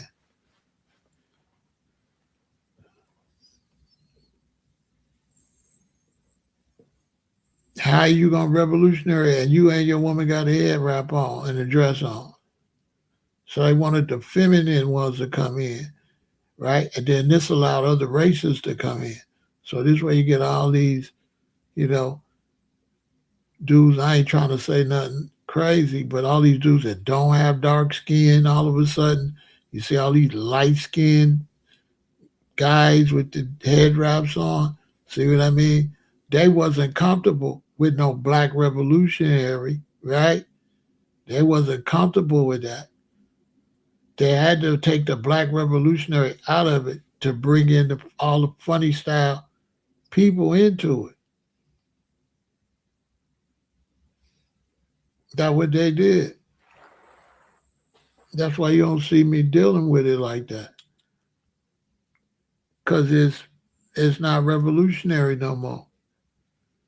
It's COINTELPRO. It's the police now. It's LGBTQ and all that now. They took the lion out of it. How many lions? Listen, a lion got a mane out, right? How many lions? What lion gonna have a head wrap on? Let's keep it real. Show me some pictures of his majesty with his head wrapped up like a girl. Every time you see his majesty, he got on a hat, got on a gangster hat, he got on a crown, he got on a military cap every time. You never see his majesty with no damn head wrap on.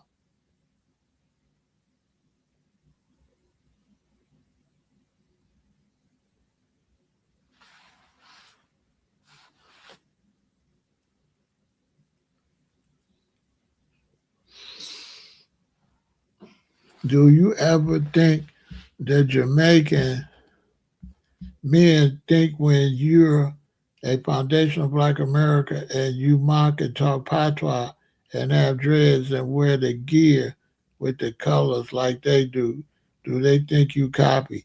I don't know who does that. Who does that?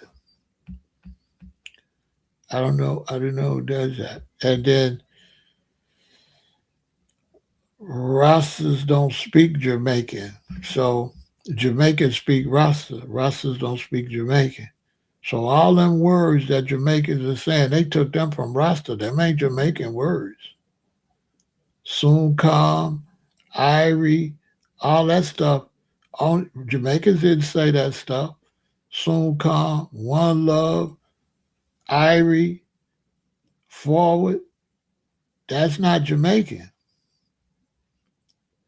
That's Rasta. That's not Jamaican talk.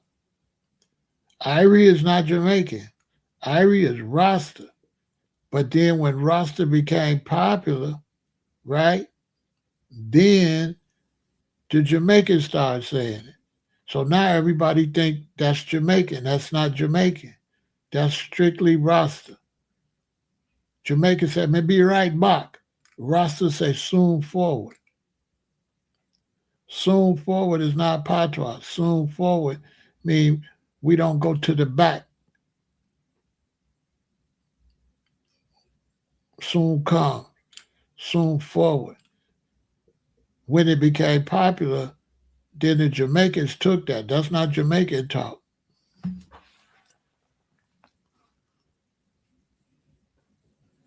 That's not Jamaican talk. A lot of people don't know that. The Jamaicans hated Rasta. Rasta couldn't even go in the city. Jamaicans hated Rasta. Rasta had to stay in the hills, right? Rasta had to stay in the hills. Jamaica hated Rasta. How old are you?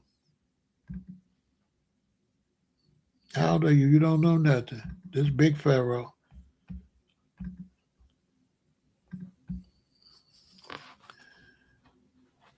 Where did what come from?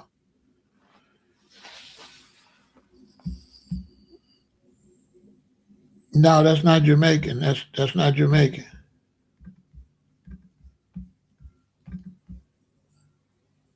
That's not Jamaican.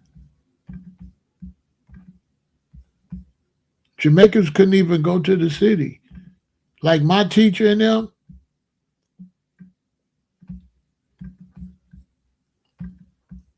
if they went to see their mother, they'll unalive them and leave them in the gully. Rasta couldn't go in the city. You see where he's at? He's in the hills. He cannot go to the city. Go look up Coral Gardens.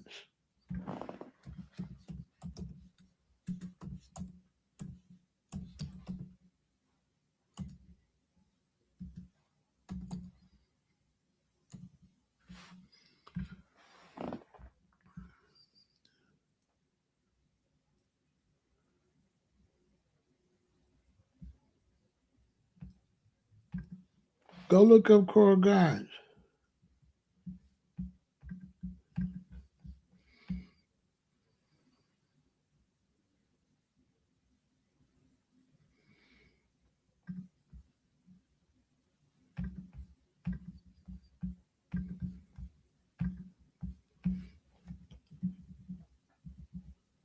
The years prior to the Coral Garden incident saw a building of tension between Rasta community and the British colonial government in Jamaica. Go look this up, and this is when they beat the Rastas and all of that.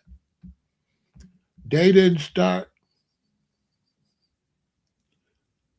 Go look up Coral Bar. So where was they talking like that before the Jamaican people?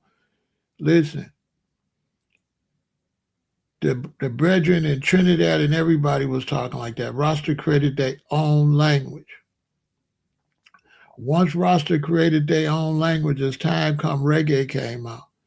When reggae came out and they started having sunsplash and they started making money, that's when the Jamaican people started talking Rasta. The Jamaicans didn't like Rasta. Like I said, go search Coral Gardens Massacre. They used to beat Rasta. Rasta, this brother couldn't even go visit his mother, right? The Jamaicans didn't start doing that till they seen the money in reggae. Bob Marley and Peter Tosh and Bunny Wailers went up in the hill with them, and they developed Naya Bingy, and they developed reggae. And over the years, reggae got big, and they had Sunsplash. And then the Jamaicans started saying Rasta words and started talking like Rasta. Jamaicans didn't say none of that. Jamaicans didn't call food ital. Rasta put the I on it, right? Who put the I on it? Irie. Jamaicans, Rastas say I and I. Jamaicans will not say I and I. I and I is Rasta. I and I means you and I and the Most High. Yes, I and I means you, me, and Jah. I and I. Jamaica said you and me. Soon come Rasta. That's not Jamaican. One love, Rasta. That's not Jamaican. Any Jamaican will tell you that. Jamaicans didn't start adapting that till the late 70s.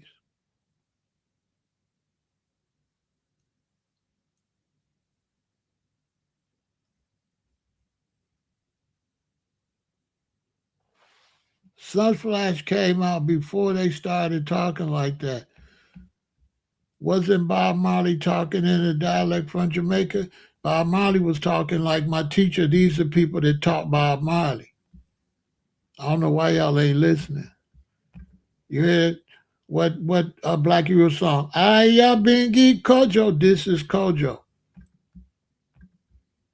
Kojo and Mortimer Planner created reggae.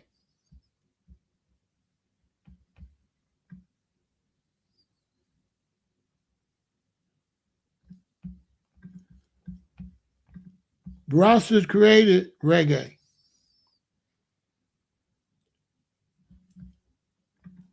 This man right here to the left created reggae, taught them reggae. This one in the middle.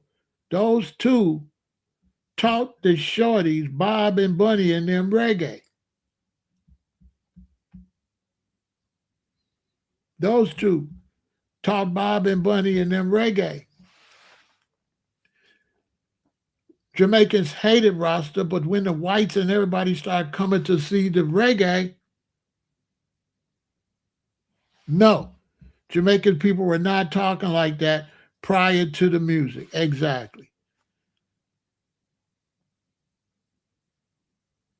And Jamaicans will listen to that music. Doom, doom, doom, doom. I ding, ding, ding, ding, ding, ding, ding, ding, ding, ding, ding. They was not listening to chinka, chinka. There is a land far, far away where there's no night, there's only day. Look into the book of life and you will see that there's a land far, far away. The King of Kings and the Lord of Lords. How was they talking? Let me go now. Me come. Hey, me come and see y'all now. Hey. All right, girl. All right. Love you. Love you. Rasta created those words. Now the accent is a Jamaican accent, but Rasta, no Jamaican was saying, soon come. Jamaican said, I'll be right back. Jamaican said, I'll be right back. I see you later. Rasta said, soon come. Listen, I'm going to answer this real simple. Here go the checkmate. We're going to end this. This big Pharaoh. I know how to end a discussion. Let me ask you one question.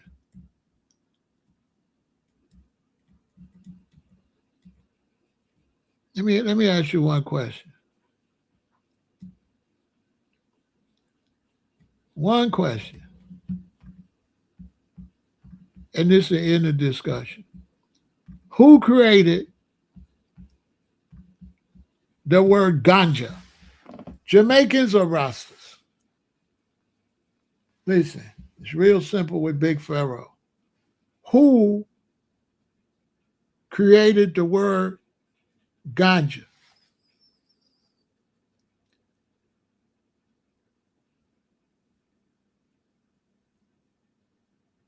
And after that, I can't talk to you no more. Because it get to a point where you know what I'm saying and you're just being ridiculous. I'm going to have to get you out of here.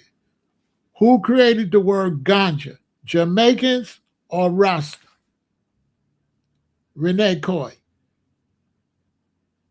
Renee, I give you one time. I got to get you out of your trolling. Or you slow.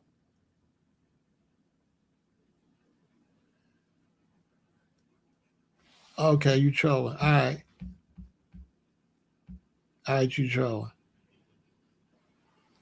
I thought you was decent. Okay.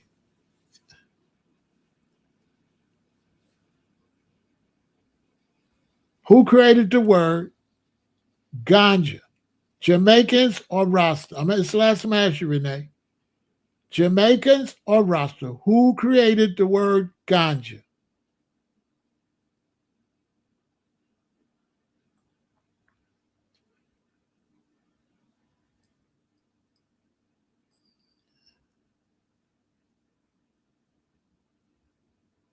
All right, then. That's it. I don't want to talk to you no more about that. Point proven. So Rastas made up their own words. Ganja, Irie, Ital.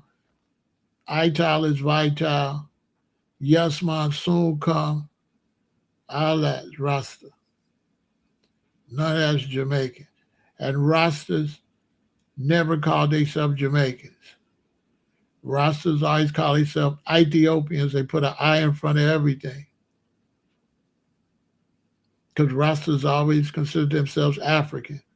And when you call a Rasta Jamaican, a Rasta would say, I'm never going to trade a continent for a little island. For those of y'all want to learn something, those don't want to learn, I got to get you out of here. Rasta, right, would always say, I never trade a continent for a little island. So Rasta never called themselves Jamaicans. Rasta always called themselves Ethiopians. Always.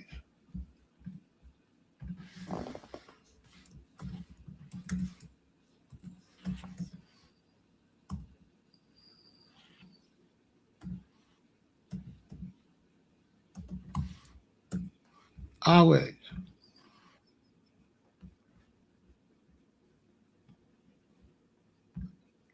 Right? Another name for Ethiopia is Abyssinia, right?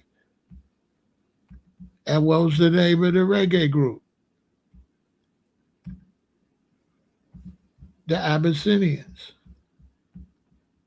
I'm giving you knowledge, those that want to learn. Who has eyes to hear, let them hear.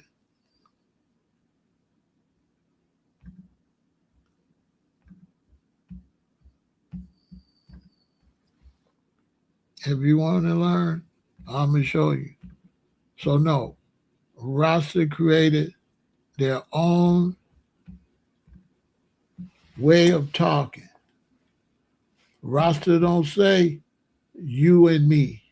Rasta say I and I.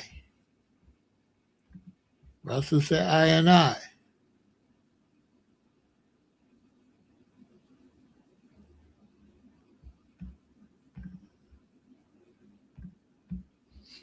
Rasta say I and I.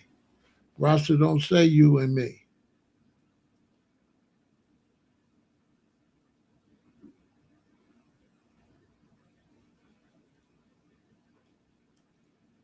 You understand?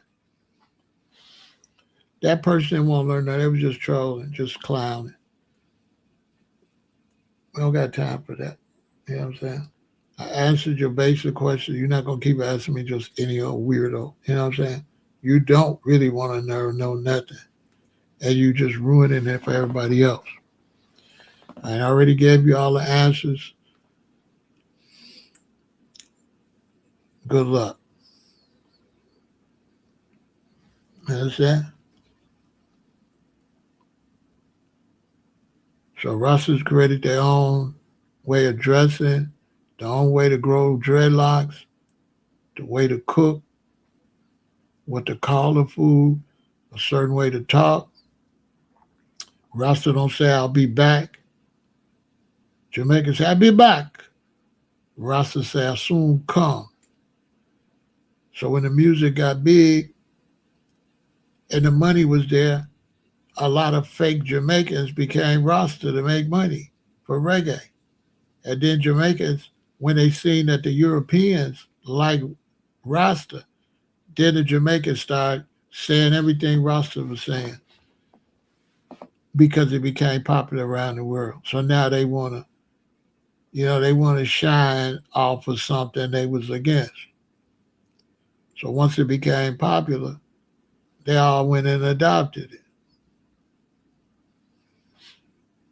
The same thing they used to hate.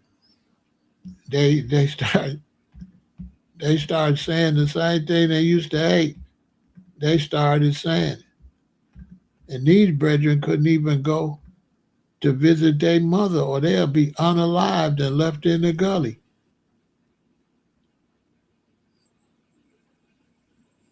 They couldn't even walk around freely.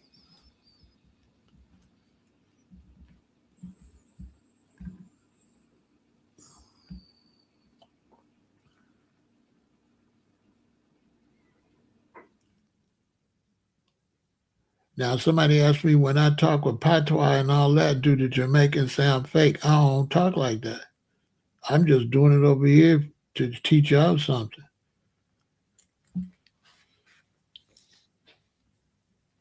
I use the same words, but I just say it in English. I say, yeah, man, I'll soon come. I say, Irie. I don't be like, Irie, man. I just say, Irie. One love. Soon come, soon come. Yeah, I'm going to forward that over there. So when somebody asks me what they say when I uh use accent, I don't do that. I'm just doing that over here to teach y'all how they sound. I don't do that. Any roster will tell you, nah, I don't do that. I don't do that. I use the correct words, not to offend the brethren. So I use the correct word. I don't say I'll be back. I say I'll soon forward. I say Irie, one love, brother, one love, brethren, like that. I don't, I don't, I don't do no accent. I just be doing that over here for y'all so y'all can hear how they say it. But I don't say it like that. I say it just like this. Anybody tell you, because I'm almost like a king uh, when it comes to foundation of Black American roster. Yeah, anybody want to talk about that, they got to talk to me, FBA or whatever. I'm the king FBA roster. That's a fact.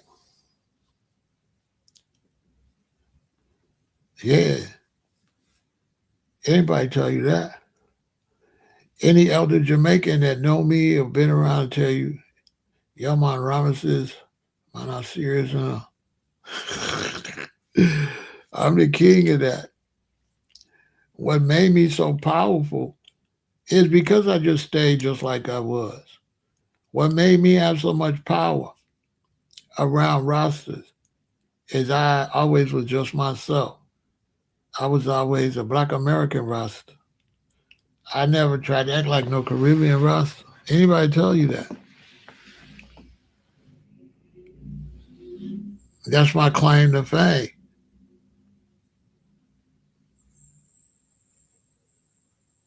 When I used to be around some black Americans and they would get around Jamaicans, like black Americans with dreads, they would get all weird and be trying to, they would just get all weird,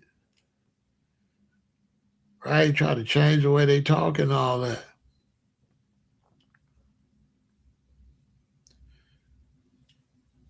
And, the brethren, they don't like that. They don't like that because you look phony.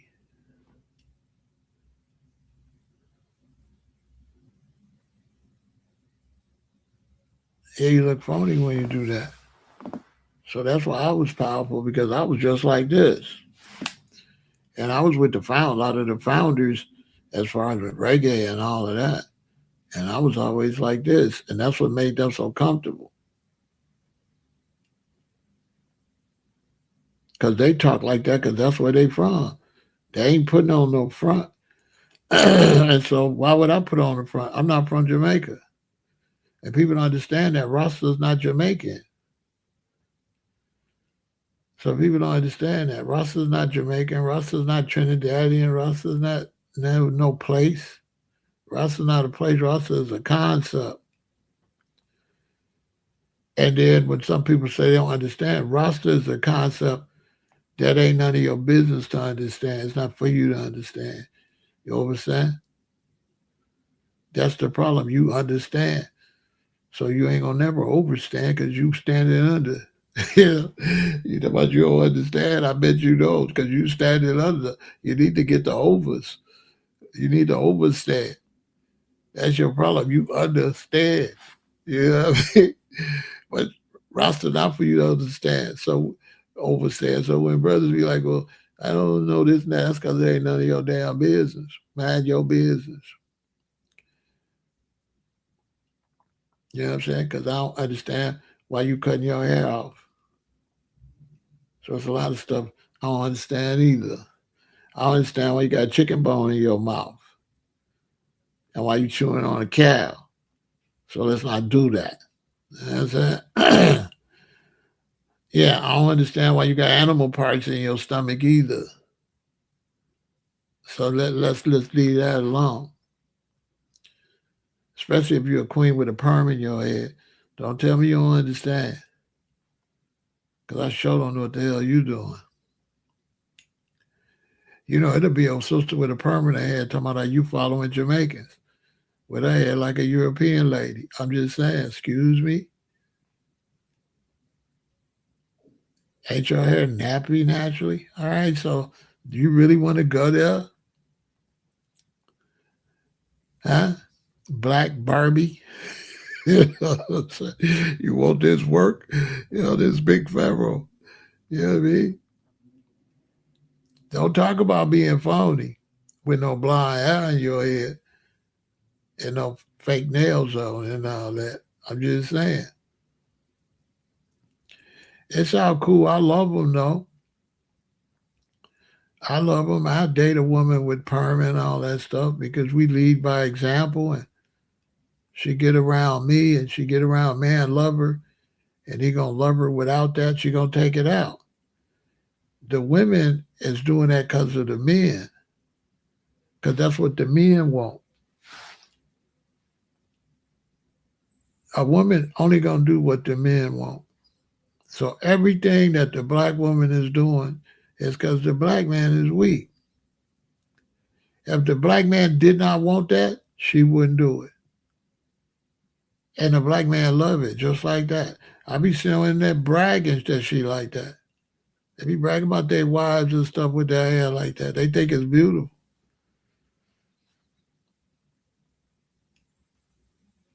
So it's not the women.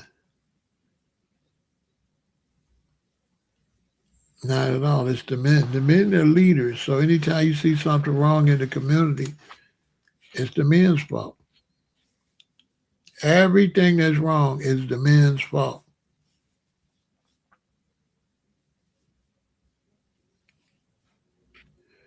They say, brother, how you could say that? I want her to change. She stayed away. That's because another man gonna take it, right? Right? If I want her to change and wear a natural hair, and she don't want to do it, another man gonna take her, right? But what if don't no man take her unless she got natural hair? She gonna go grow natural hair. She stay messed up because another dude gonna take her just like that. That's why you can't fix her. You can't fix her because it's a lost brother gonna take her like that. You know what I'm saying? He like her like that. And then you can't hate on the people that was born and raised a certain type of way. How you can't come and tell them they wrong because they was born and raised like that. So when you get knowledge, I don't look down on brothers with haircuts, sisters with pride. I don't look down on that. They was born like that. So it'd be bogus for me to come down on brothers and sisters when they raised a certain type of way. And I ain't got the power to change the way we raise. So why would I attack somebody that's raised in a system like that and make you feel bad when the whole system is like that? That's fair. You know what I'm saying? That's fair. Like the system raises like that. Now I'm gonna come talk to you crazy like I don't know the system did that. I don't know you in the system.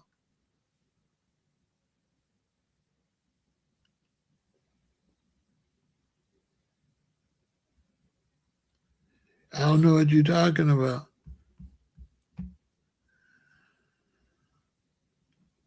No, I just said I don't care if nobody go to a barber shop or that. But the barber shop, God didn't make no barber shop. God made your hair natural.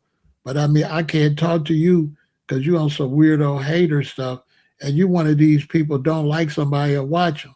So when you look at people that watch you and don't like you, you know it's something wrong with them. So you got something wrong with you. You know what I'm saying? It's something wrong with you. You got some type of obsession, like a female or something. You know what I mean? And this is not a roster hat. This is a baseball cap. But you got some type of weird obsession. So I don't know what to tell you. I just go like get your life together. Because if you don't like me, that's something you need to come really and talk to me about. You know what I'm saying? There's no need to trip because if you don't like me, I don't like you either. You gotta do something about it. So all that internet stuff, I'm not really with that. I feel sorry for you and good luck. Yeah. I'm not one thing is we won't be judgmental and stuff like that because I got children. My children, when I have children, my children gonna do what they want to do, right? So when I have children, my daughter, she might want to get a part. My son might want to go to a barber shop. That ain't none of my business. So we're not into comparing other people. So we'll speak on the thing, but it's not personal. So our personal beliefs is not personal on nobody else.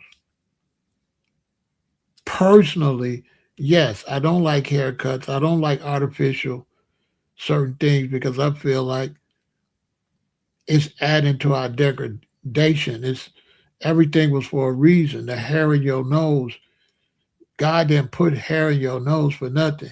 God didn't make your hair a certain way for nothing.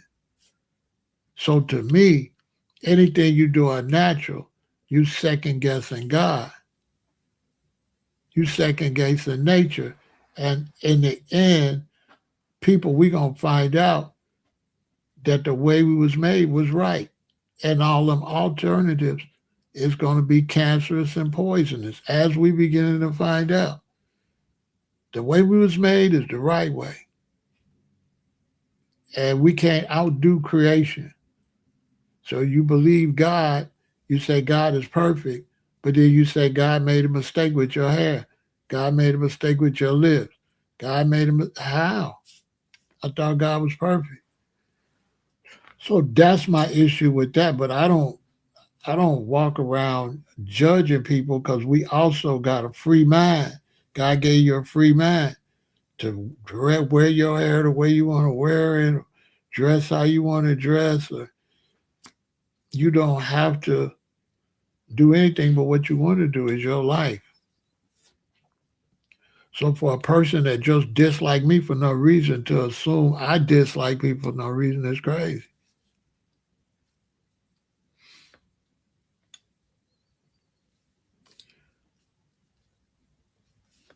Because I date and marry any woman if I like her, if I love her. I don't care nothing about that.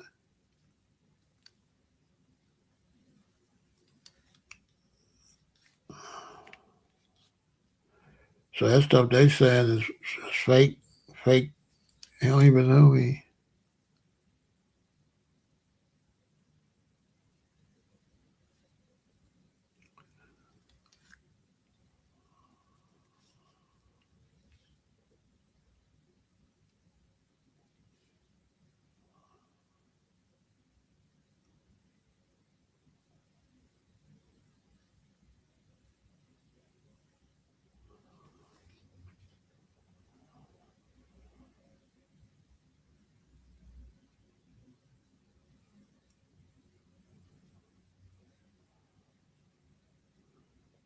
They gotta have something to do. And then it could be somebody I dissed and blocked that came back with a new name. So on the internet you gotta understand. These be people you already ran out of here, blocked them, they go get a new account. So you can't really pay a lot of attention to it. It be the same person. I've been doing this so long, I don't pay no attention to that stuff. It's the internet. My thing is, I feel sorry for them because what's going on in your life where you know what I'm saying. I couldn't see myself doing that. Like I couldn't see myself watching nobody. And you this, I just you know what I'm saying. It's a little weird. I couldn't see my. All I know is I couldn't see myself doing that. If they doing it or whatever, it is what it is. Good luck.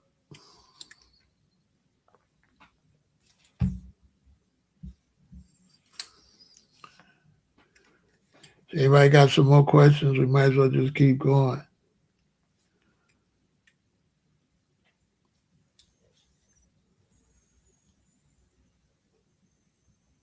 I didn't really come into this as a roster anyway. I came in through Egypt. So that's why my name Pharaoh. So I came in through Kemet. They had dreadlocks in Kemet. A lot of people don't know that. So I had my dreadlocks before I even met a Jamaican.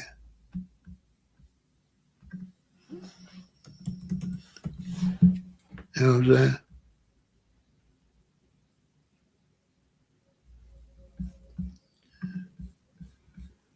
I had my dreadlocks before I met my dreadlocks go back to ancient Kemet.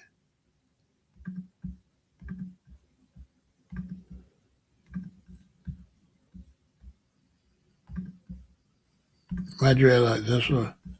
That's why I got. That's what my dreadlocks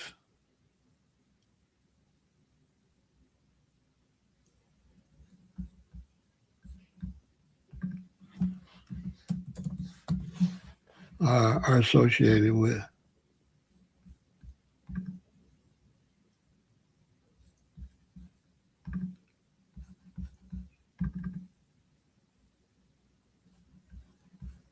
My dreadlocks is not associated with. When I met Jamaicans, I already had dreadlocks. I already had dreadlocks when I met any Jamaican. That's a fact. I came in through this through Egypt. I didn't come in through. But when I met the first time I got around some Jamaicans, I went to a reggae show. But me and my queen, we already had dreadlocks. That's why people they ask questions before they talk. They be looking crazy. You know what I'm saying?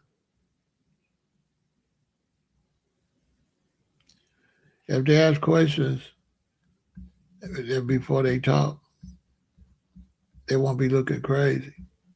You know, you just saying stuff. All you gotta do is ask a question to find out. You know what I mean?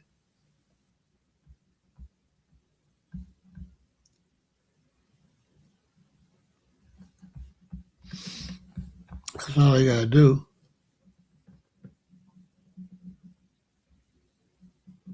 Do I think South Africa got the most crime written in our Caribbean? I think so. I think the fact that women getting abused like that every so many seconds, it got to be. I can't imagine nothing being worse than that. Because they saying women getting abused every 30 some seconds and getting raped every 2 minutes. So yeah, I would say so.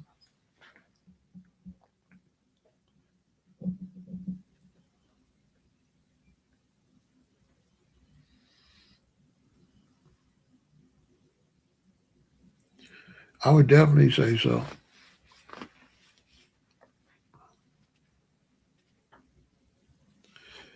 Yeah, that's absolutely crazy. Absolutely. There in India is bad. South Africa and India is horrible. India is unbelievable what they do to women.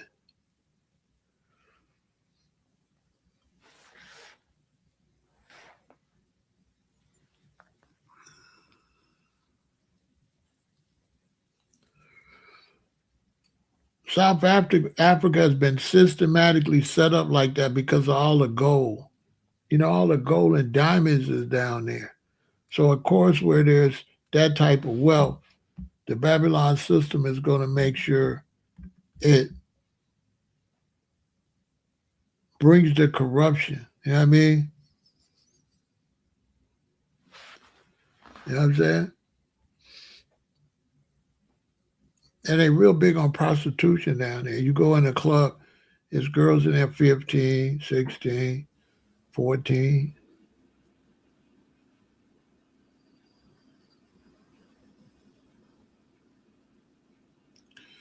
There's a lot of that in them African countries, Kenya, South.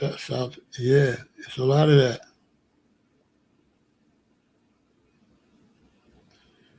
Yeah, yeah. South Africa, the crime is crazy.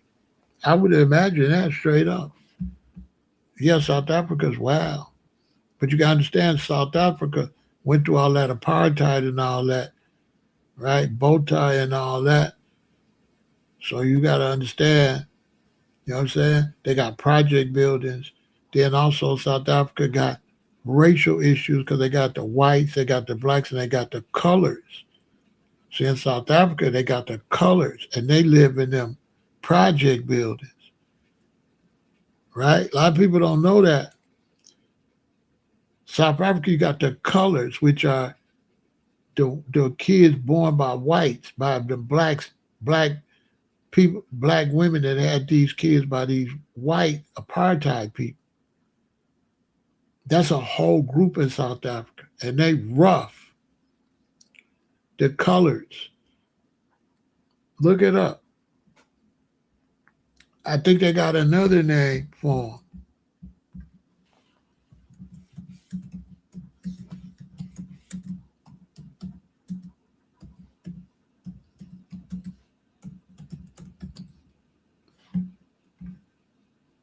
Yep, the colors.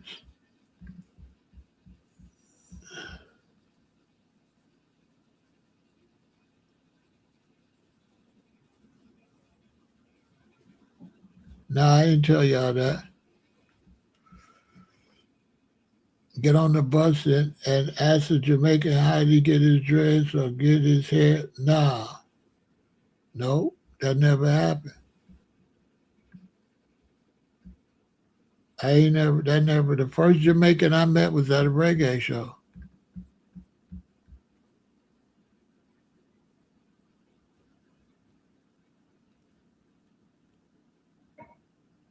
Oh, I can tell you exactly what I said. I'm gonna tell you the real story. I was at Bongo Beach.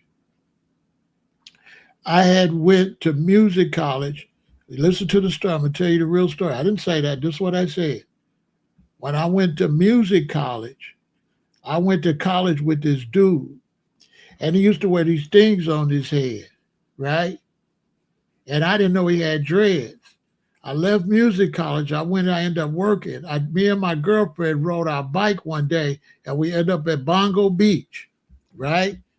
And so we end up in Bongo Beach, and I ran into the brother I went to music school with. He not a Jamaican. He a foundational Black American. We standing on this side of the bongos, and I look on it because I had been seeing people downtown with dreads.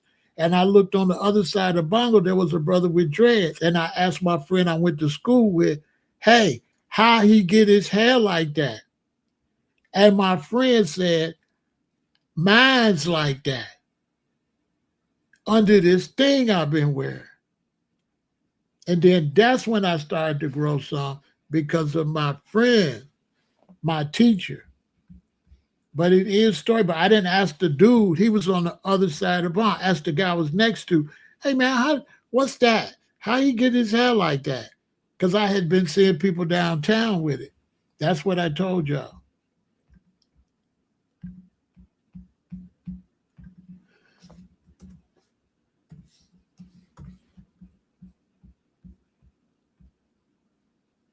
That's what I told y'all.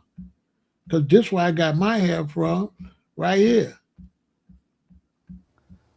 I am 72, and I started off into Egyptology 1967, 68. And this brother named Aye, he introduced me and some other brothers into the history of ancient Egypt. And it started off with us dealing with believing in ancient aliens, you know. And he introduced us to Sun Ra, which Sun Ra was trying to make a lot of black people especially aware of their history.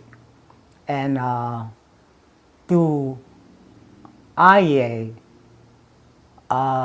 we studied the Book of the Dead and started reading all kinds of books, like um,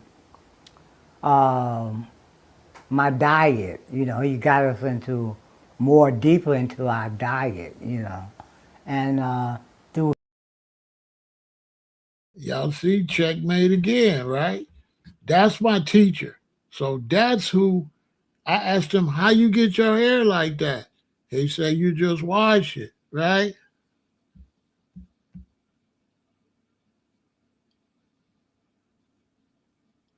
Well, he probably 80. He's probably 80. Yeah, he's probably 80. we started being exposed. Yeah, he's probably 80.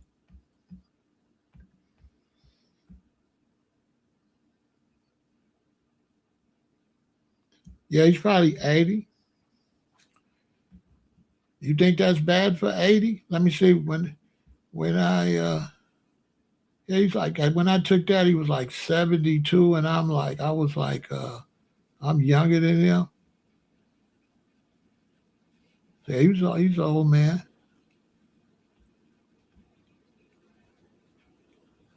What's your point though? I answered your first question now.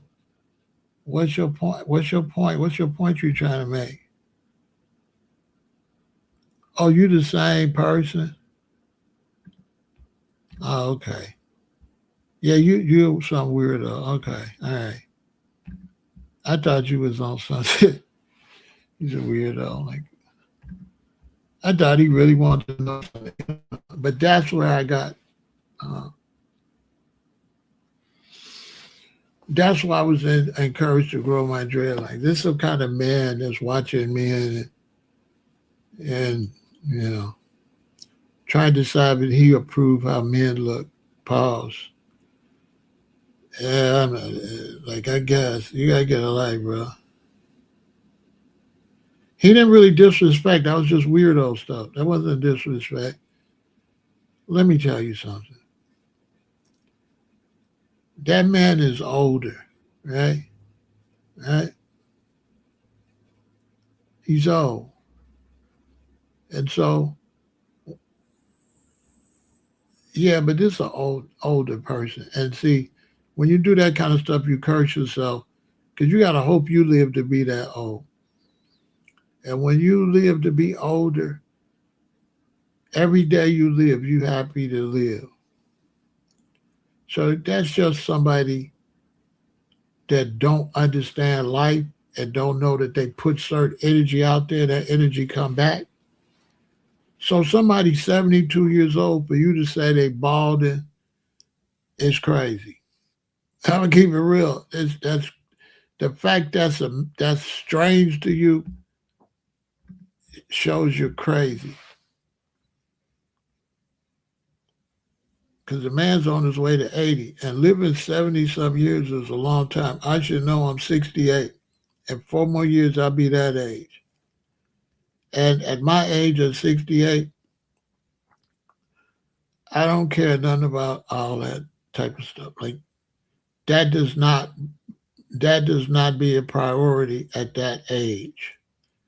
The things that that person is talking about is something that's young, teens, 20s, 30s, 40s, 50s, even 60s. But when you start getting to your late 60s, you're not really vain like that in that part of life. At that point now, you're just trying to see how many years you can live. You're not really trying to be dealing with a beauty contest.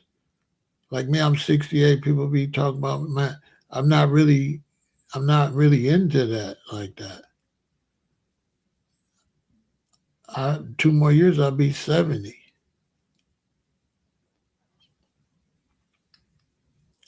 And then men, we only interested in women. We're not really interested in the men approving our look. Pause. So that's just all kind of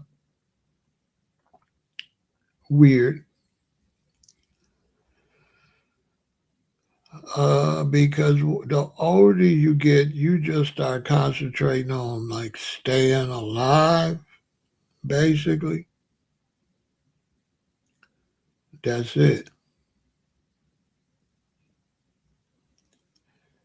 That's all you're interested in.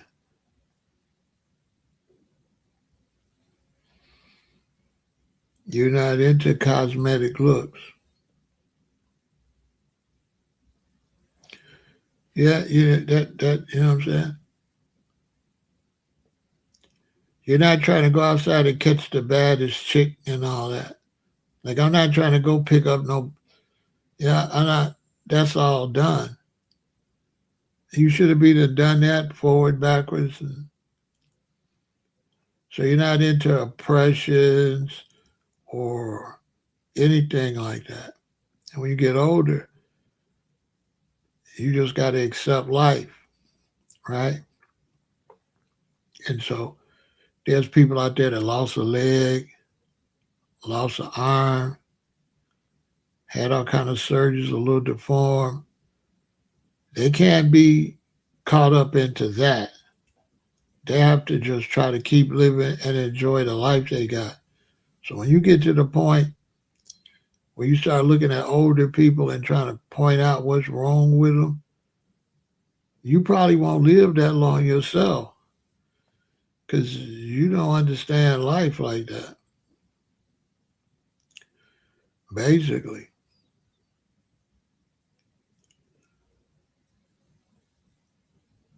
period. It gets to a point where you're just trying to stay alive. You ain't trying to do all that cosmetic stuff. You do it the best you can, but it's not like it's the end of the world.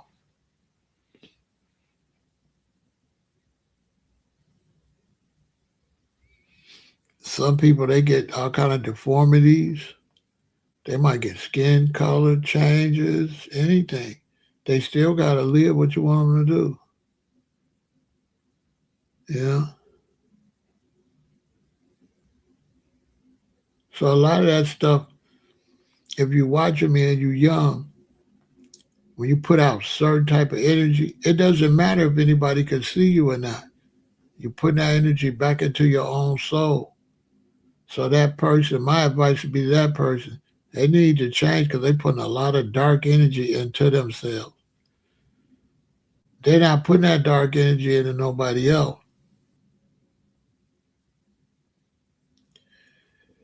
Uh, Good health, vegan lifestyle, not really because I got stabbed. I could have died. I got stabbed and barely made it to the hospital. So, vegan lifestyle, eating right, is something that you do so you feel as good as you can while you are alive, but it won't keep you alive. You got car accidents, you got people unalive you, you got pot toxins, you got poisons out here. You could be living in a toxic environment. You could be the best vegan ever. Find out later your house is leaking something that made you sick. People say, oh, he was a vegan and he passed away. It's deeper than that. It could be so many things could happen to you. So all you doing is the best you can do. That's it. There's no guarantee. So all you doing, like as plant-based vegan, all I'm doing is trying not to add to a situation. That's not going to prevent a situation, but that's going to make it so that I didn't add to the situation, but it could still come from anywhere. I could go outside tomorrow, some dude run past me. I look to see where I run, somebody shoot at him, hit me, shooting at him. So it's just like I could be driving, all of a sudden boom, somebody's run to me. So that's all, you know.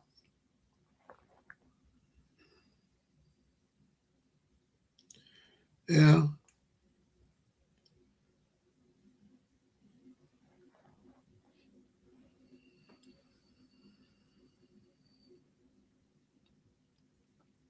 So I'm to the point I'm not trying to be impressive like that at this age. I'm just doing me.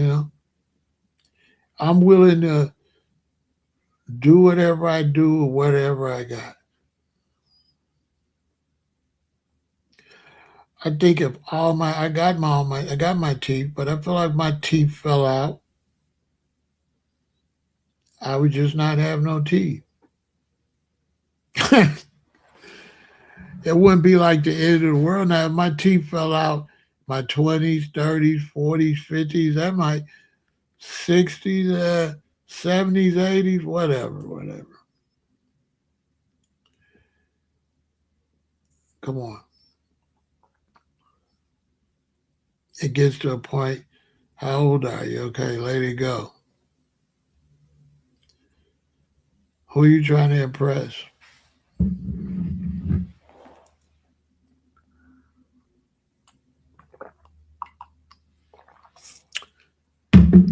You know what I'm saying?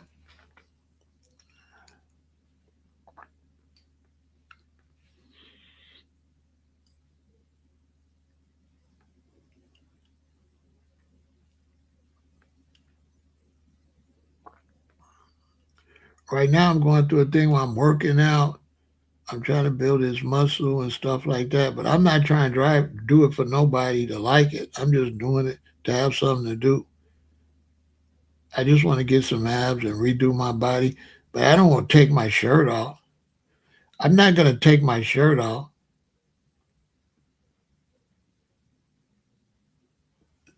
You know what I'm saying? I'm not going to take my shirt off just because I get some abs and that, because I'm not getting it for that. I just wanted, I just experimenting, keep myself busy, give myself goals.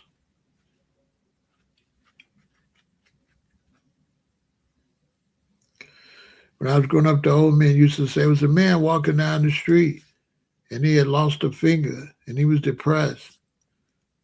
And then he ran into a man that didn't have a hand. So he walked with the man didn't have a hand and tried to console the man that didn't have a hand, but the man didn't have a hand. Said, well, you just lost a finger, I lost a hand. And then as they walking, they ran into a man that lost an arm. And the story goes on and on and on.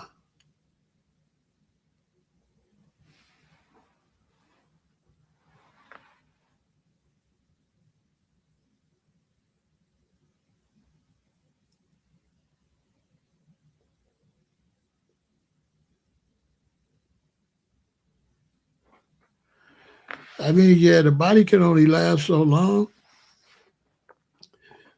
because the body is designed like this. You're born, I'm born, boom. I get to an age it's time to have sex. I have sex. I have three daughters. I have three sons. Those three sons is me back three times. So I'm back three times already. I'm reincarnated. I went into the future. I put my sperm into a woman. She carried the sperm. Boom. I'm reborn. So I'm reborn three times. So now your job is to guide yourself as long as you can. So when you expire at that point, you're still there, right? Right? So that's the job now is to, you know what I'm saying? But once your woman have that daughters, she's already here. So I got three daughters. So those daughters is their mothers back three times. I got three daughters by three different women. So those women are still alive. Then I got three sons. I'm here three times. Then one of my sons got a grandson. So that's four times. And that's how life is like recycled. And then you're here to raise yourself as much as you can to tell yourself, remember, do this, do that, because your memory is erased when you're reincarnated. So you don't bring all the negative stuff back every time you reincarnate. And if you spread that DNA and have children, you'll be here forever. If you don't, you're here anyway, because if you go back far enough, somebody had two sons and your uncle had sons and your uncle is your daddy and you was your daddy. So even though your uncle did, even though you didn't go down this tree, you went down that tree. So you really can't escape here until Judgment Day. When Judgment Day comes, you will be here.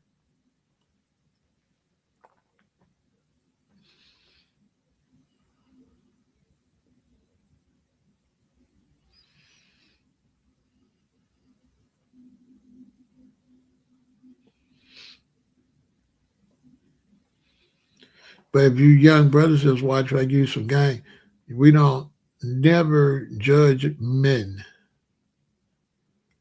You know what I'm saying? That's feminine. Never judge men.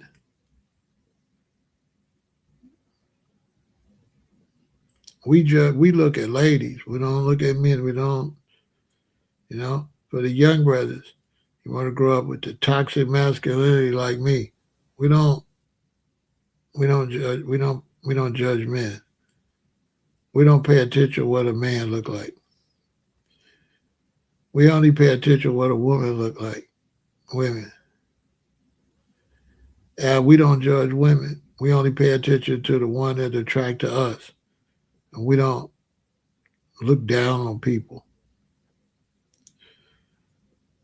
We don't look down people for no particular reason like that. That's the bad thing to do.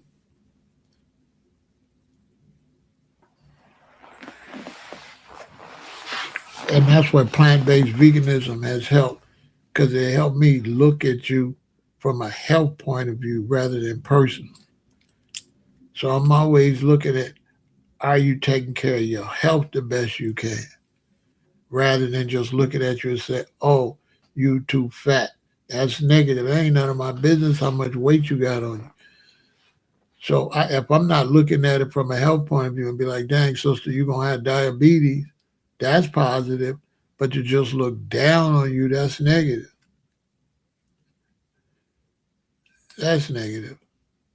With all these people on these planets looking all different kind of ways.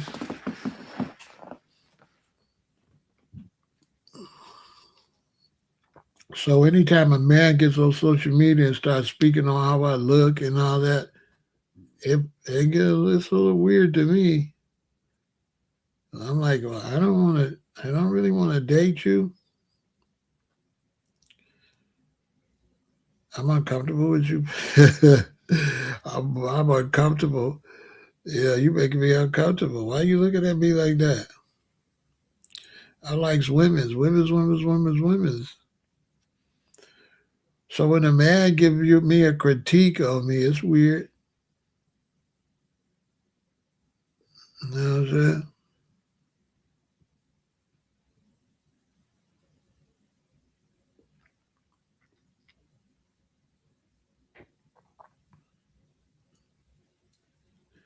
You say the Democrats ain't no good. I don't see what neither one of them no good right now.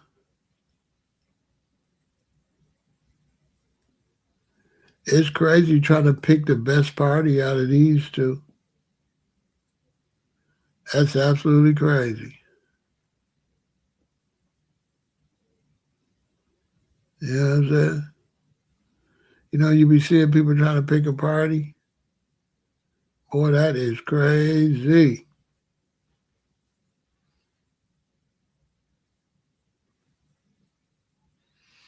That gets a little ridiculous.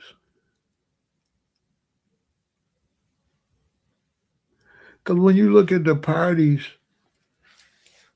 they both could be better. But I don't know. You know what I'm saying?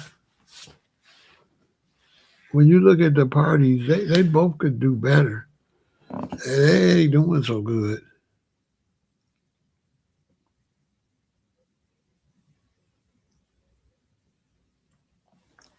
Somebody got some questions? We could go through them. We've been going 5 hours. It's 3 in the morning. I don't know how long we're gonna go. I'm not gonna cut this one. I'm gonna leave this one up. What else we all talk about?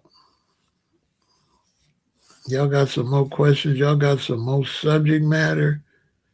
What's going on? Shout out to all the brothers out there and sisters in South Africa. All the other brothers and sisters going to Africa. Y'all can't go to Africa, South Africa, taking your problems when they struggling. You know, go home and fix your country. Running just makes it worse.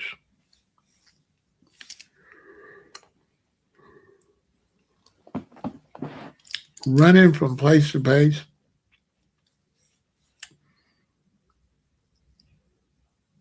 I don't see.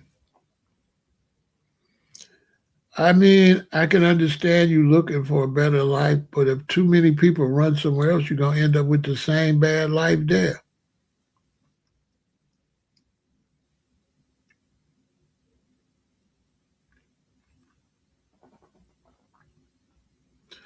Do I think Iran going to close the strait? The strait is closed. Both sides got it closed. Iran got it closed on one side, and America got it closed on the other.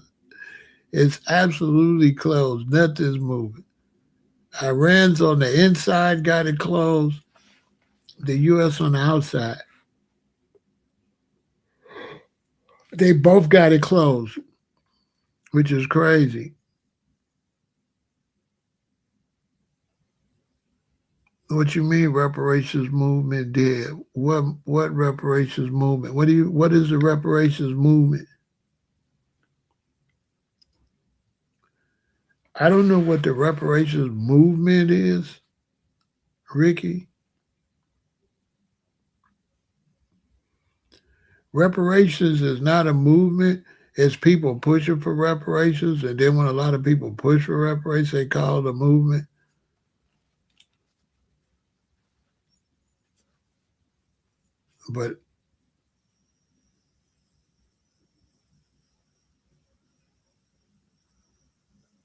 But I don't think the reparations movement is.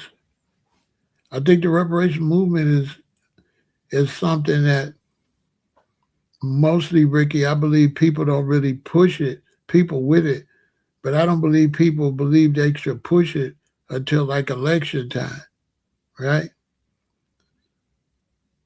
So I think election time is when they push it. Where do you see hip hop in the future? Do you think the conscience of it will come back? Uh, Conscious hip hop, you know, that's a great question. Conscious hip hop cannot come back. Uh, you have to be a conscious community. And so when they say conscious hip hop, they forget that there was a conscious community because conscious hip hop was born off of my generation. They is younger than me. So until you see a strong conscious community, you're going to see that first, and then you're going to see the hip hop. Because nobody's going to make conscious hip hop without a conscious community. And you don't have a conscious community. So conscious hip hop was made after my generation.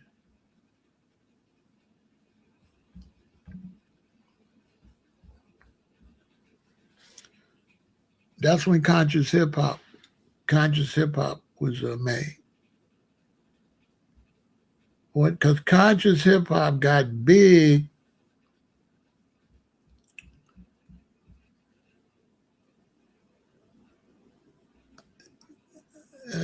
Let me show you a picture of when conscious hip hop started to get big. Conscious hip hop. Let me show you a picture of me.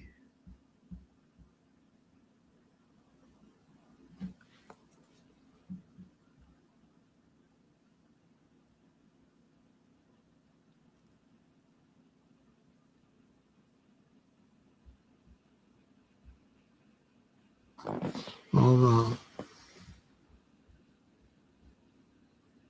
Because even as a roster, conscious hip hop wasn't nowhere. This is when conscious hip hop started to come.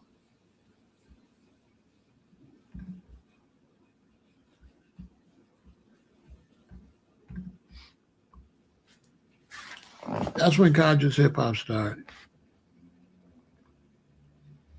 98, 90 to 98. You said 88 to 98? Yeah, somewhere in there. Yeah. Conscious hip hop was like, yeah, like uh, 88, 89, 90.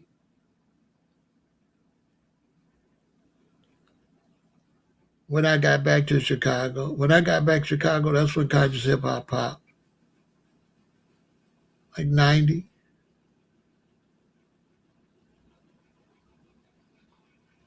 But it's younger than me. So KRS One of them was younger than me. And you know what I'm saying, conscious hip hop was irrelevant by 91. No, hold on. I did a video on this. Hold on.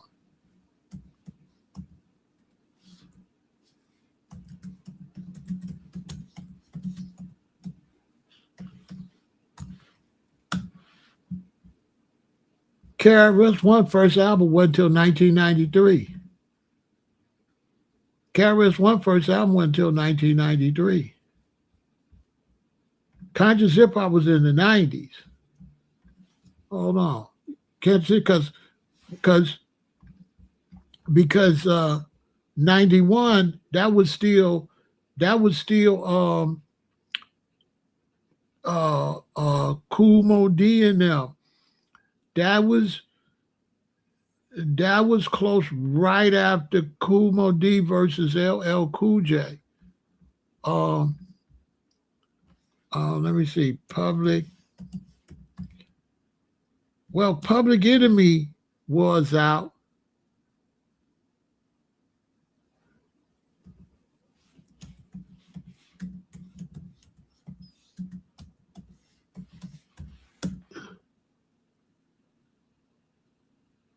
Bum Rush the Show was 1987.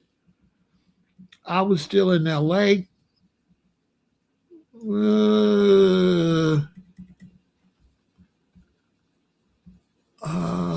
But hold on.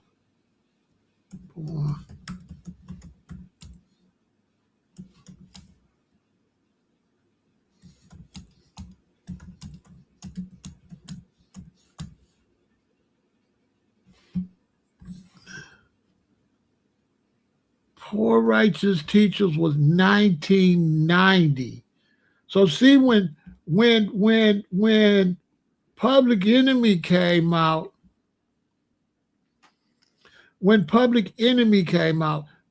they was out, but conscious rap really wasn't out. They was doing it, but conscious rap didn't really pop until 1990.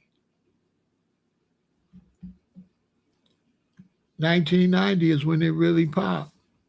Let me see.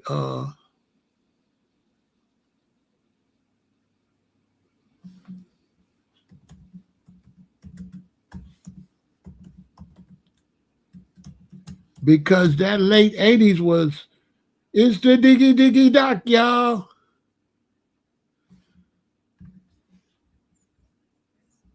1990. Brad Newby, 1990. So yeah, conscious rap popped 1990. 1990, 91, 92, 93, 94, 95. That was conscious rap.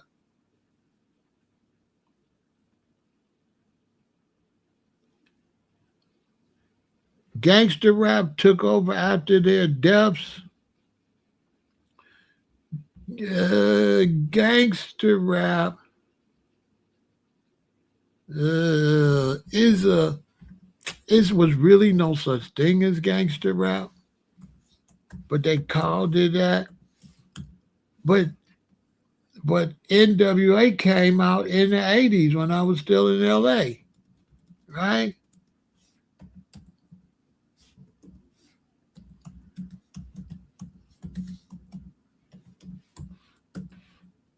NWA came out in 88 when I was still in LA.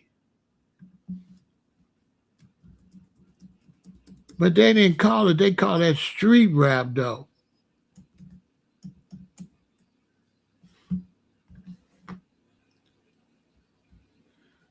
Snoop Dogg would be kind of the birth of gangster rap. That was like 93. So gangster rap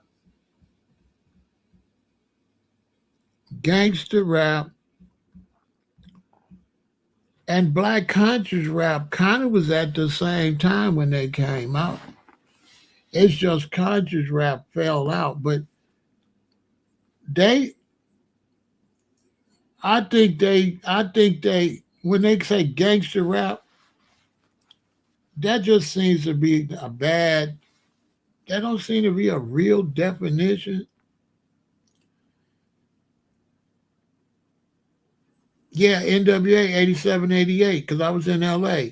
Gangsters is not about salaries, not about the salaries out there. Yeah, that was then. But it always confused me when they say gangster rap because they can't name a lot of gangster rappers. And when you name the gangster rappers, it's going to be right at the same time as the conscious rappers.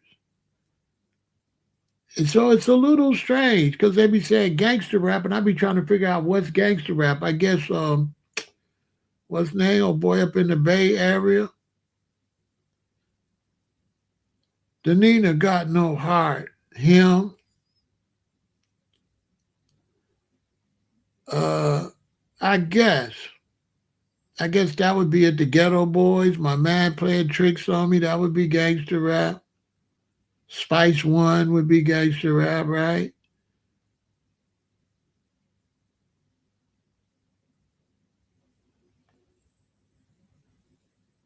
They called it hardcore. I think Spice One would be gangster rap. Snoop Dogg would be gangster rap. Uh, NWA would be gangster rap. Ice T, the original gangster. That was the late '80s. I was still in Cali. So gangster rap went from the late '80s all the way through, and black conscious rap jumped in the middle of gangster rap. I would say. So they're not really clear about that stuff. They're not really clear about gangster rap. Y'all notice that? They're like it was this and it was this and was that. But the reality is, I used to go in the '90s and go watch MTV and BET, and I used to wait for all of that. All of that used to come on at the same time. Follow the Leader with Rakim with the machine guns, all that. The way they try to say it was distant, it was that. What I remember, it was all at the same time. It was gangster rap, it was conscious rap, all at the same time. I don't remember when it was this, then it was that. I don't remember that. I remember all of that stuff. It was variety. It was variety on MTV and Yo MTV Raps. It was variety. It was all kind of rap. It was all kind of rap that I remember. I don't remember it being no one kind of rap. Y'all, it ain't never been no one kind of rap. Not that I remember.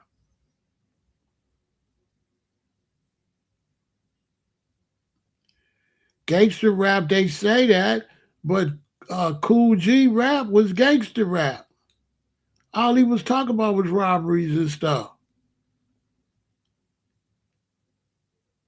So that's why, it's weird the way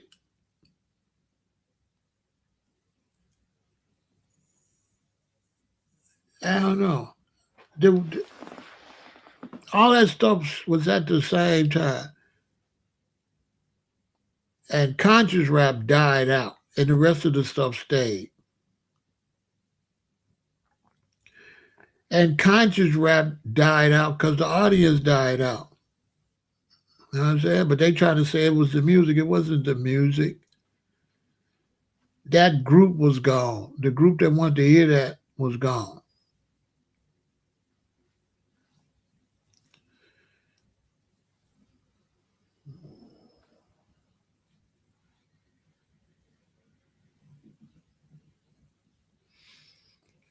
So it's just weird the way we talk about.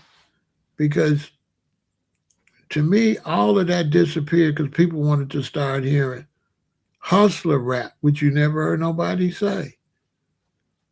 Think about it. Nobody say hustler rap. There's no hustler rap.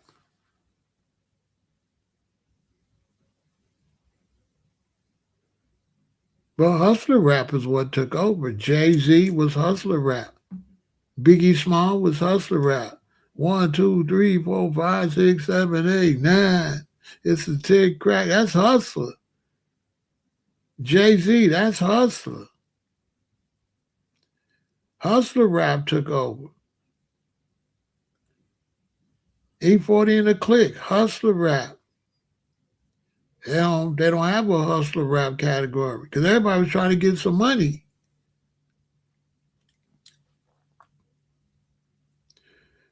Because we was thinking of a master plan. You know what I'm saying? That's hustler rap. They be talking about gangster rap, but hustler rap because everybody was trying to get some money. Everybody was trying to get some money. E40, hustler rap. Everybody was trying to get some money, but they be calling it gangster rap.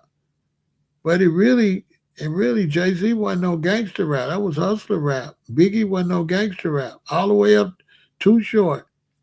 Too Short was pimp rap though, which would be hustler rap. Pimps is hustling. All the way up to Rick Ross. Rick Ross was hustling rap.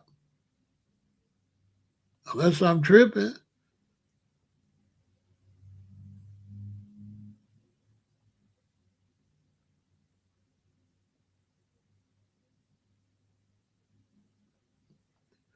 And hustler rap took over because hustlers wanted some music to inspire them to go get some money. So that'd be interesting. I did a video on that, but the pro black rap, it didn't go nowhere because the pro black rappers did never do nothing pro black. And see, when you do pro black, you can't just rap that. That's why conscious rap died. Because if you're doing hustler rap and gangster rap, everybody know you can't show everybody because it's illegal. But if you do conscious rap, it seemed to me you would have to show and prove what you're saying because you're saying the community should do this and that and this and that. And so that's why conscious rap didn't go nowhere because the brothers didn't show and prove. They couldn't even stay together. How you gonna respect conscious rap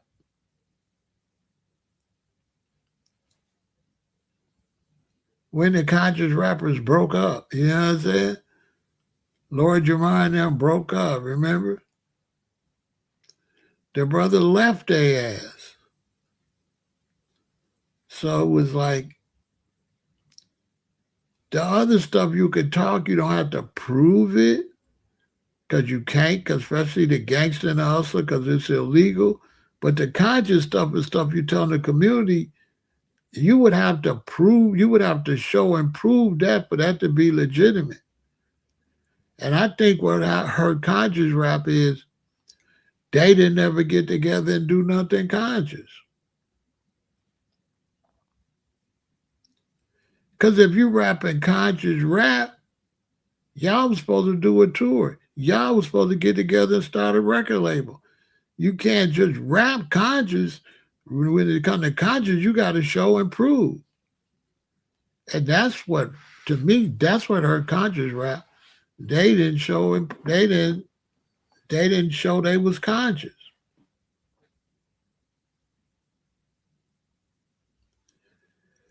KRS-One whooped the dude that threw him off the stage, but he was talking about stop the violence. Then he threw the dude from PMD off the stage, from PM Dawn off the stage. That hurt Chris' career. His career never came back after that because everybody was riding with him, stop the violence. Then when he went and did some violence, people was like, oh, this dude's a hypocrite. His career never was nothing. He still don't have the respect most people think. A lot of people from that era, we don't respect him. I don't respect KRS-One because he got on there saying something. He didn't even do what he was preaching. You can't just say conscious stuff. You got to really live that. His career was over.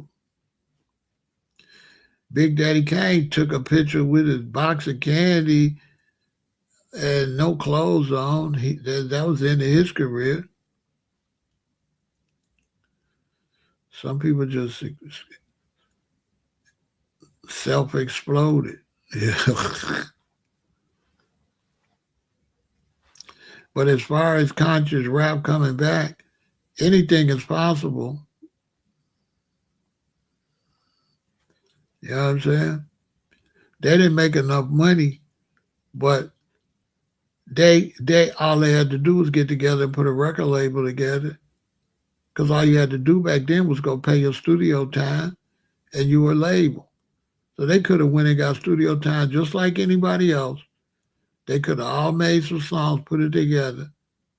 They could have put their money together back then. Back then they could have got money because back then, once you get the project done, you're gonna get the CDs pressed up and you could sell right out your trunk. You could sell CDs, you could drop CDs off at the record stores and all that. You didn't even really need no label if you got off your butt and worked.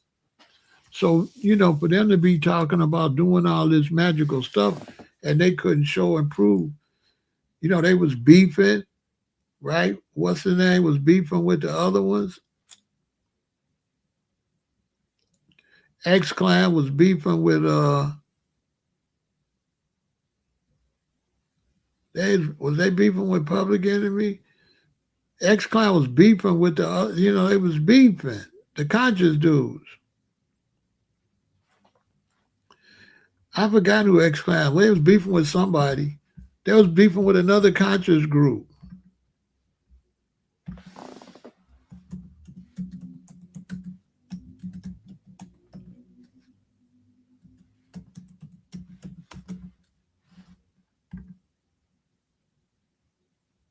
Oh, they was beefing with KRS-One. Yeah, come on. They was beefing. X Clan was beefing with KRS. See what I'm saying? KRS-One got to be one of the funniest rappers in rap. How you beat up PM Dawn, dude, and beefing with X Clan? You talking, dude?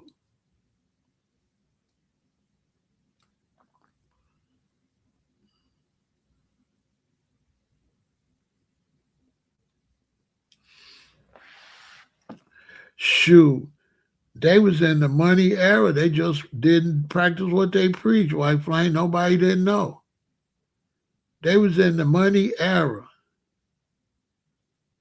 Because people like me, we got in right behind them, but it was too late. We jumped in right behind all of that, but they was right there where the money was at, and they didn't go get it. They was right there. They was in the prime of the shit. Seriously. If you went independent back there, you was going to get paid. Facts. You could have started out small and flipped them, and they could have got paid. They was at the prime of independence. And them being pro-black, they would have sold out. They was at the prime of it. They was at the prime. Here in Chicago, like right around after that, all them brothers, I forgot everybody's name, they all got upfront independent label money. The main labels was giving independents money. I forgot them brothers. There was some brothers in Chicago got independent money and they went and bought cars and stuff, didn't do nothing. But you could get the independent bag. And then I got in late. And once I started going, my lawyer said they ain't giving out no more independent bags because too many dudes got the money and blew the money. Dudes was going to the studio, being in there days and nights, spending money in the studio and don't do no record. And the record label say, I just paid the studio all this time. Where's the record? They ain't do the record. The ones smart, they got paid. The other ones, they didn't make nothing. They messed it up for people like me. Because dudes was taking the money and playing. At that time, even R. Kelly was playing. I remember the mob came in the studio after him. I remember the mob came after Kells. I ain't gonna say dude's name, but they sent that gangster in the studio, and he wanted to know where Jive Records money at. How much Jive Records money you gonna spend? You know what I mean? Kells all out there on the bus, had his tour bus all in the parking lot outside the studio. running up all these hours in the studio and wasn't working and shit. Real talk.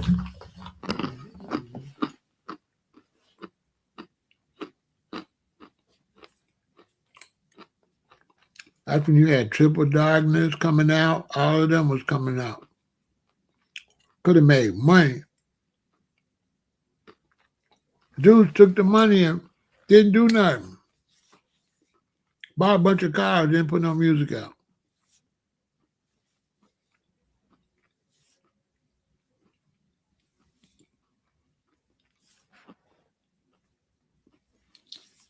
You had dudes had labels all the way out there in the gardens, in the Wild Hundreds, on the West Side, in the 80s. They had gave them label money and they blew it. They blew the label money.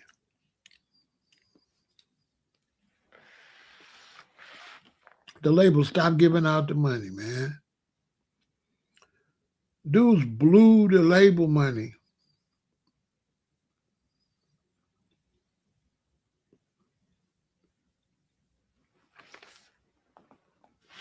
So they went back to invest and then they invested in the kids. Nobody talk about that. That's what happened to the record labels. That's what happened to the music. They put it all in the kids. They said, okay, forget y'all, we put it in the kids. And they put all the money into the kids. Jodeci and Belle Biv DeVoe and Lil Bow Wow and Romeo. And they put all the money into the kids. That's that 106 and Park era. Everybody was a baby. They put all the money into the kids. Lil Bow Wow was bigger than life. Romeo, they put all the money into them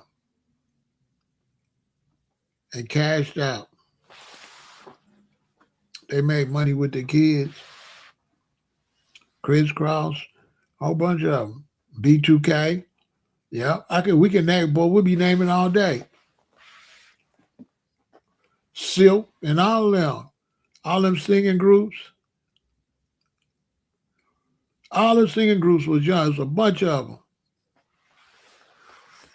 They put the money into the kids and got paid.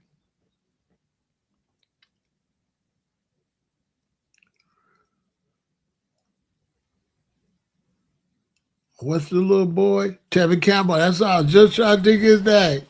Tevin, yep, that's what I was just thinking of. What's the little boy T son? Like, yep, Tevin Campbell. All of them, they got paid. They put it into the kids. Then they had a show for the kids when they got out of school. 106 in Park was for when you get out of school. It was genius. And then on the weekend they had Teen Summit. They had Teen Summit. Hey, they got paid. They came out with 106 in Park at Teen Summit, and they just went for the shorties. Shut the gang down.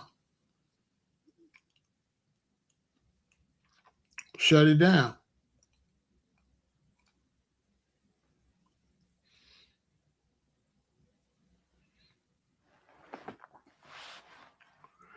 Because the other dudes, they was beefing too much. They lost all that money. Biggie, Tupac. How y'all let them get out alive? When they should have dropped at least 3 Tupac Biggie albums, shit would have went through the roof.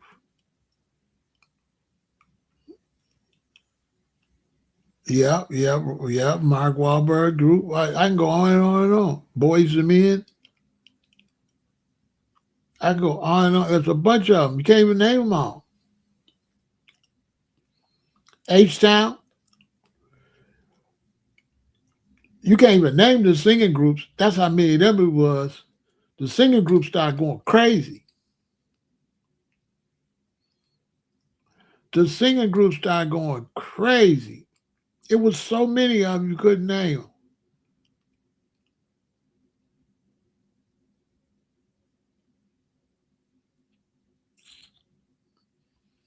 Heck yeah. It was.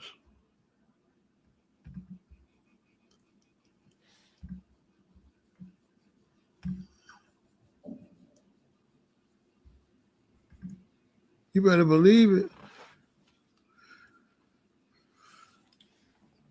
What else going on?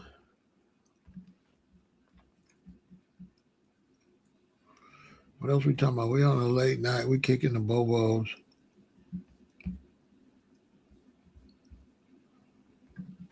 I might do like a little marathon. I might go again at like 5 o'clock, 6 o'clock.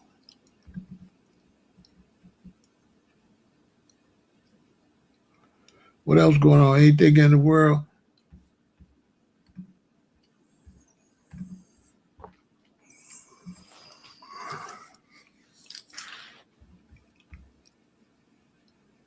You see, they went and grabbed JR for that situation. I don't be doing the gospel stuff. But you see, they went and grabbed JR for that situation with Ben 10. They grabbed JR because they're going to try to pressure him to snitch on the Prince family. Watch. That's about. All he got to do is say, Junior sicked them on him, and Junior going to get all them charges. How long I think this war lasts? It ain't no telling, Quayla. On my soul. It ain't no telling. I'll tell you this.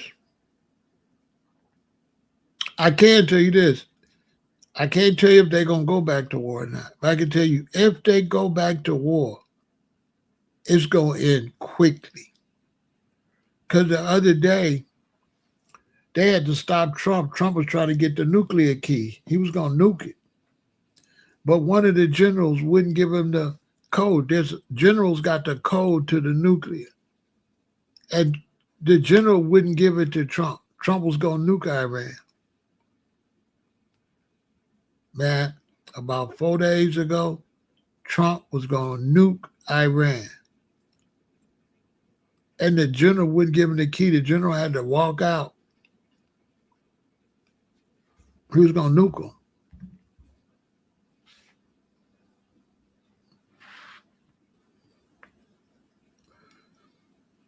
Trump wanted to nuke Iran.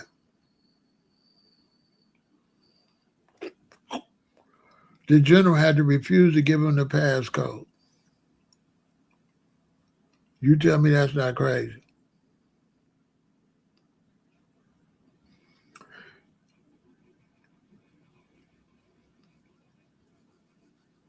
And all that stuff Trump talk about, he gonna wait it out. No, he not. He waiting until he gets set up to blow their ass up.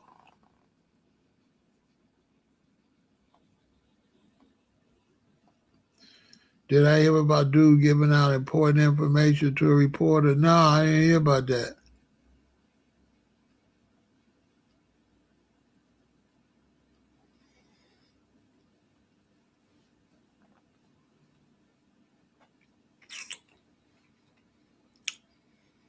So I don't know what's up with this war. I don't know.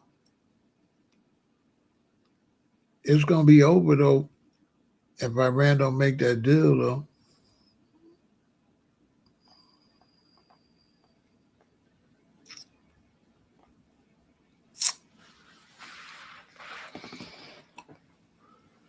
Trump don't care. He got people coming here to get oil. Smart. The longer he do that, the more people come get oil over this way. Because he got them coming getting oil from over here. They ain't telling that part.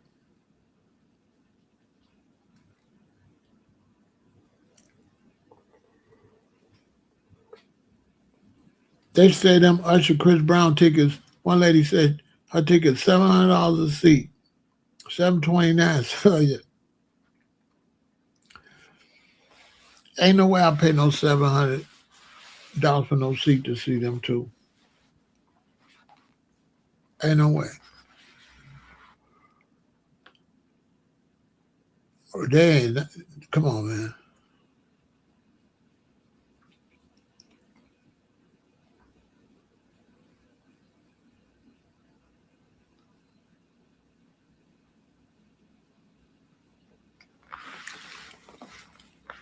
I mean, if I had my wife and she just absolutely wanted to go, I'd be like, babe,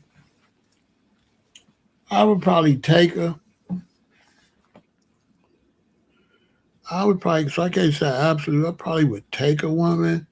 She just absolutely, but she would really have to be, I wouldn't take no girlfriend. This would have to be my wife, and we would have to be married or going to get married, have a baby, something. Because I would not spend those 1,600. That's going to be 2 grand with the dinner, and that's going to be too much money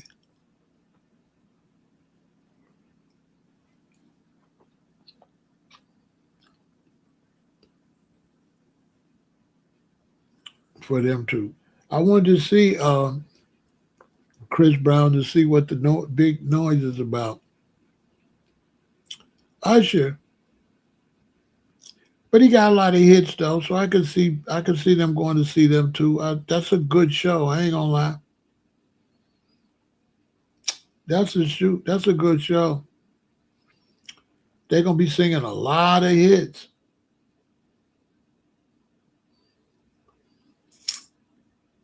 If I had a lady and she really wanted to go, but it depends on how close we are.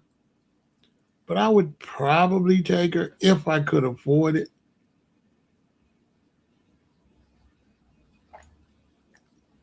If I could afford, it, I'd probably take her.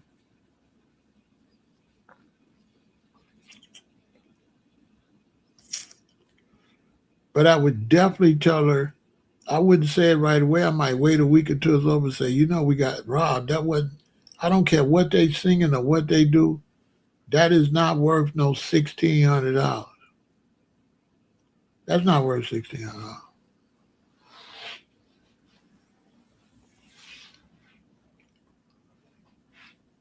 If I'm a woman, I'd rather you buy me some $1,600 worth of jewelry or a coat or something than that.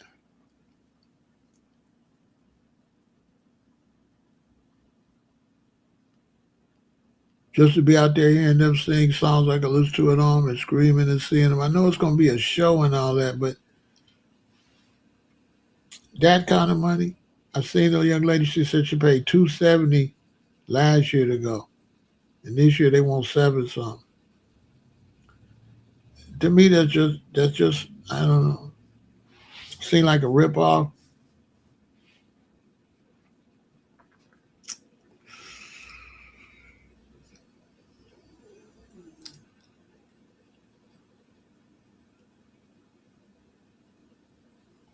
I wouldn't take no girlfriend. Well, she gotta be my wife. If you ain't, I'm not. I'm not. No, you gotta be my wife to go to that. We gotta be married. There's no way I'm taking no girlfriend or no baby mama to that. Period.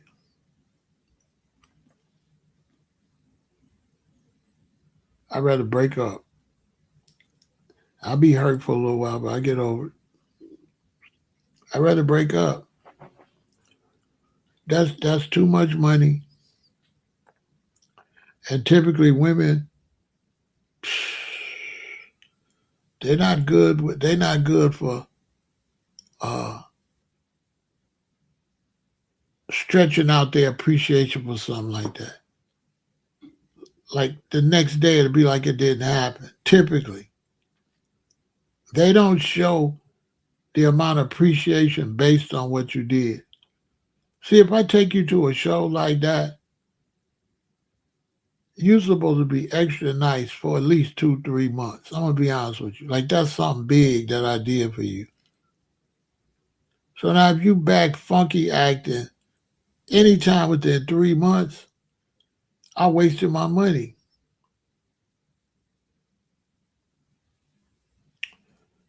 Because that's some serious money. And anytime you live where people start thinking that kind of money ain't no good because you're trying to show how much money you make, that's sad. That's why black folks ain't got no investments like they supposed to and stuff like that. So you would have to be my wife.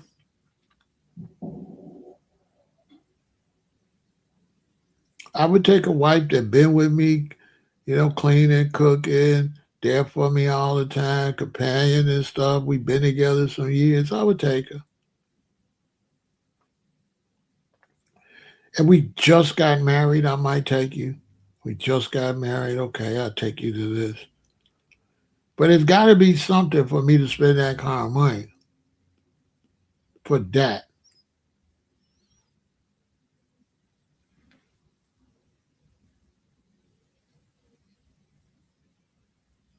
I mean, it's just money. You'll get it back.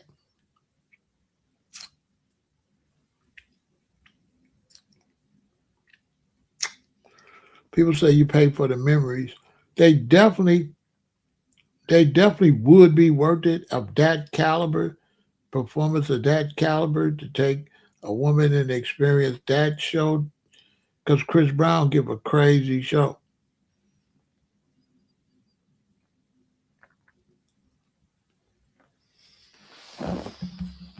Let me see something.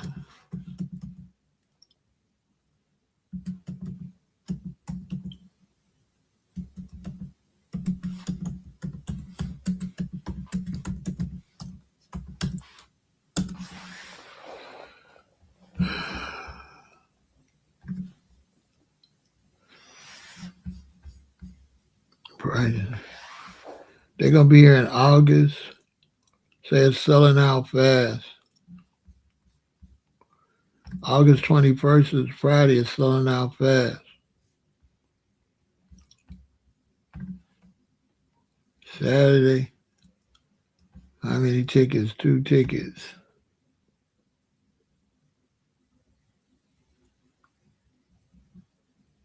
Oh, they ain't number 200 some dollars. What the? Oh, section 120 is 764. Yep. Oh, but that's for 2 tickets.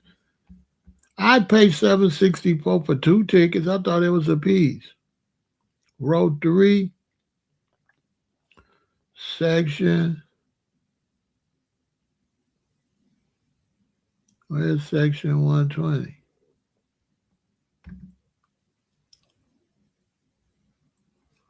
They say I got 10 minutes to complete the purchase. I'm trying to see where the hell it's at. What are you talking about?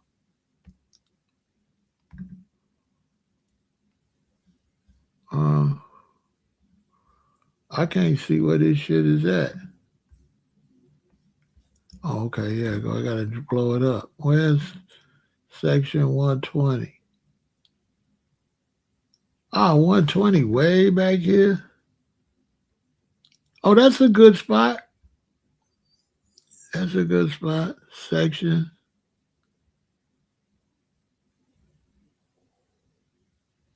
120, row 3.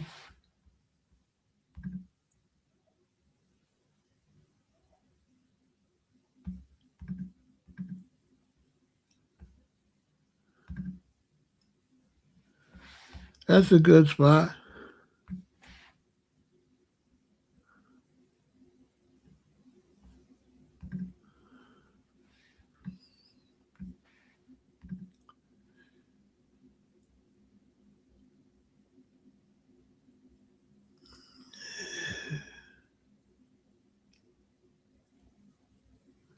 That's a good spot. They have some good seats.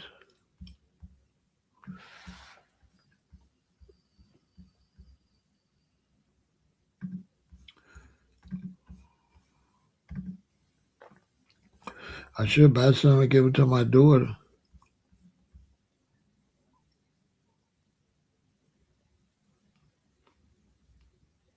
Yeah, I'm gonna think about that.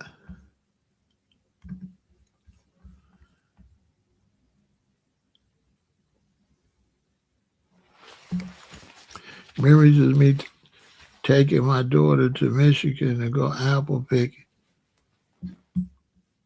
Yeah, you're right.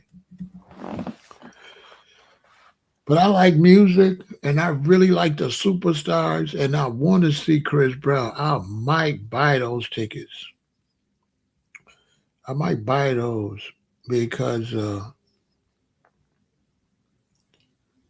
that's definitely a classic. I've seen Michael Jackson. I need to see I need to see Chris Brown. I might buy those. I might buy two of those.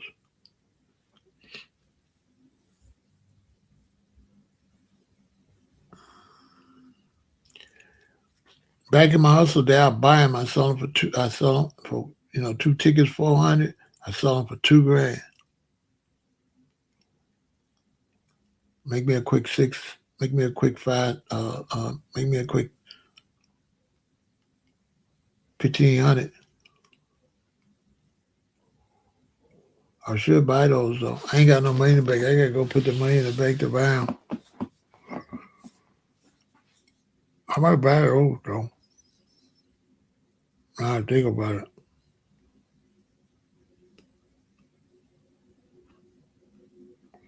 Be just my luck. I buy that shit and it storm out.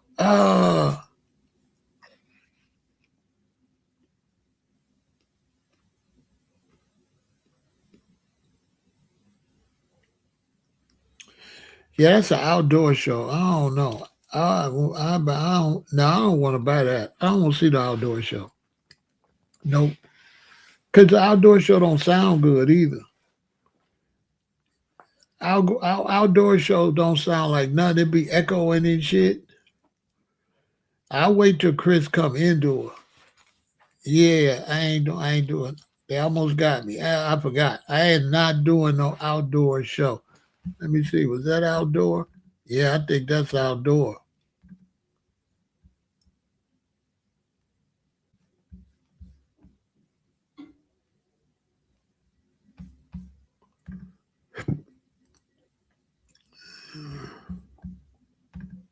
Where that's held at? Soldier Field. No, I ain't going to that. Hell no. Oh no. Oh no. Outdoor? No. The acoustics is everything.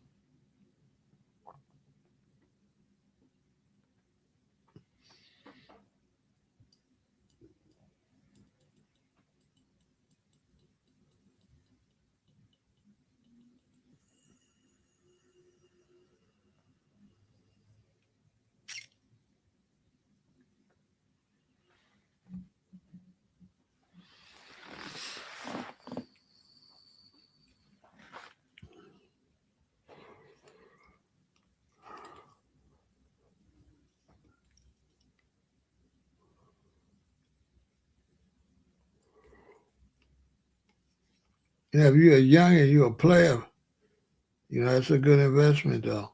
If you're young, you're a player, you got a nice chick, she make a lot of money. She always want to look out for you. She gonna give it back anyway. She gonna end up paying for it. That's for the players out there. Definitely, if I was out there player, I buy those two tickets. I don't know. I'll find somebody to go, but that's definitely a come up if you're a player.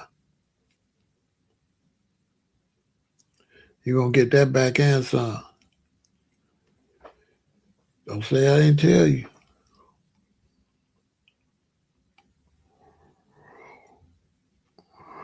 I just gave you some game pimping.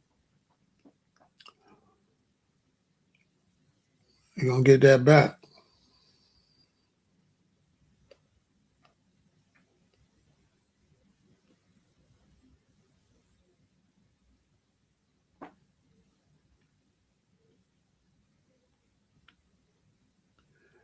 I still might buy them just for the hell of it.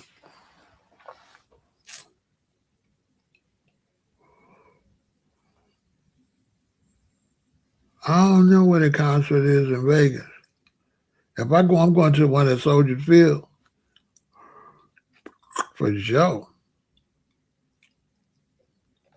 I'm going to the one on Lakeshore Drive, baby.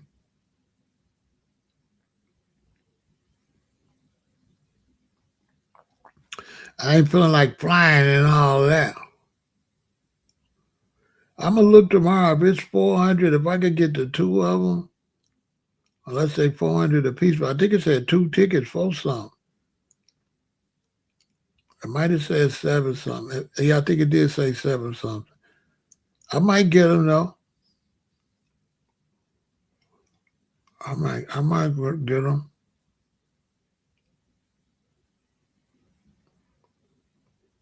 I guess if it rain, they'll reschedule it, hopefully. You sit out there in the rain.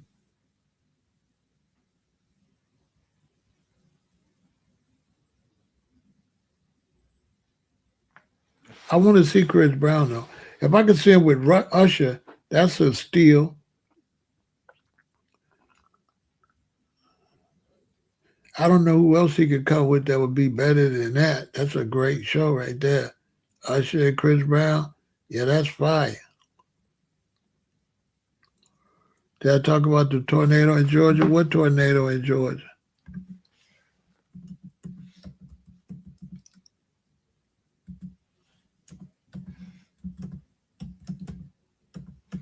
There was a tornado in Georgia.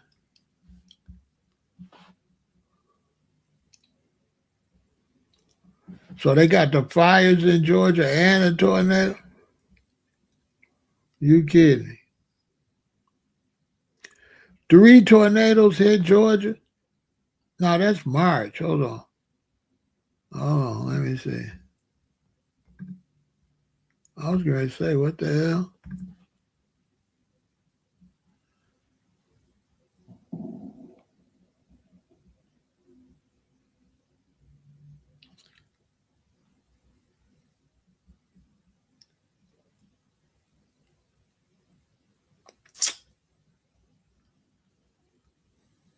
In Garfield County, double tornadoes.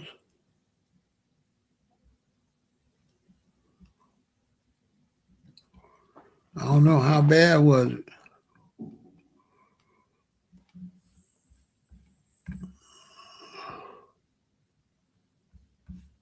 How bad was it? Oh, okay.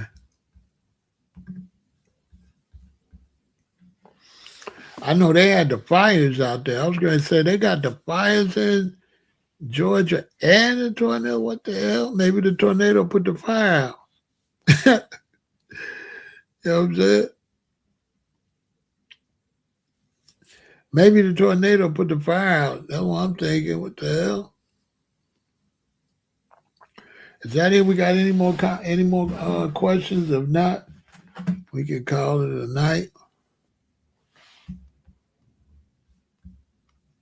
Any more questions?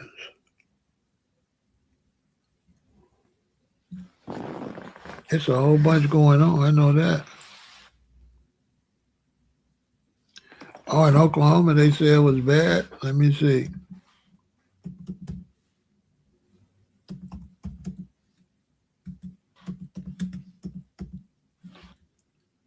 Tornado in Oklahoma.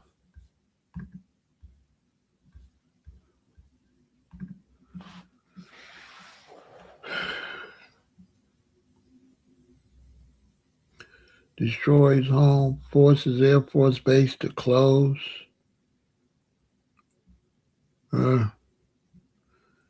Multiple tornadoes ripped through Enid, Bahram. Tornadoes ripped through Oklahoma.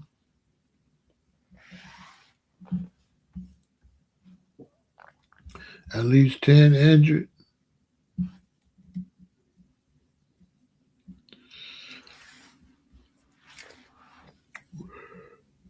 Oh, that bad boy big.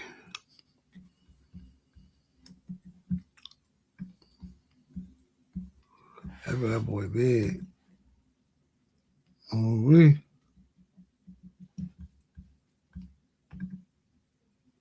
Damn. I hope everybody all right. Oh, we. Look at that bad boy.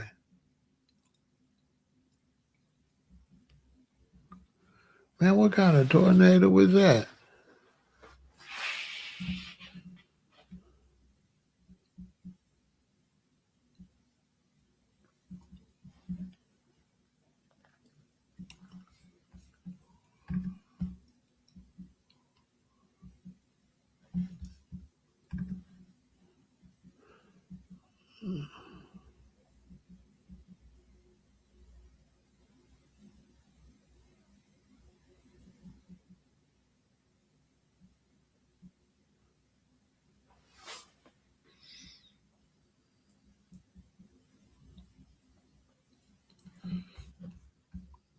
was huge.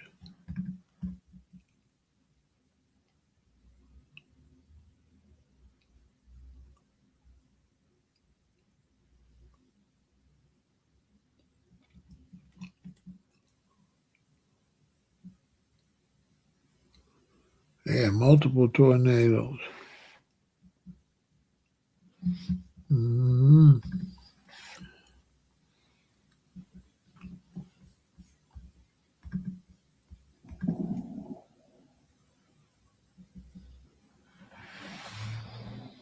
Mm-mm-mm.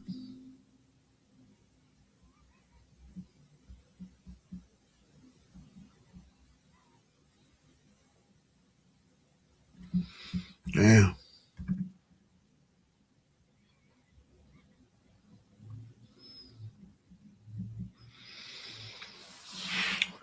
All right, y'all. That's that.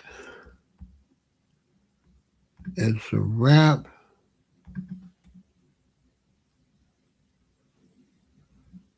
Like, share, subscribe, support the channel.